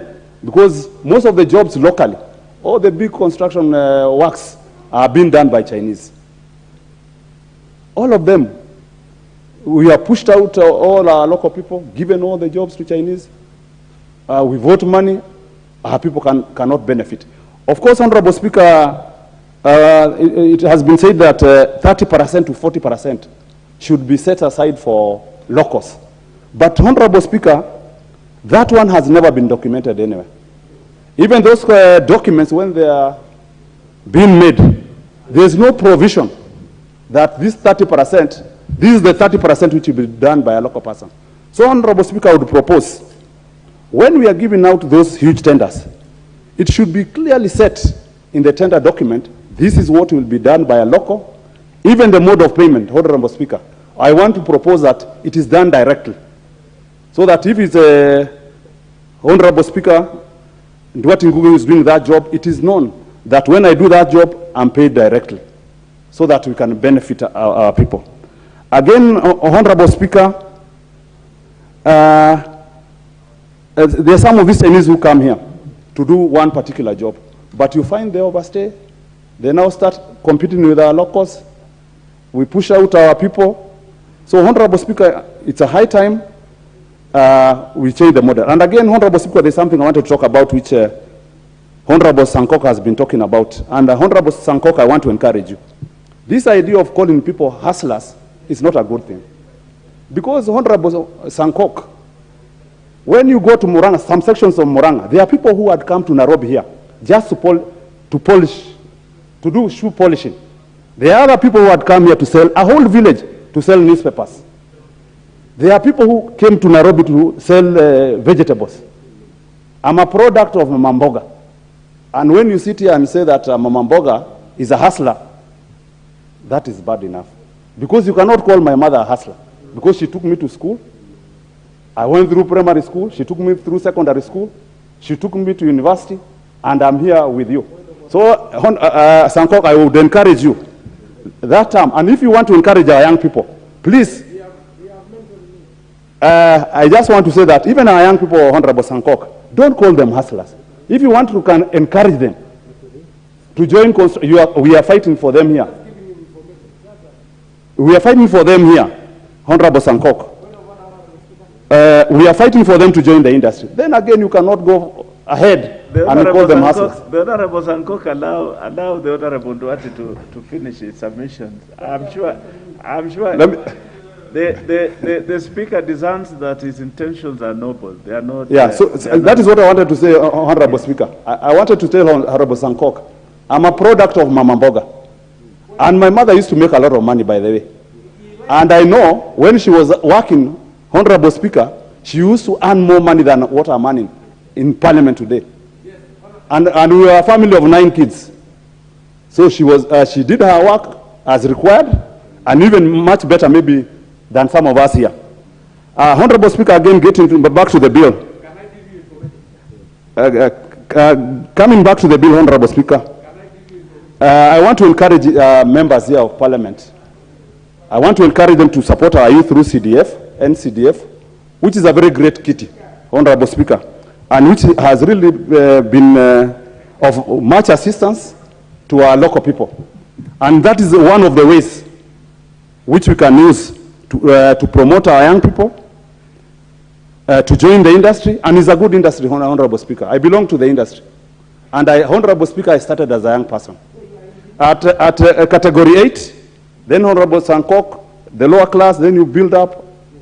Now I'm just one class below the Chinese. And Honorable Sankok, and as a young person, Honorable Sankok, I want to tell you, as a young person, I built up that company, which I use today, from a small company to an award-winning company. In the year 2007, I won an award as the 3rd best performing contractor in Kenya. So that is a good thing, which I want to encourage our young people, wherever they are. Do not agree to be called hustlers.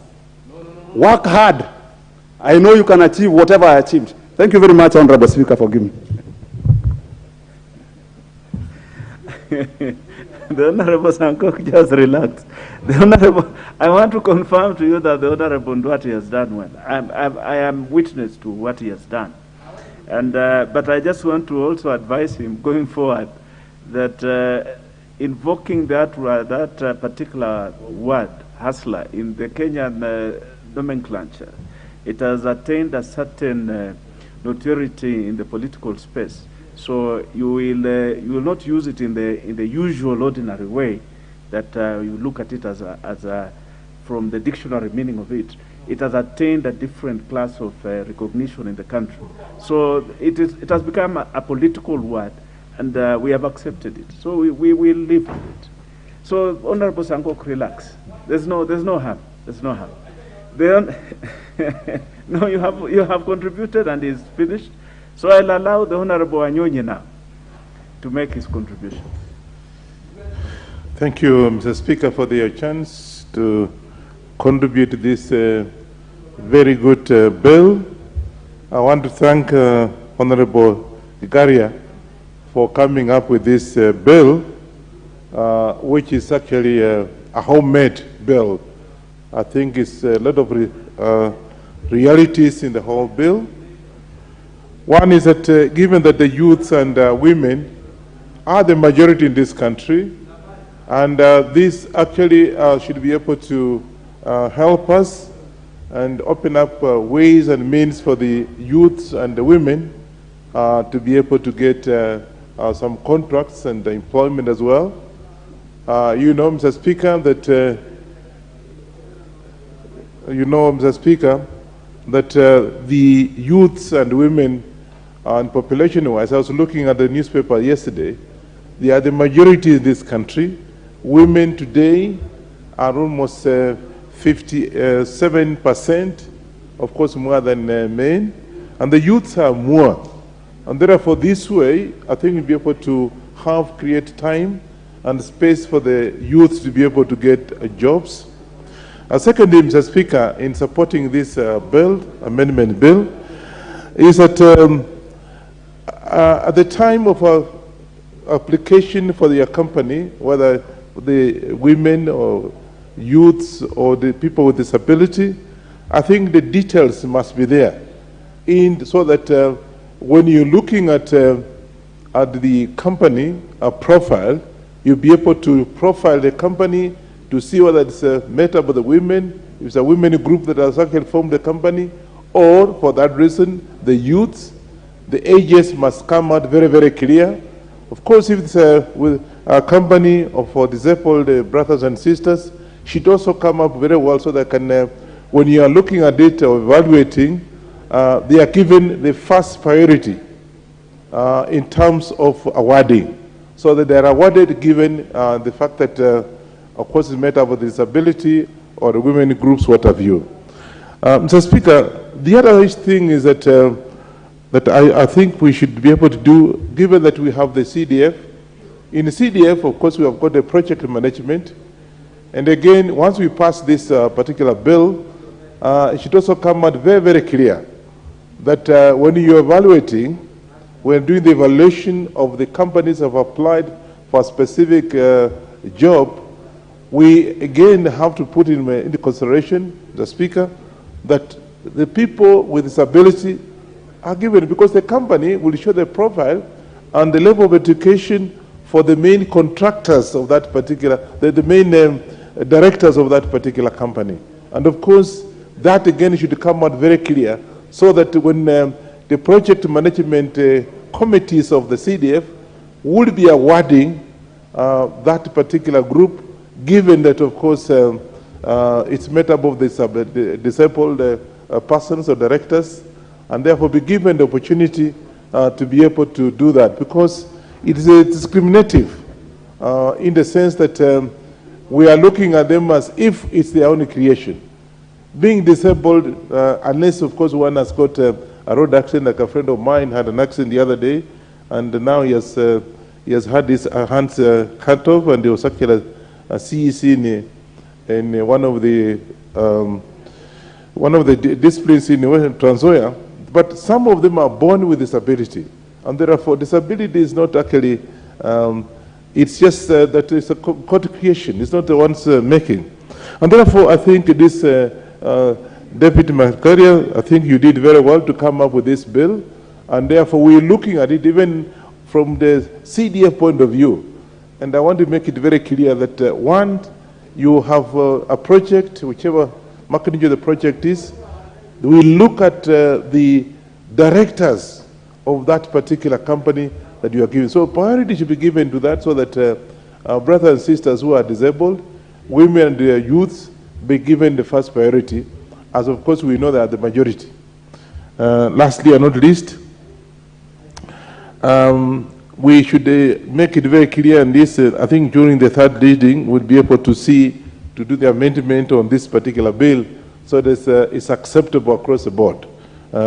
With those few remarks, Mr. Speaker, I want to thank you for the chance and thank Honorable David Gikaria for coming up with a very, very good bill that is actually a homemade.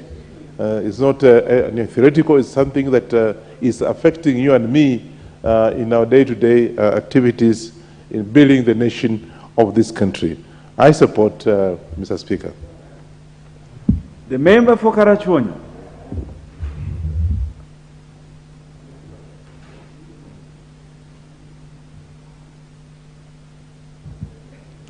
Thank you, Mr. Speaker, for the opportunity. And let me start by saying that I support the amendment.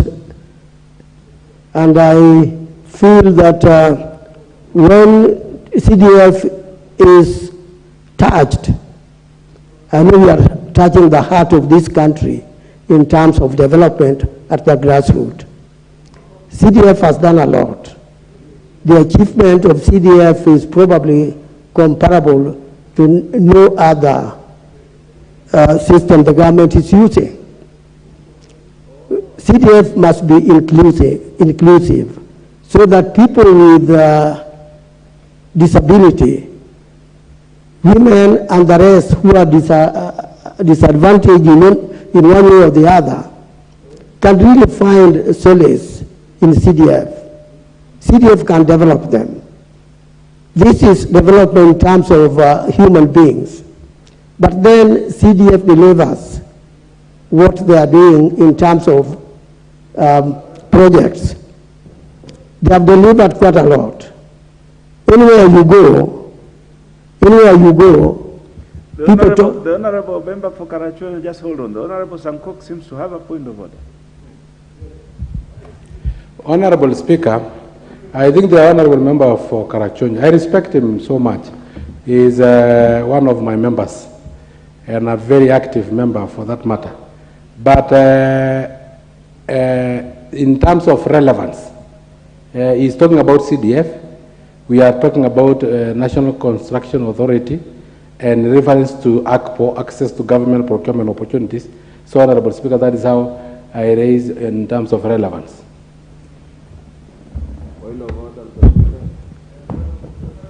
I didn't know. The Honorable Sankok, you are harassing the member for Karachuonyo.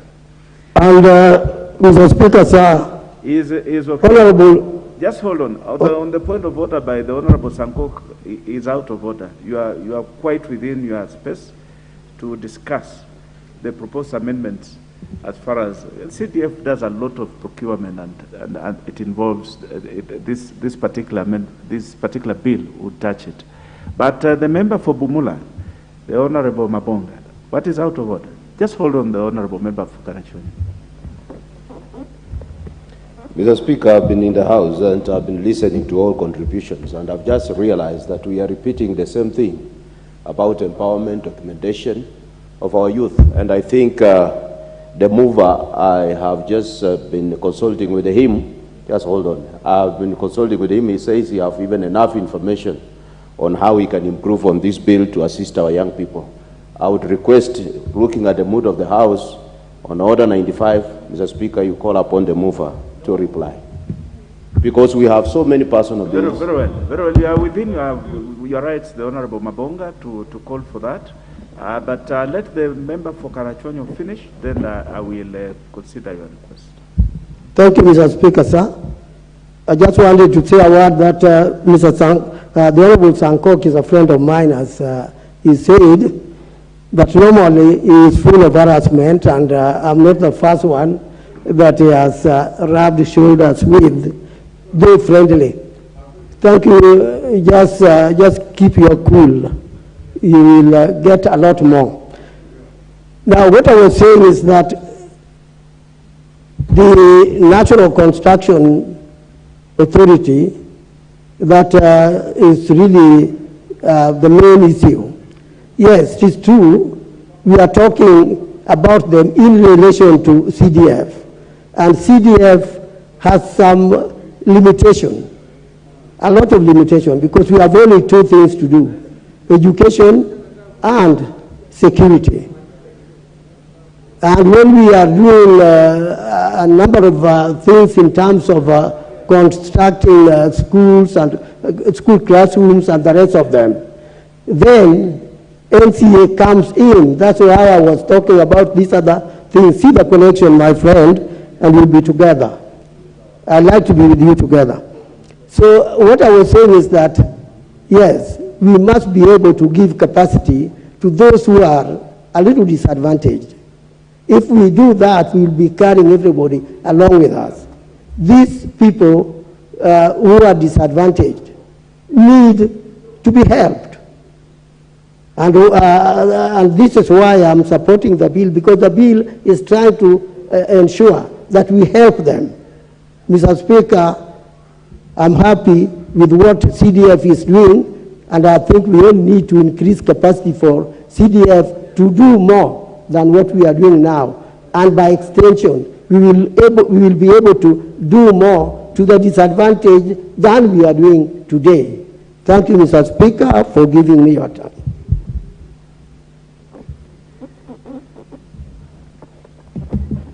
Thank you, Member for Karachonyo. The Honorable Member for Bumula stood in his place and requested that we consider Rule 95. Is it the mood of the House that the mover be called to reply? Yes. No.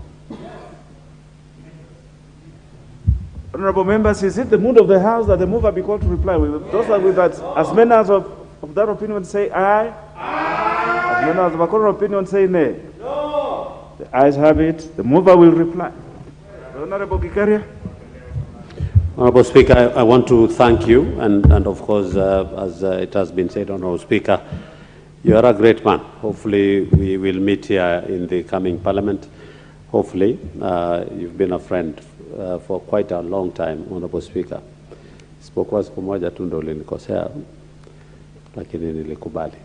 Honorable Speaker, I want to thank members who have contributed.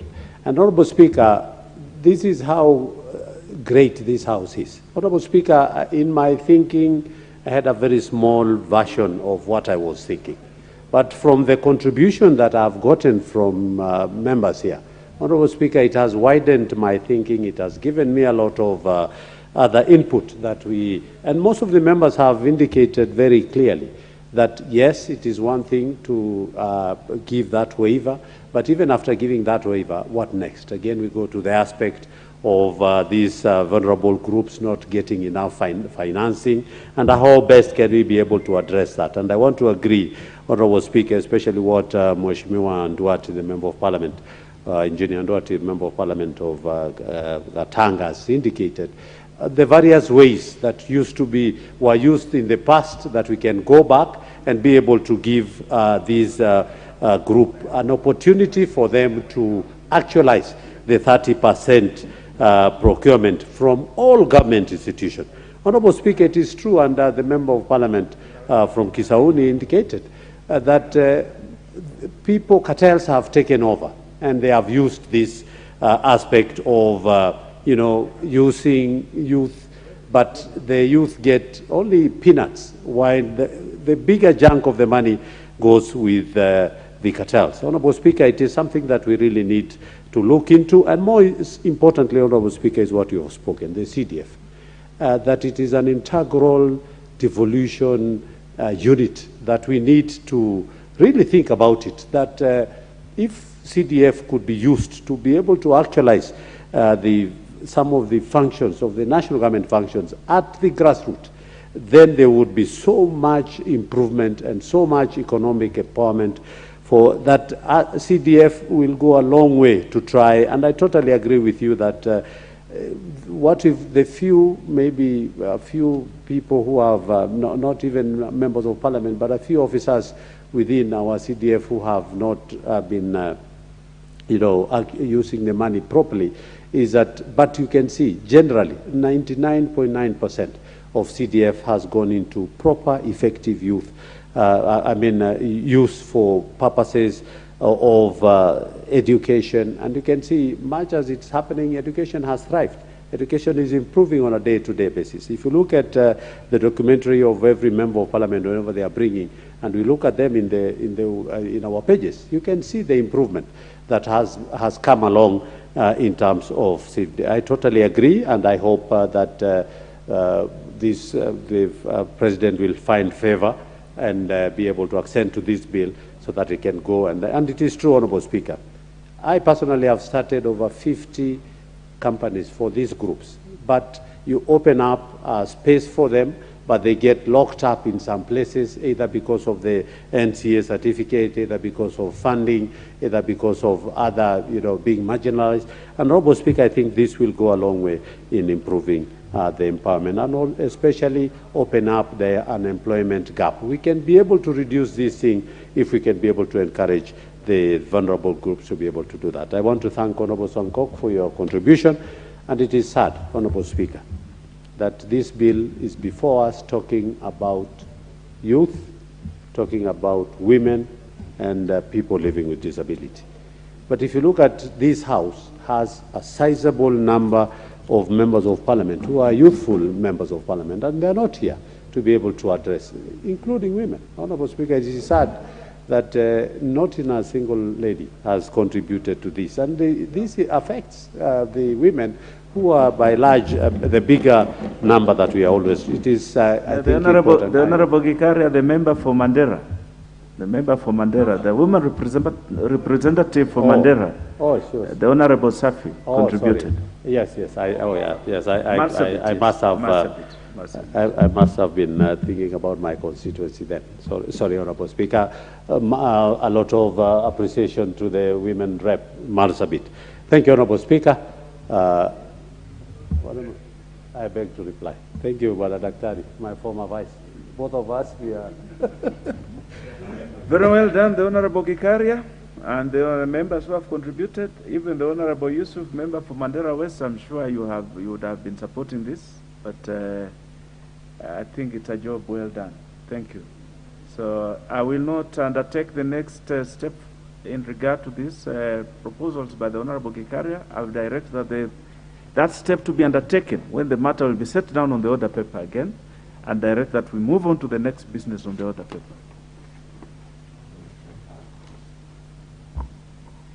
Order number 15, the Children Amendment Bill, National Assembly Bill number 46 of 2020, second reading.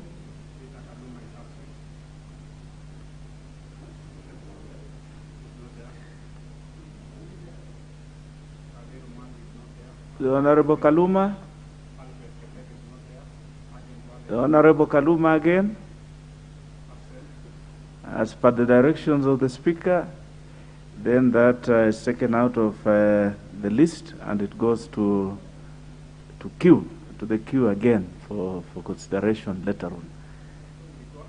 The next one on the order paper. Order number 16, the Public Procurement and Asset Disposal Amendment Bill, number 3, National Assembly Bill number 49 of 2020, second reading. The Honorable Gadhiru Mwangi. The Honorable Gadhiru Mwangi, not in the House.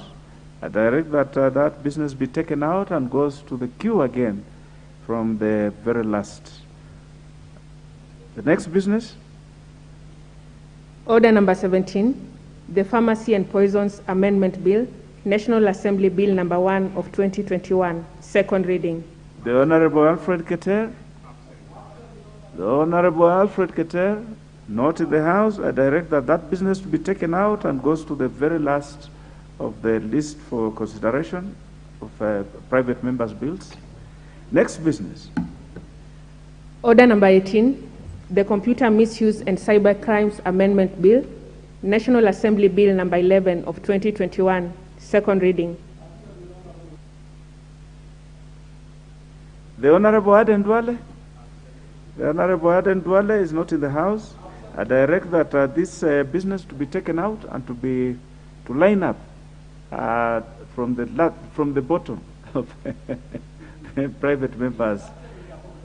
Yes, the Honorable Dwale is one of those ardent members of this House. He must be held up for a good cause.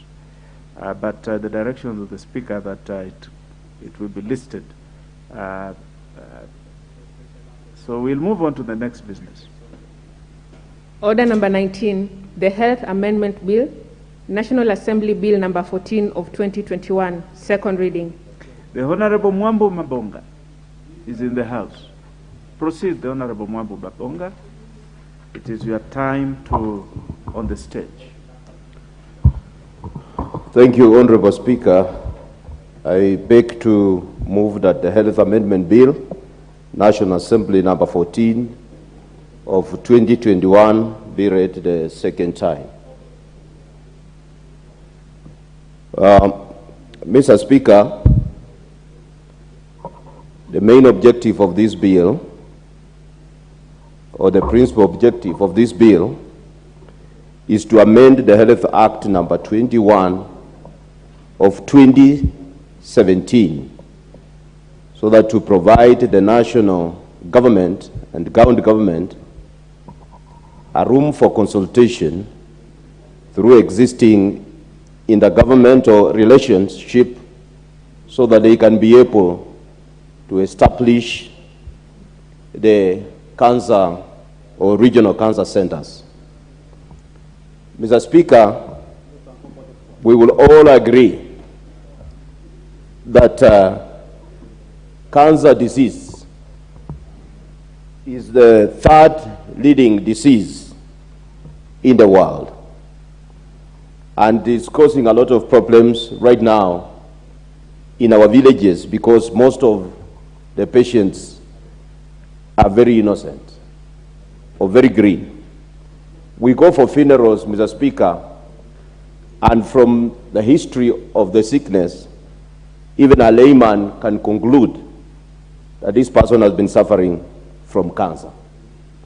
It's important that a lot of the billions is being spent on unnecessary functions and events in this country, and the primary duty for the country or for the government is actually to provide good health for its citizens.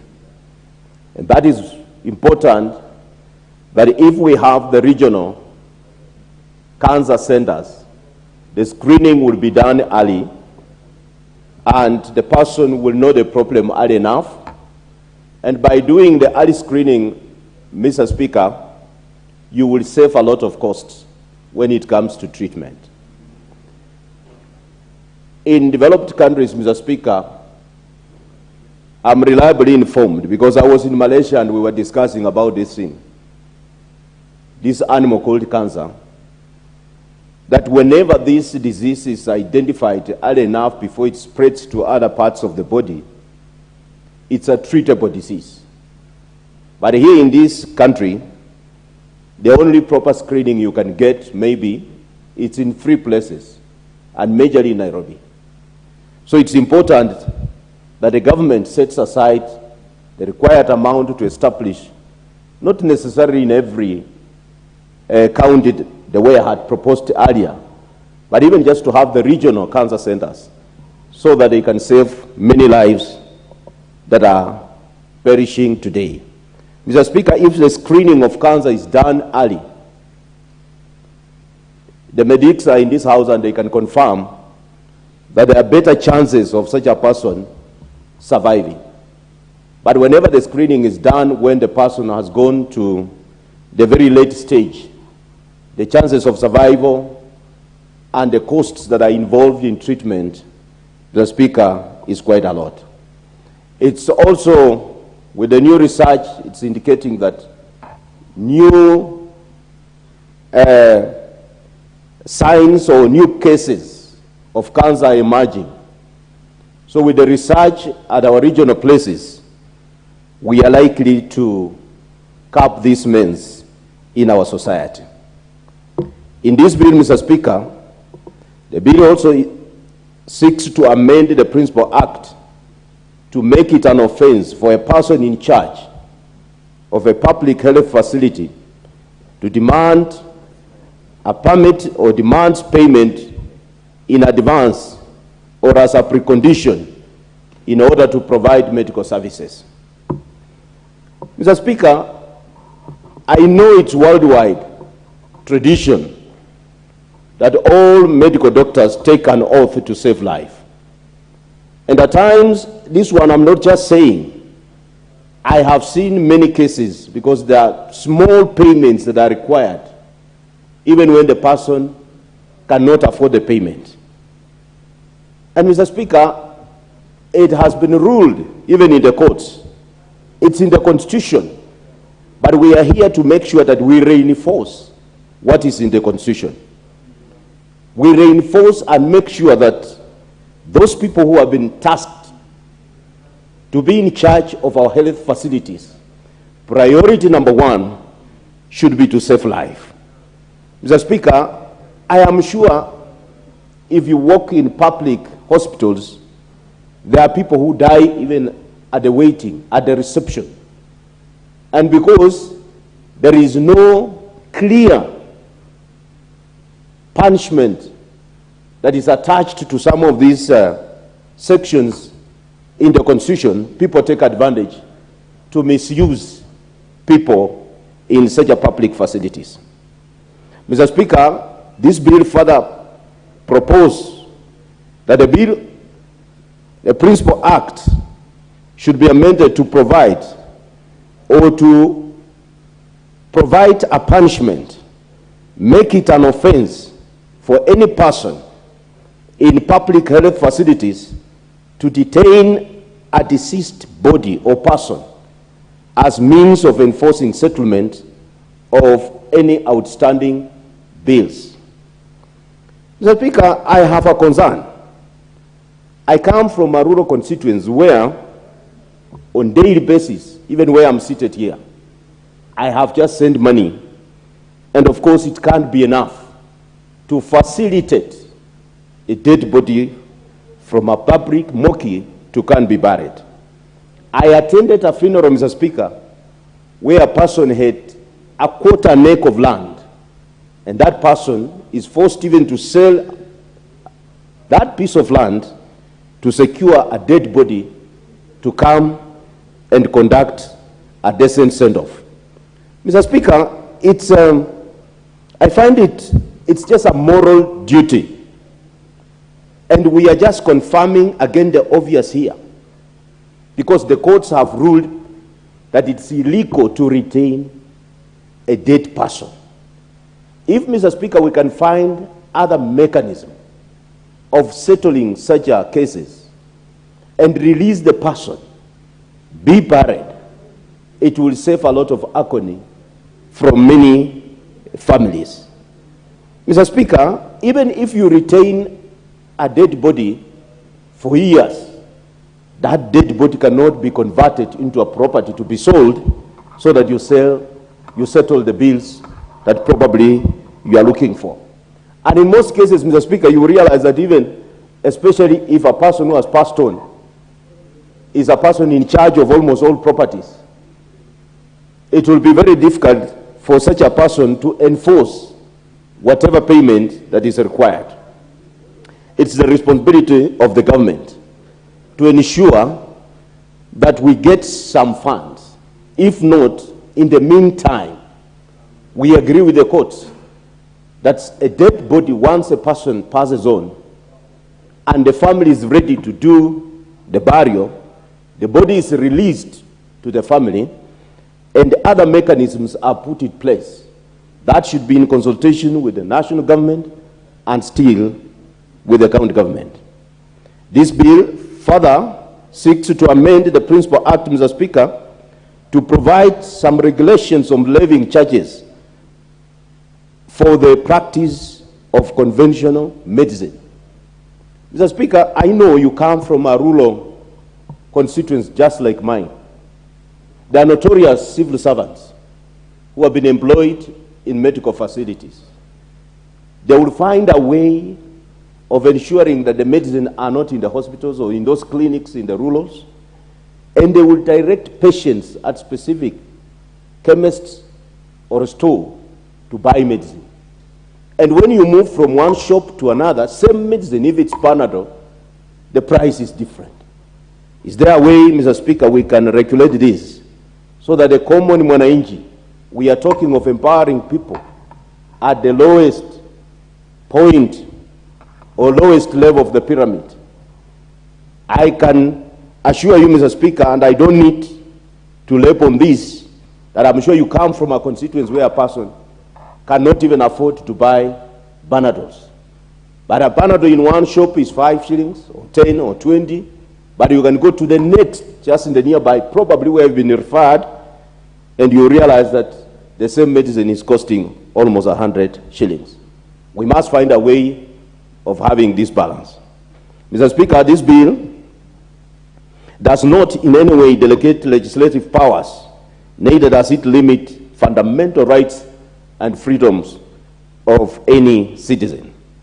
Mr. Speaker, the bill concerns county government in terms of Article 110(1) of the Constitution as it affects the functions and powers of the county government as set under Part 2 of the 4th Schedule to the Constitution.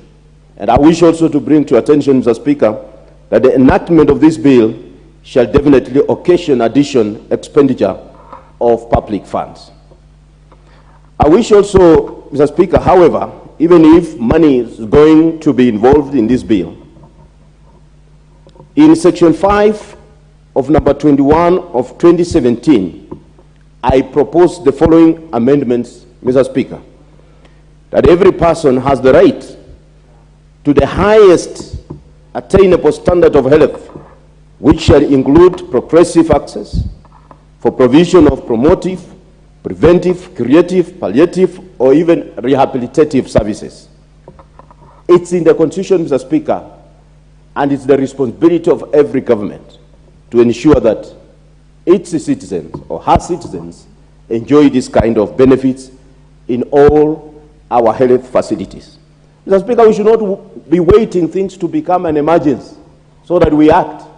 I am sure it's only in this country, Mr. Speaker, if I may refer to what has been just happening in this country, and it's still ongoing, that up to now, the government or the parliament has to discuss the CES of energy to come and address the nation. Such are things that are also waiting at some point for them to become an emergency so that they come with long statements to address the nation.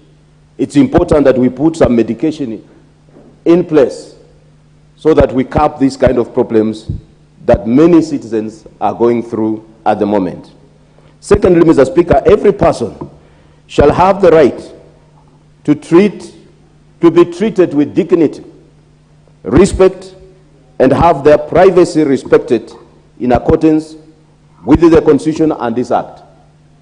And you know, Mr. Speaker, when we talk of dignity, you and I probably will have insurance covers that can take us to some places where common mwananchi is not able to reach. they are talking of national insurance coverage. But today, go in the village and you'll be surprised. Some of those cards have been given to our old mamas in the village and old men in the village who don't know even how to use them, or when they go for medication in any facility, you will realize that those cards have no money. And secondly, you will be told you are given today a card, and even before the month elapses, before you use it, it has already expired. I have those similar cases, and I think it's just conmanship in the system of the government, and we must bring that to an end. The nation and the county government shall ensure the provision of free and compulsory vaccination of our children under the age of 5. Mr. Speaker, when I say of these things, they are in the Constitution, but how best can we reinforce this? Because if you go back in those clinics in your village, you will realize that those people who are in charge of those health facilities, they're asking for some funds. And that is why some of our children are dying at very young stage, young, early age, because they have not been given the proper attention that is required. Our children should be, or our ladies, the mothers in the house, the maternity care should be provided free at all our medical facilities, especially when it comes to public facilities. For the purpose of implementing subsection 3, Mr. Speaker, the national government shall, in consultation with the respective county government, to provide funds for the county government to implement the amendments that I've just proposed. Mr. Speaker, in section 7 of number 21 of 2017, I propose to amend that every person has the right to medical emergency treatment. Mr. Speaker, we have medical facilities, whether private or public. Walk to emergency areas of our public hospitals to begin with, or even private health facilities. Is there a way, Mr. Speaker, we can ensure accidents even happen in this country? You can run. One time I had a patient who was very close to me, Mr. Speaker, and I don't want even to mention the hospital. I walked in one of big hospital, and it was on a Sunday, Mr. Speaker. Their machines were not working, so my ATM could not work. But interestingly, they were demanding payments before they attend to my patient. And I almost lost him at that very point. It's in the law. And we want to reinforce this, that anybody who denies a person and refuses deliberately to stabilize a patient and make arrangements for the referral commits an offense. And I'll be making those proposals on the kind of offense and probably the recommendation and the input of this House. I will appreciate if we get it right and ensure that our public hospitals, our medical officers, who are doing maybe a lot of work, but you will go even right at the reception, you are handled by subordinate staff, they may not understand even the condition of a patient, and you end up losing life. Mr. Speaker, for the purpose of this section, emergency medical treatment shall include the following proposals: pre-hospital care, stabilizing health status of an individual, or arranging for the referral in case where the health provider of the first call does not have facility or capacity to stabilize the health status of a victim. Mr. Speaker, I propose that any medical institution that fails to provide emergency medical treatment while having ability to do so commits an offense and is liable upon conviction to a fine not exceeding 3 million Kenya shillings. Mr. Speaker, those amendments, if they are captured, I'm sure we will provide just the very basic of what the citizen of this country requires most. I am sure even if we build good roads, we build good schools, if we have a sick nation, who will use these good facilities. We must have proper medical care for all citizens in this country, Mr. Speaker, for us to be proud as Kenyans. With those few remarks, Mr. Speaker, I beg to move. I request my good friend, Dr. Robert Bokose, member for Endebess, to second. The Honorable Bokose. Thank you, Honorable Speaker. I want to second this very important bill, the Health Amendment Bill 2021 by Honorable Mwambu Mabonga. This is a very important amendment, and basing on what is presented, Honorable Speaker, it's a bill that intends to establish regional cancer treatment centers. When we talk of regional, we mean where you have the country divided into various regions. Apparently, we already have a model that is working for the blood transfusion, where we have regional blood transfusion centers within Nakuru, Eldoret, Kisumu, Nyeri, Embu, Nairobi, Mombasa, and all those other, Nakuru, and all those other places. This is what we call regional. And that, in a way, it devolves, it makes it easier and accessible for the sick to access health care.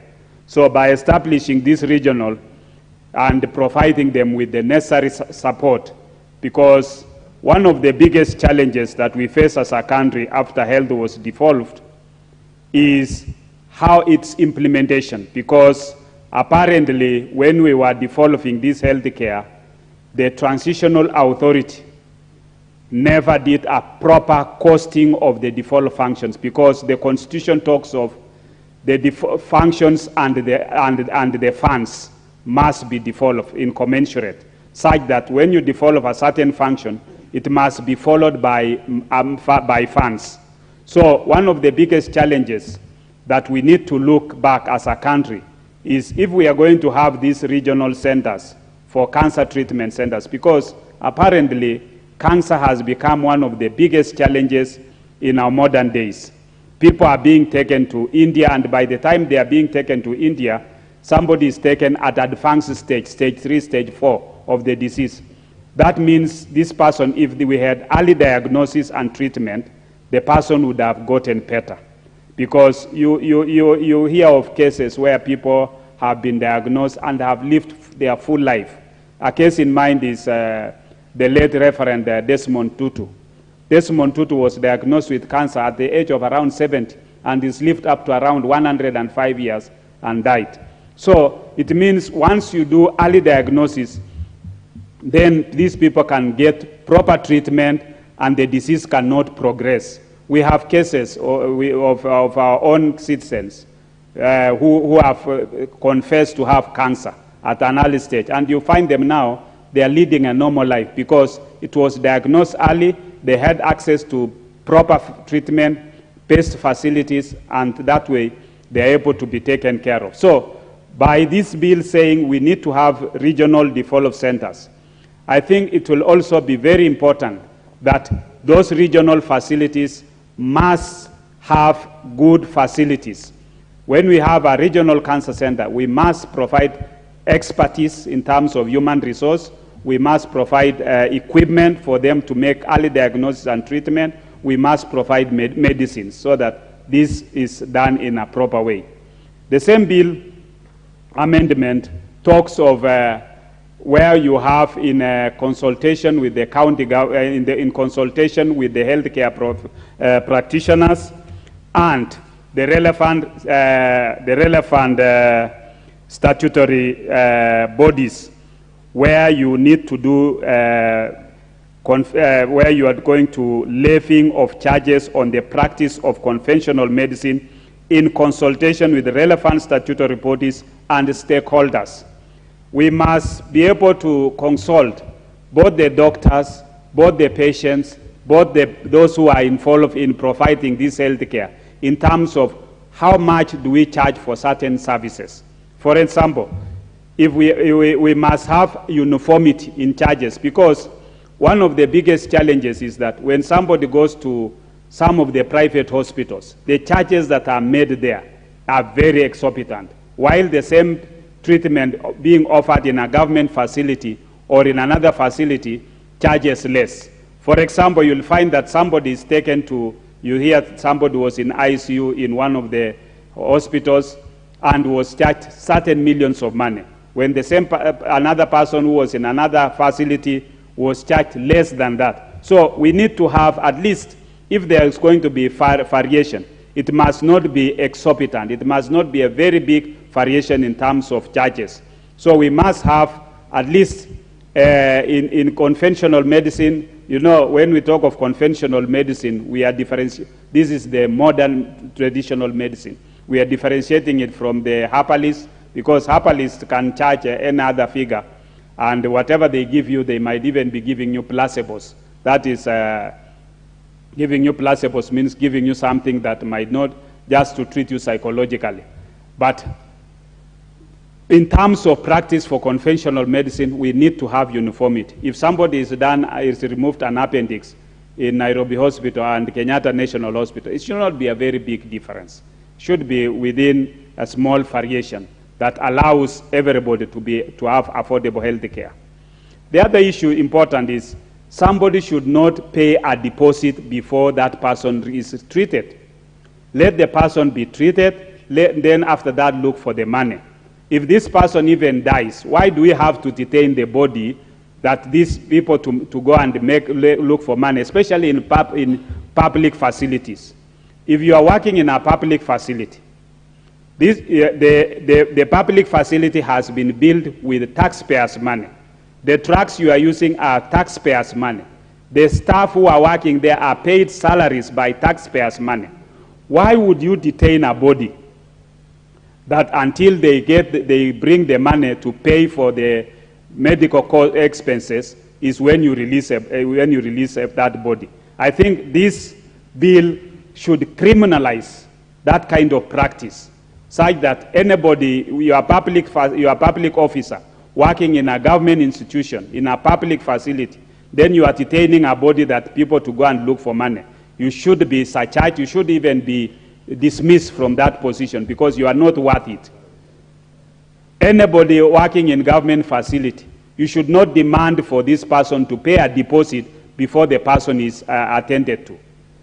Admit the patient, let the patient start getting treatment, then the relatives or the persons can look for the money to pay for that treatment. So I think what Honorable Mwambu Mabonga has done is actually is responding. This bill, to me, I looked at it and said, Mwambu Mabonga is responding to his constituents, but not just his constituents alone, but all of us, our constituents, even the constituents of Endebess, my people in Endebess and anywhere. They would want, even, Honorable Speaker, your people of your constituency, they would want to go to the hospital and be treated and then look for money to pay for it. They should not have a situation where a body is detained that people to go and look for money. I think that, to me, is a good bill.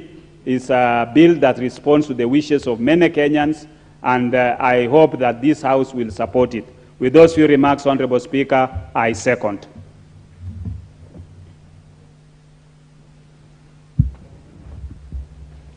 Honorable members, allow me to propose the question that the Health Amendment Bill, National Assembly Bill number 14 of 2021 be now read a second time. The Honorable Member for Bumula, the Honorable Mabonga. It is true that the courts have decreed that there is no property in a dead body in this country. But the way we go about this keeps me worried, because the troubles that you face from your constituents are the same ones that I face. And we seem to have more value in the dead than even the living, because the colossal sums of money we expend on the death industry is amazing. If we deploy that money to other things, we would really. But that is the debate. So the first go at this will be by the Honorable Boy, member for Kathian. Thank you, Mr. Speaker, for this opportunity.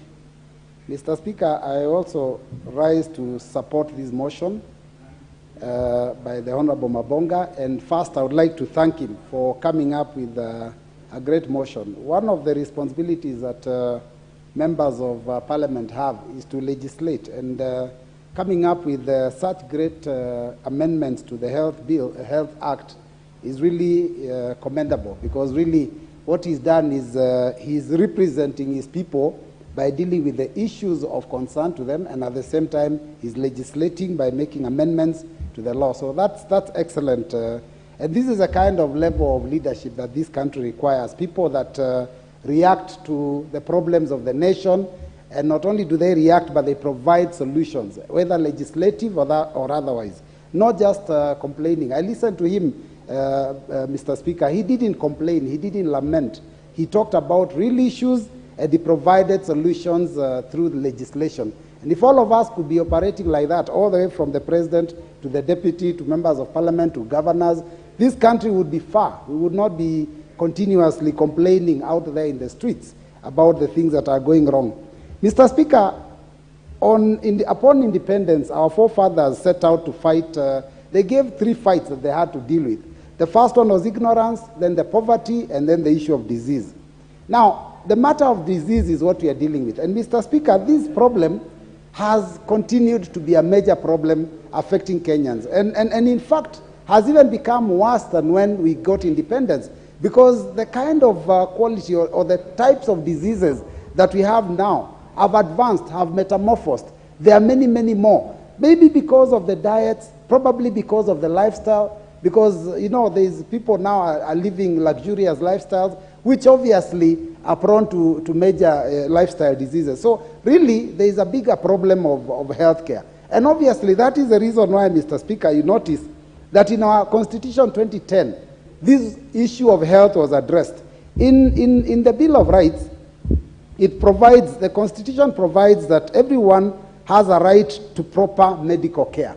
And Mr. Speaker, that basically then means that we have to be able to access the care, and it has to be of quality so that people can live healthy lives. And Mr. Speaker, that therefore means that what he's proposing about setting up cancer centers in every region really does, you know, completely answers to that question of providing proper medical care for our people. So I think it's a very good proposal. I've listened to the second, and he says that not only do we require that these centers be set up, but they have to be properly manned, they have to be properly equipped. Because there's one thing, you can set up, you can put up the buildings, and because if we just say it's a center, we'll put up the buildings and then suddenly nothing happens there. Mr. Speaker, if you go to our constituencies, you notice that a lot of members of parliament, before we were stopped from dealing with healthcare, had put up dispensaries. So those dispensaries are still there. They're just buildings.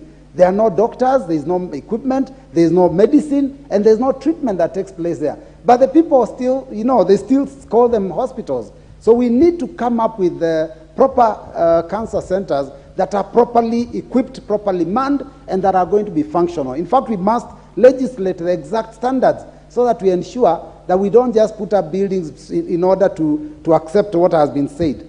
Mr. Speaker, again, the Constitution provides that no one should be denied emergency medical treatment for whatever reasons. And I guess that is to do with the first aid. But I think from the proposal I have had, the honorable member is purporting or proposing that it shouldn't just be, you know, emergency. It should be, no one should be denied medical treatment. I think that's what he's trying to talk about. And maybe we need to figure out, is it really, is it really possible? Maybe on private hospitals it might be difficult to enforce. But on public hospitals, no one should be asked to make a payment before they are treated.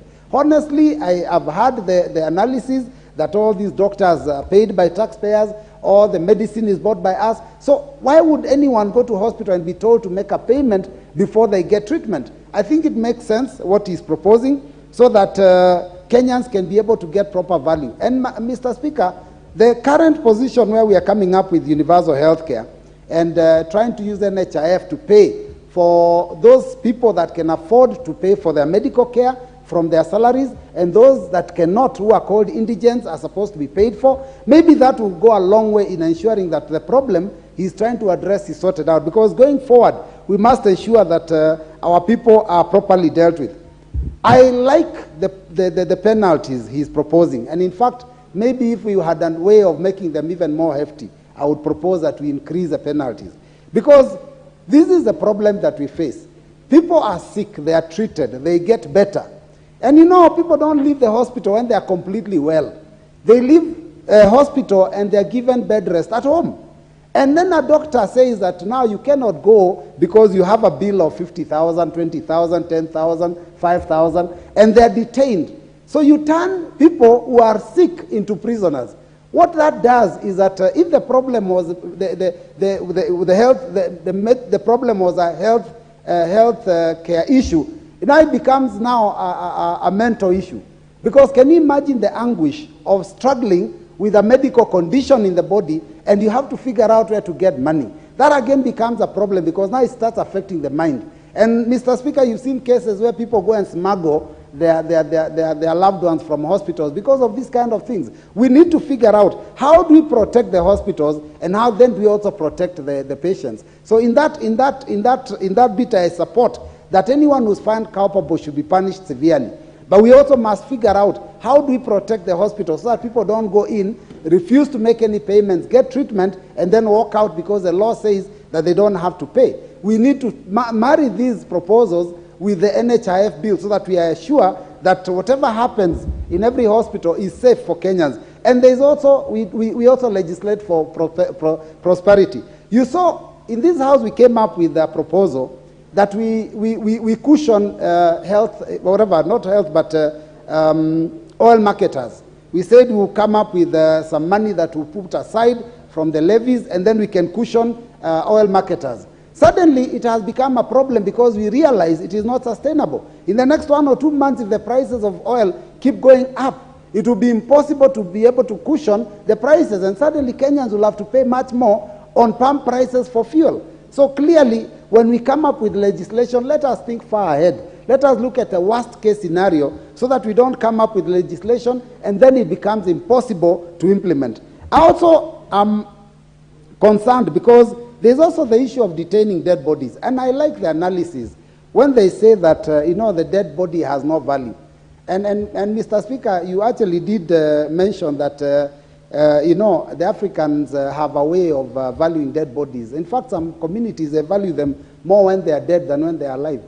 I've gone to funerals, you find somebody has been dressed up in a brand new suit, brand new shoes, brand new socks, even brand new underwear. But when they were alive, the family never even gave them food to eat. They couldn't put food on the table. I mean, that's a reality. And you've also seen places where somebody passes on and they rush to the rural home and put up a house so that they can bury them where there is a house next door. And this person had nowhere to go to call home before. So I think it's a fact that Africans have an issue with the issue of dead bodies. So let us find a way of protecting them, because those are our voters. So how do we protect them? Once the person is deceased, detaining them becomes a problem, because eventually, Mr. Speaker, these bodies are actually disposed in mass graves.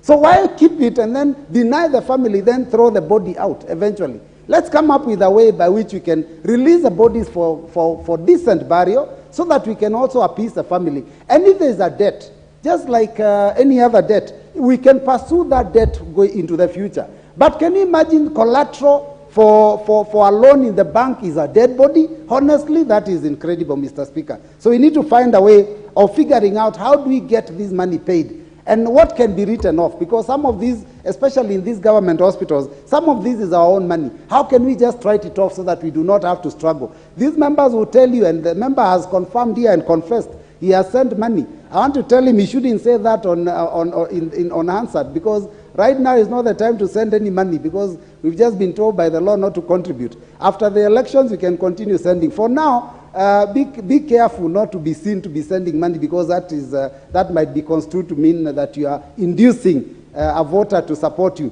But other than that, it is important to note that this is something we need to figure out and sort out once and for all. And I support the very, very hefty penalties for all these problems. Otherwise, with those few remarks, Mr. Speaker, I support and I thank the mover. The Honorable Mbowe, you are now asking the Honorable Mabonga, but how is he going to induce a dead body to vote for him? It's just helping. And this is our problem, really.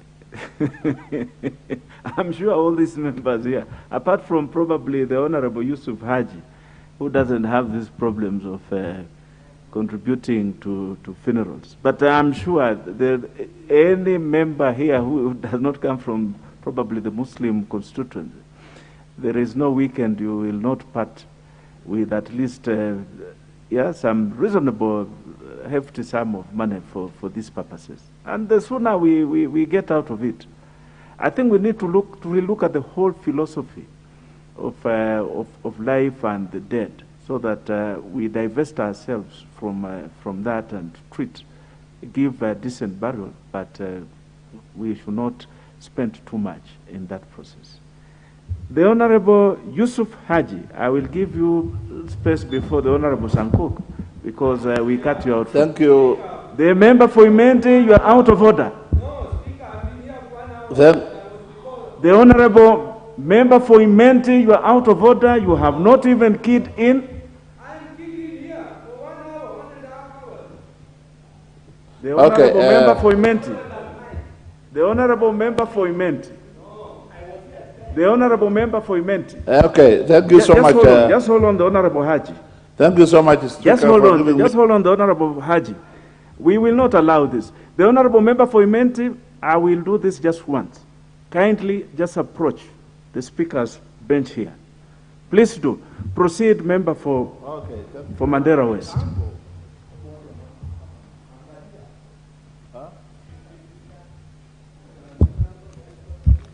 Thank you so much, Speaker, for giving me this opportunity. And I also sincerely thank the mover of this amendment, that it is very timely and it is the real issue that this country requires today. Cancer is a killer disease, like few other diseases, but its earlier detection is normally not there. Just because the facilities are not well spread all over the constituencies, all over the county, all over the country, and hence to detect whether a patient is suffering from cancer at early stage is the biggest problem. So by this suggestion that we have cancer centers in various places, regional or even up to constituency level, that will help cancer patients to be detected early, and once it's detected early, we are assured that that patient can be attended to properly and can survive. So early detection is very important, and hence I support the idea of having cancer centers spread all over the country, maybe possibly up to constituency level. Cancer is a very expensive disease, normally because it is detected when it's too late, and hence it becomes very expensive indeed. I also suggest that in this amendment that every cancer patient who is not insured, who does not have a medical insurance, can be insured, so that the government can insure. These are very few people. Cancer patients are not very many indeed. Some of them are already insured through the insurance systems, but the few which are not insured, I suggest that the government insures them. It will not be very expensive, and in that way it will be many patients will be able to get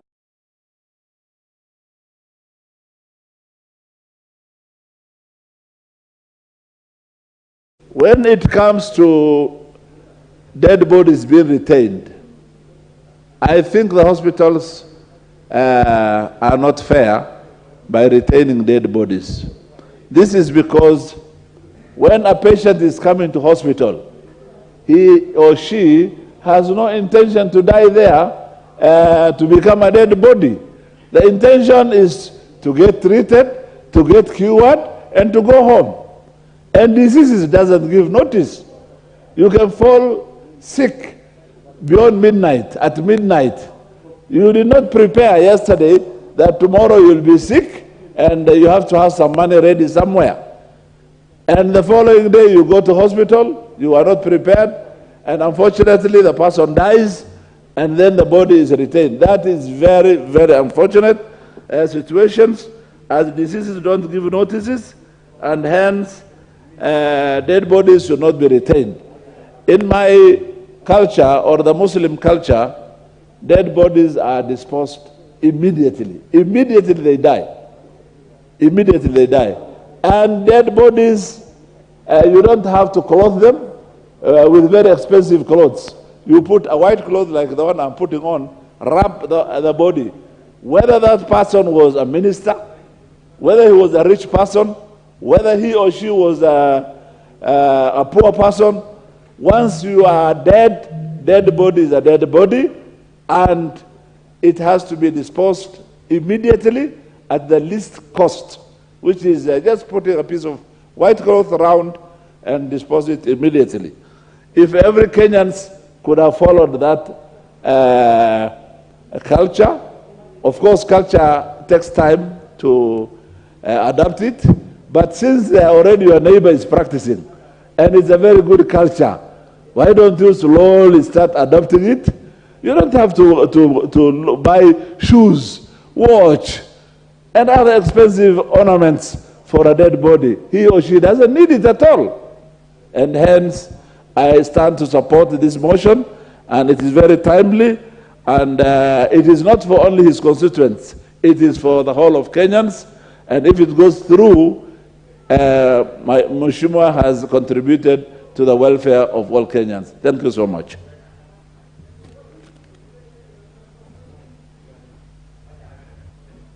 Member for Mandera, probably the watches are for there to keep time with their fate elsewhere. The Honorable Dawood, it is true you've been here, and I have noticed that you have been sitting there. But the gadget you are using definitely was not working, and that is why you are not caught the eye of the speaker. But you have been here, and it is noted, and I give you this opportunity now to speak. Thank you, Mr. Speaker. Mr. Speaker, I apologize, but the fault was not mine, because I wanted to contribute to the national construction as well, and I waited until Mheshimiwa Mabonga asked for it to be closed. And the second time, I'm wondering, when I've been here, people have come after me and contributing. But I thank you for giving me this space, and I want to second this bill by Mheshimiwa Mabonga.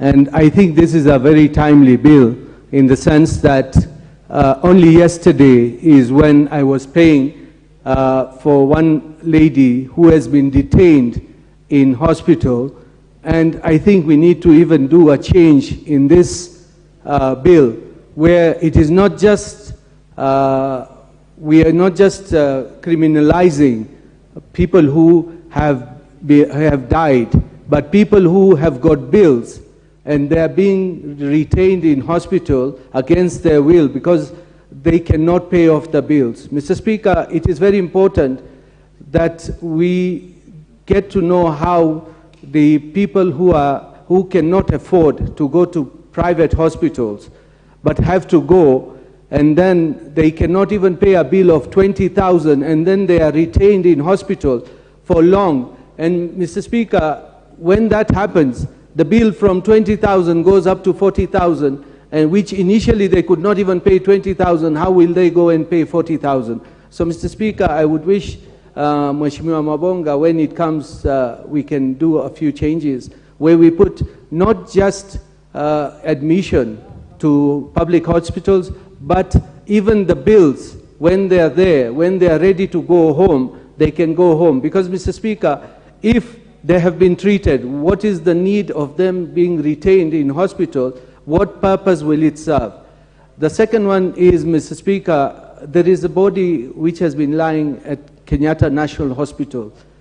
We have the people of the village have been unable, were unable to bury the person for 1 month, and they had to delay until they came to me, and then we worked out and we got the body home so that we could bury it. But Mr. Speaker, that gives a lot of anguish to the people who are bereaved, and you know, instead of mourning, they are now running around looking how are they going to sell their cows, their goats, or their parcel of land, or take money from a Shylock, which will come to hinder them in future. So, Mr. Speaker, it is very, very important. This bill is very important. We need, even though, like you have mentioned earlier, that there is a court ruling that bodies should be not kept in hospitals, but Mr. Speaker, the hospitals still keep those bodies. Mr. Speaker, regarding the cancer regional center, Mr. Speaker, in the last parliament, I had brought a motion to pass ICU units together with blood donor units in each and every constituency. But up to date, the government has not done anything about it. But I hope with this bill, and if it is signed, we have those regional centers. We should not just have regional centers, we should have it up to down to the constituency level, because, and then even if we get those regional centers, let us have oncologists on call. We have the proper machinery, the one which is here at Kenyatta University Hospital, something like that in each and every regional center. Mr. Speaker, cancer is a scourge, especially in Meru County, where most of the patients who go to Kenyatta Hospital, 25% of the patients who are at Kenyatta come from Meru County. And that informed my decision to make a clinic for Meru Hospice, where I was a patron a couple of years back. And I did establish for them hospice with my own money, not with CDF. And we had even yesterday a cancer program yesterday in the county, and the governor is trying, together with the previous governor C.S. Munya and Governor Kiraito, they tried to establish a cancer center where South Koreans are supposed to be coming and installing machinery. But Mr. Speaker, we need to go further, because cancer treatment is very, very expensive, and the government needs to come up, not just to establish those cancer centers. We need to subsidize the costs, because a lot of poor people cannot pay the costs which are charged for cancer treatment. And Mr. Speaker, if we do not do that, then we will not be doing much. And then we need to equip each and every regional center, or if it is county centers, because otherwise it would be very far if it is a regional center, where to put it when we have already devolved into counties, because that is what is there. If it is put, let's say, for Eastern Regional Center, and that would be Embu, how will it serve the whole of Eastern Province? That would not work at all, Mr. Speaker. So it needs to go down to devolved units, which are the counties, because that's what needs to be done. Mr. Speaker, the last one, the amendment Mheshimiwa Mabonga has talked about, is the fare charges. And it is true, like Honorable Pokose has said, that the differences between a public hospital and a private hospital are like day and night. And some of the facilities, because most times public hospitals machinery have broken down, so people do not have a choice. They have to go to a private hospital, and when they go to a private hospital, the costs are prohibitive. So, Mr. Speaker, we should have, I don't know if the bill would put it there in the third reading, whether we can put a limit of between 10 and 20% above the charges, or the charges are printed through regulations of each and every service which is offered by a public hospital or a private hospital or a medical facility, so that people know what they are, and the charter is there. The charges are on a board, so people know what they are supposed to be paying. Because, Mr. Speaker, that is one issue which we need to charges need to be put on a board so somebody does not get hijacked when they reach there and they do not have that kind of money. Mr. Speaker, the other thing which we need as Parliament, hopefully in the next session, we need to move the health workers to a health commission, because we have an issue with health workers who are under the county government, and we need to now retake the burden of health workers, because what is happening at the moment, Mr. Speaker, many counties cannot handle the health workers, and there are normally a lot of strikes. So we need to do something like what TSC is, the same way we need to do a health service commission, which will take account of all the health workers' needs. Because if we do not do that, then we are falling apart. Mr. Speaker, we need even to think which hospitals, if they are level 5 and above, they need to go back to the national government, because that is how we can probably make the services much better. Not that they are not good, but some hospitals are falling apart. The services offered are mediocre, and we cannot do with that. There are many dispensaries in our counties which do not have hospitals, which do not have personnel. We need personnel for those dispensaries, because there is no point in establishing a dispensary if the personnel and the medicines are not there. So, Mr. Speaker, I want to join my colleagues in congratulating Honorable Mabonga, and with those few points, I think we need to make sure we can always put a bill and a law in place, but implementation is the main issue. We need to get implementation up to notch, that people who are retaining bodies should not, because they will not get anything out of that body. And by retaining it, you are adding expenses of mortuary expenses and all that. So we need to see how we can do, and admission into hospitals should be free and not chargeable before entry. Thank you, Mr. Speaker, and I appreciate. The member for North Imende, very good contribution. It gives us a chance to reconsider the structure of our devolution and our constitution. Probably some of these services need to be clustered, some of these counties need to be clustered, because some of this equipment that needs to be set up is quite expensive, and we may not be able to do it across the county, the 47 counties at once. So we need to think about how to reach people in some of this. But the people who are in charge, the staff that are in charge of the gadgets in the house, should up their game so that members, when they key in, it is true that they've keyed in. The Honorable Dawood has been here with this particular speaker from 9:30, and I was wondering whether today he just wanted to keep the speaker company and not to speak. But all is well that ends well. The Honorable Koi Waluke, member for Sirisia. The Honorable Sankok, just hold on. You have also been with me here, but let us give the Honorable Waluke a chance. Thank you very much, Honorable Speaker, for giving me a chance. And I rise to support this bill, Mr. Speaker. It is timely. And if, as a House, we pass it, Mr. Speaker, it is going to help this country.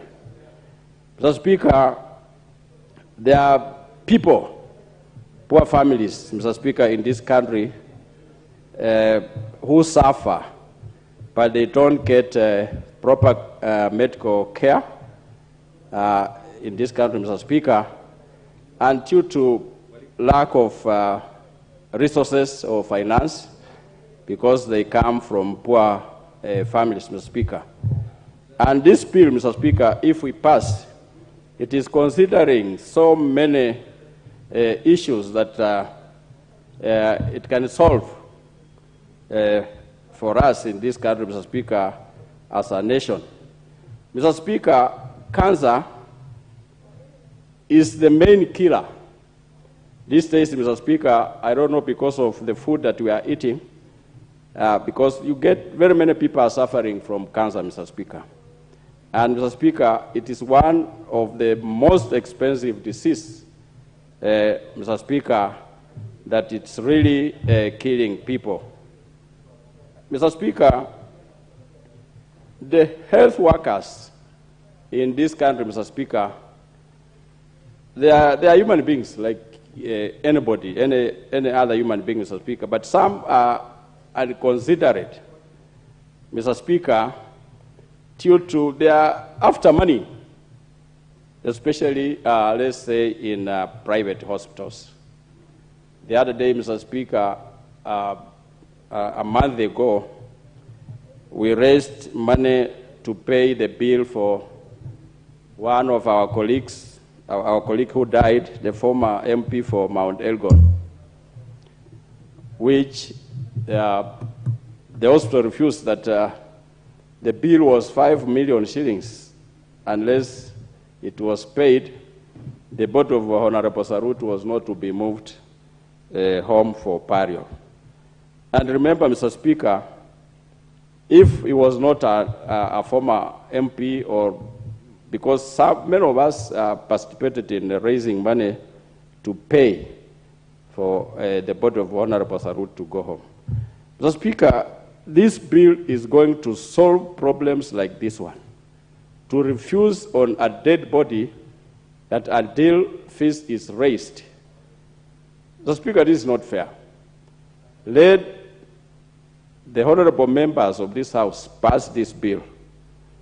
Although it is going to be a problem for the hospitals also, claim that they have treated the patient and he has died and they are supposed to be paid. But some of them, Honorable Speaker, are too expensive. And the government also, Mr. Speaker, should take care of these medical bills, especially the NHIF. There are people who cannot afford, even at home there, who cannot afford even five shillings. There are people even who cannot afford even a meal.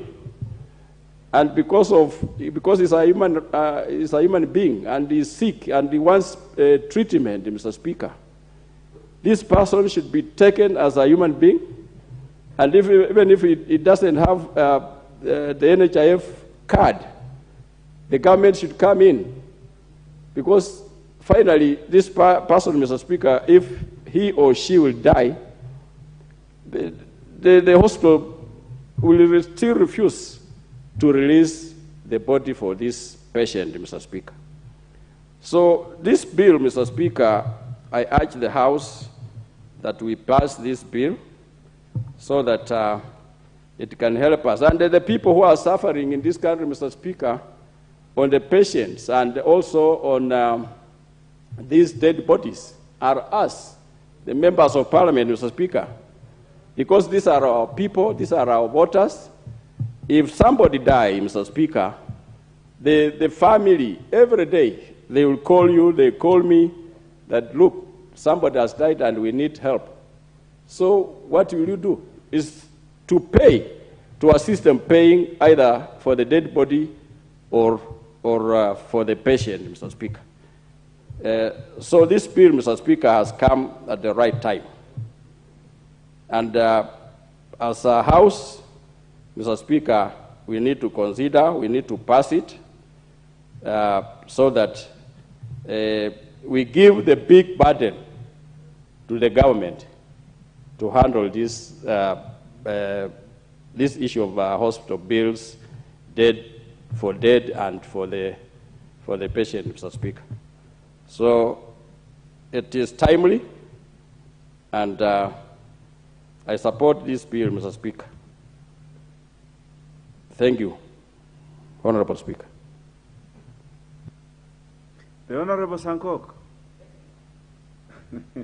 But you should know that sometimes I will give not necessarily the person who's on top. I know. Sometimes there are many other considerations. But have a go at it, Honorable Sankok. Thank you very much, Honorable Speaker. You know, Honorable Speaker, we were dealing with the issue of the MP, Dawood, whose equipments were not working. And it was not your mistake, Honorable Speaker, because there is no way you can know that it was not working. I wish he was here, because I normally call him MMN. I will tell you the meaning when we are alone. Honorable Speaker, I rise to support this very important bill, which have come at very right time. Cancer is a disease that eats not only our flesh, blood, and bones, but also eat our resources at a rate that we can only equate with the appetite of broiler's chicken.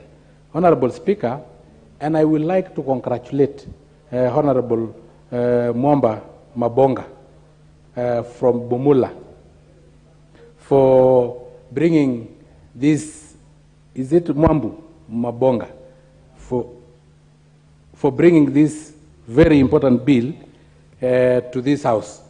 And it will really sort out so many issues, Honorable Speaker.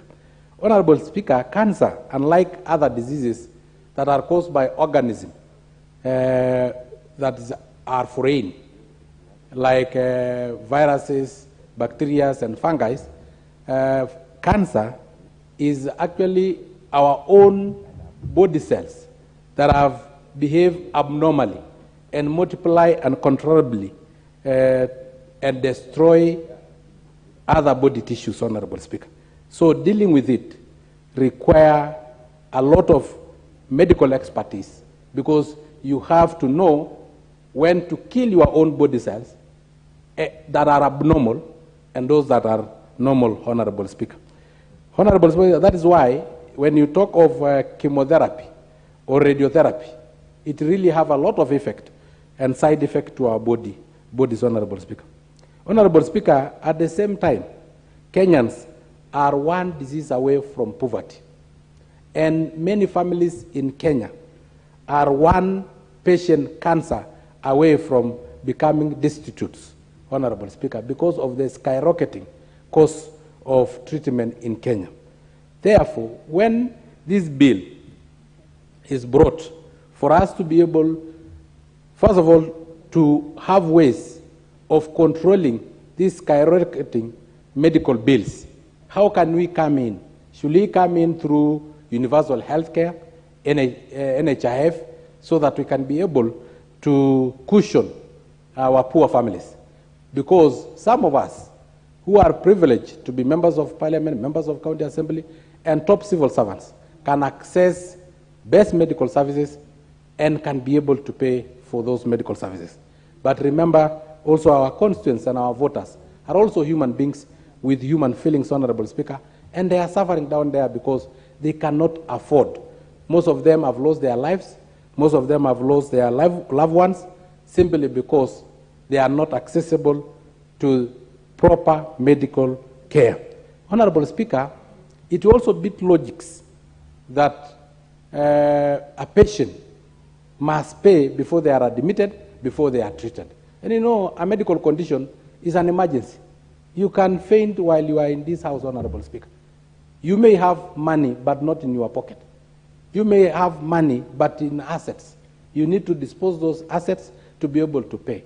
But when you are told you can die fast as you wait for payment, when you are told we cannot treat you until you dispose those assets or you get the money, Honorable Speaker, it beats logics and it beats morality and all known medical oaths, Honorable Speaker.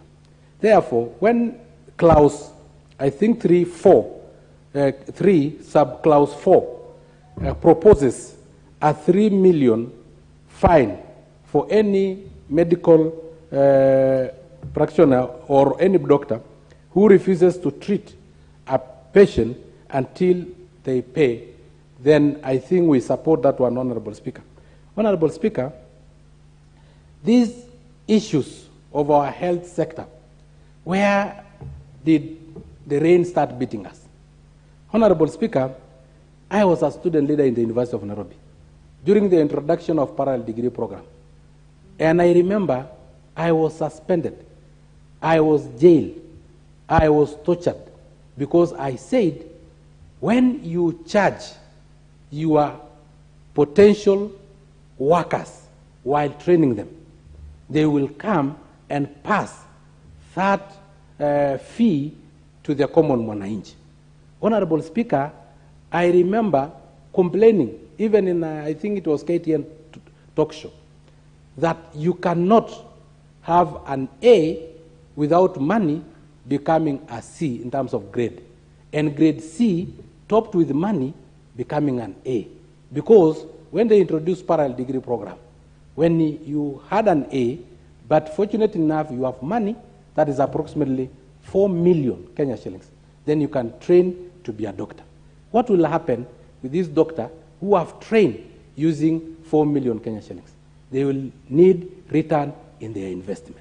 That is what we are witnessing currently, Honorable Speaker. Honorable Speaker, again, you end up having doctors who are half-baked because they paid for their degree, they got their degree, but are they the best? Are they knowledgeable enough, Honorable Speaker? That is what we are witnessing, and that is why we have medical tourism to India. And if you talk about India, there is no university in India that is better in the training of doctors than Nairobi University in terms of ranking, Honorable Speaker. But we go there because then their health system is mainstream. So, Honorable Speaker, we have also to go further and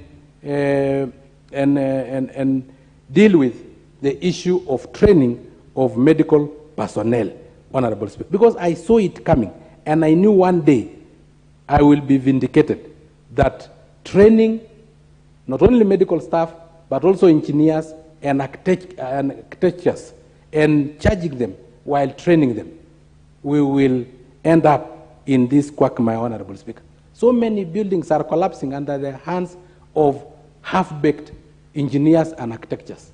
You see medical misdiagnosis, courtesy of the parallel degree program. So apart from what Honorable Mabonga have proposed, we will also probably include the issue of NHIF, include the issue of training, and lastly, include the issue of mainstreaming health sector. As Honorable Dawood had proposed, we should have a health service commission, which will be dealing with our health sector, Honorable Speaker, just like PSC. We should also rethink the issue of devolving the whole health sector. We may rethink of having health sector being a national government function, because we have seen in counties it has failed. They have ended up having so many buildings without personnel, without the requisite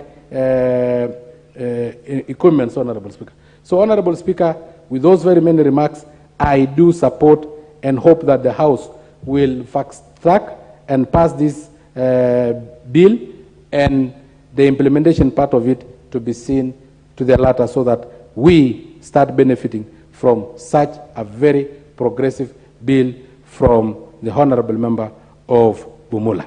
Thank you very much. The Honorable Member for Kwanza. Thank you very much, Mr. Speaker, for the chance. First of all, I want to thank Honorable Mwambu for coming up with this very important bill, amendment bill. First and foremost, I think the main objective of this, Mr. Speaker, so that we don't lose sight of it, is to establish the regional treatment centers so that can be able to detect the killer disease, which today is the biggest problem in this country.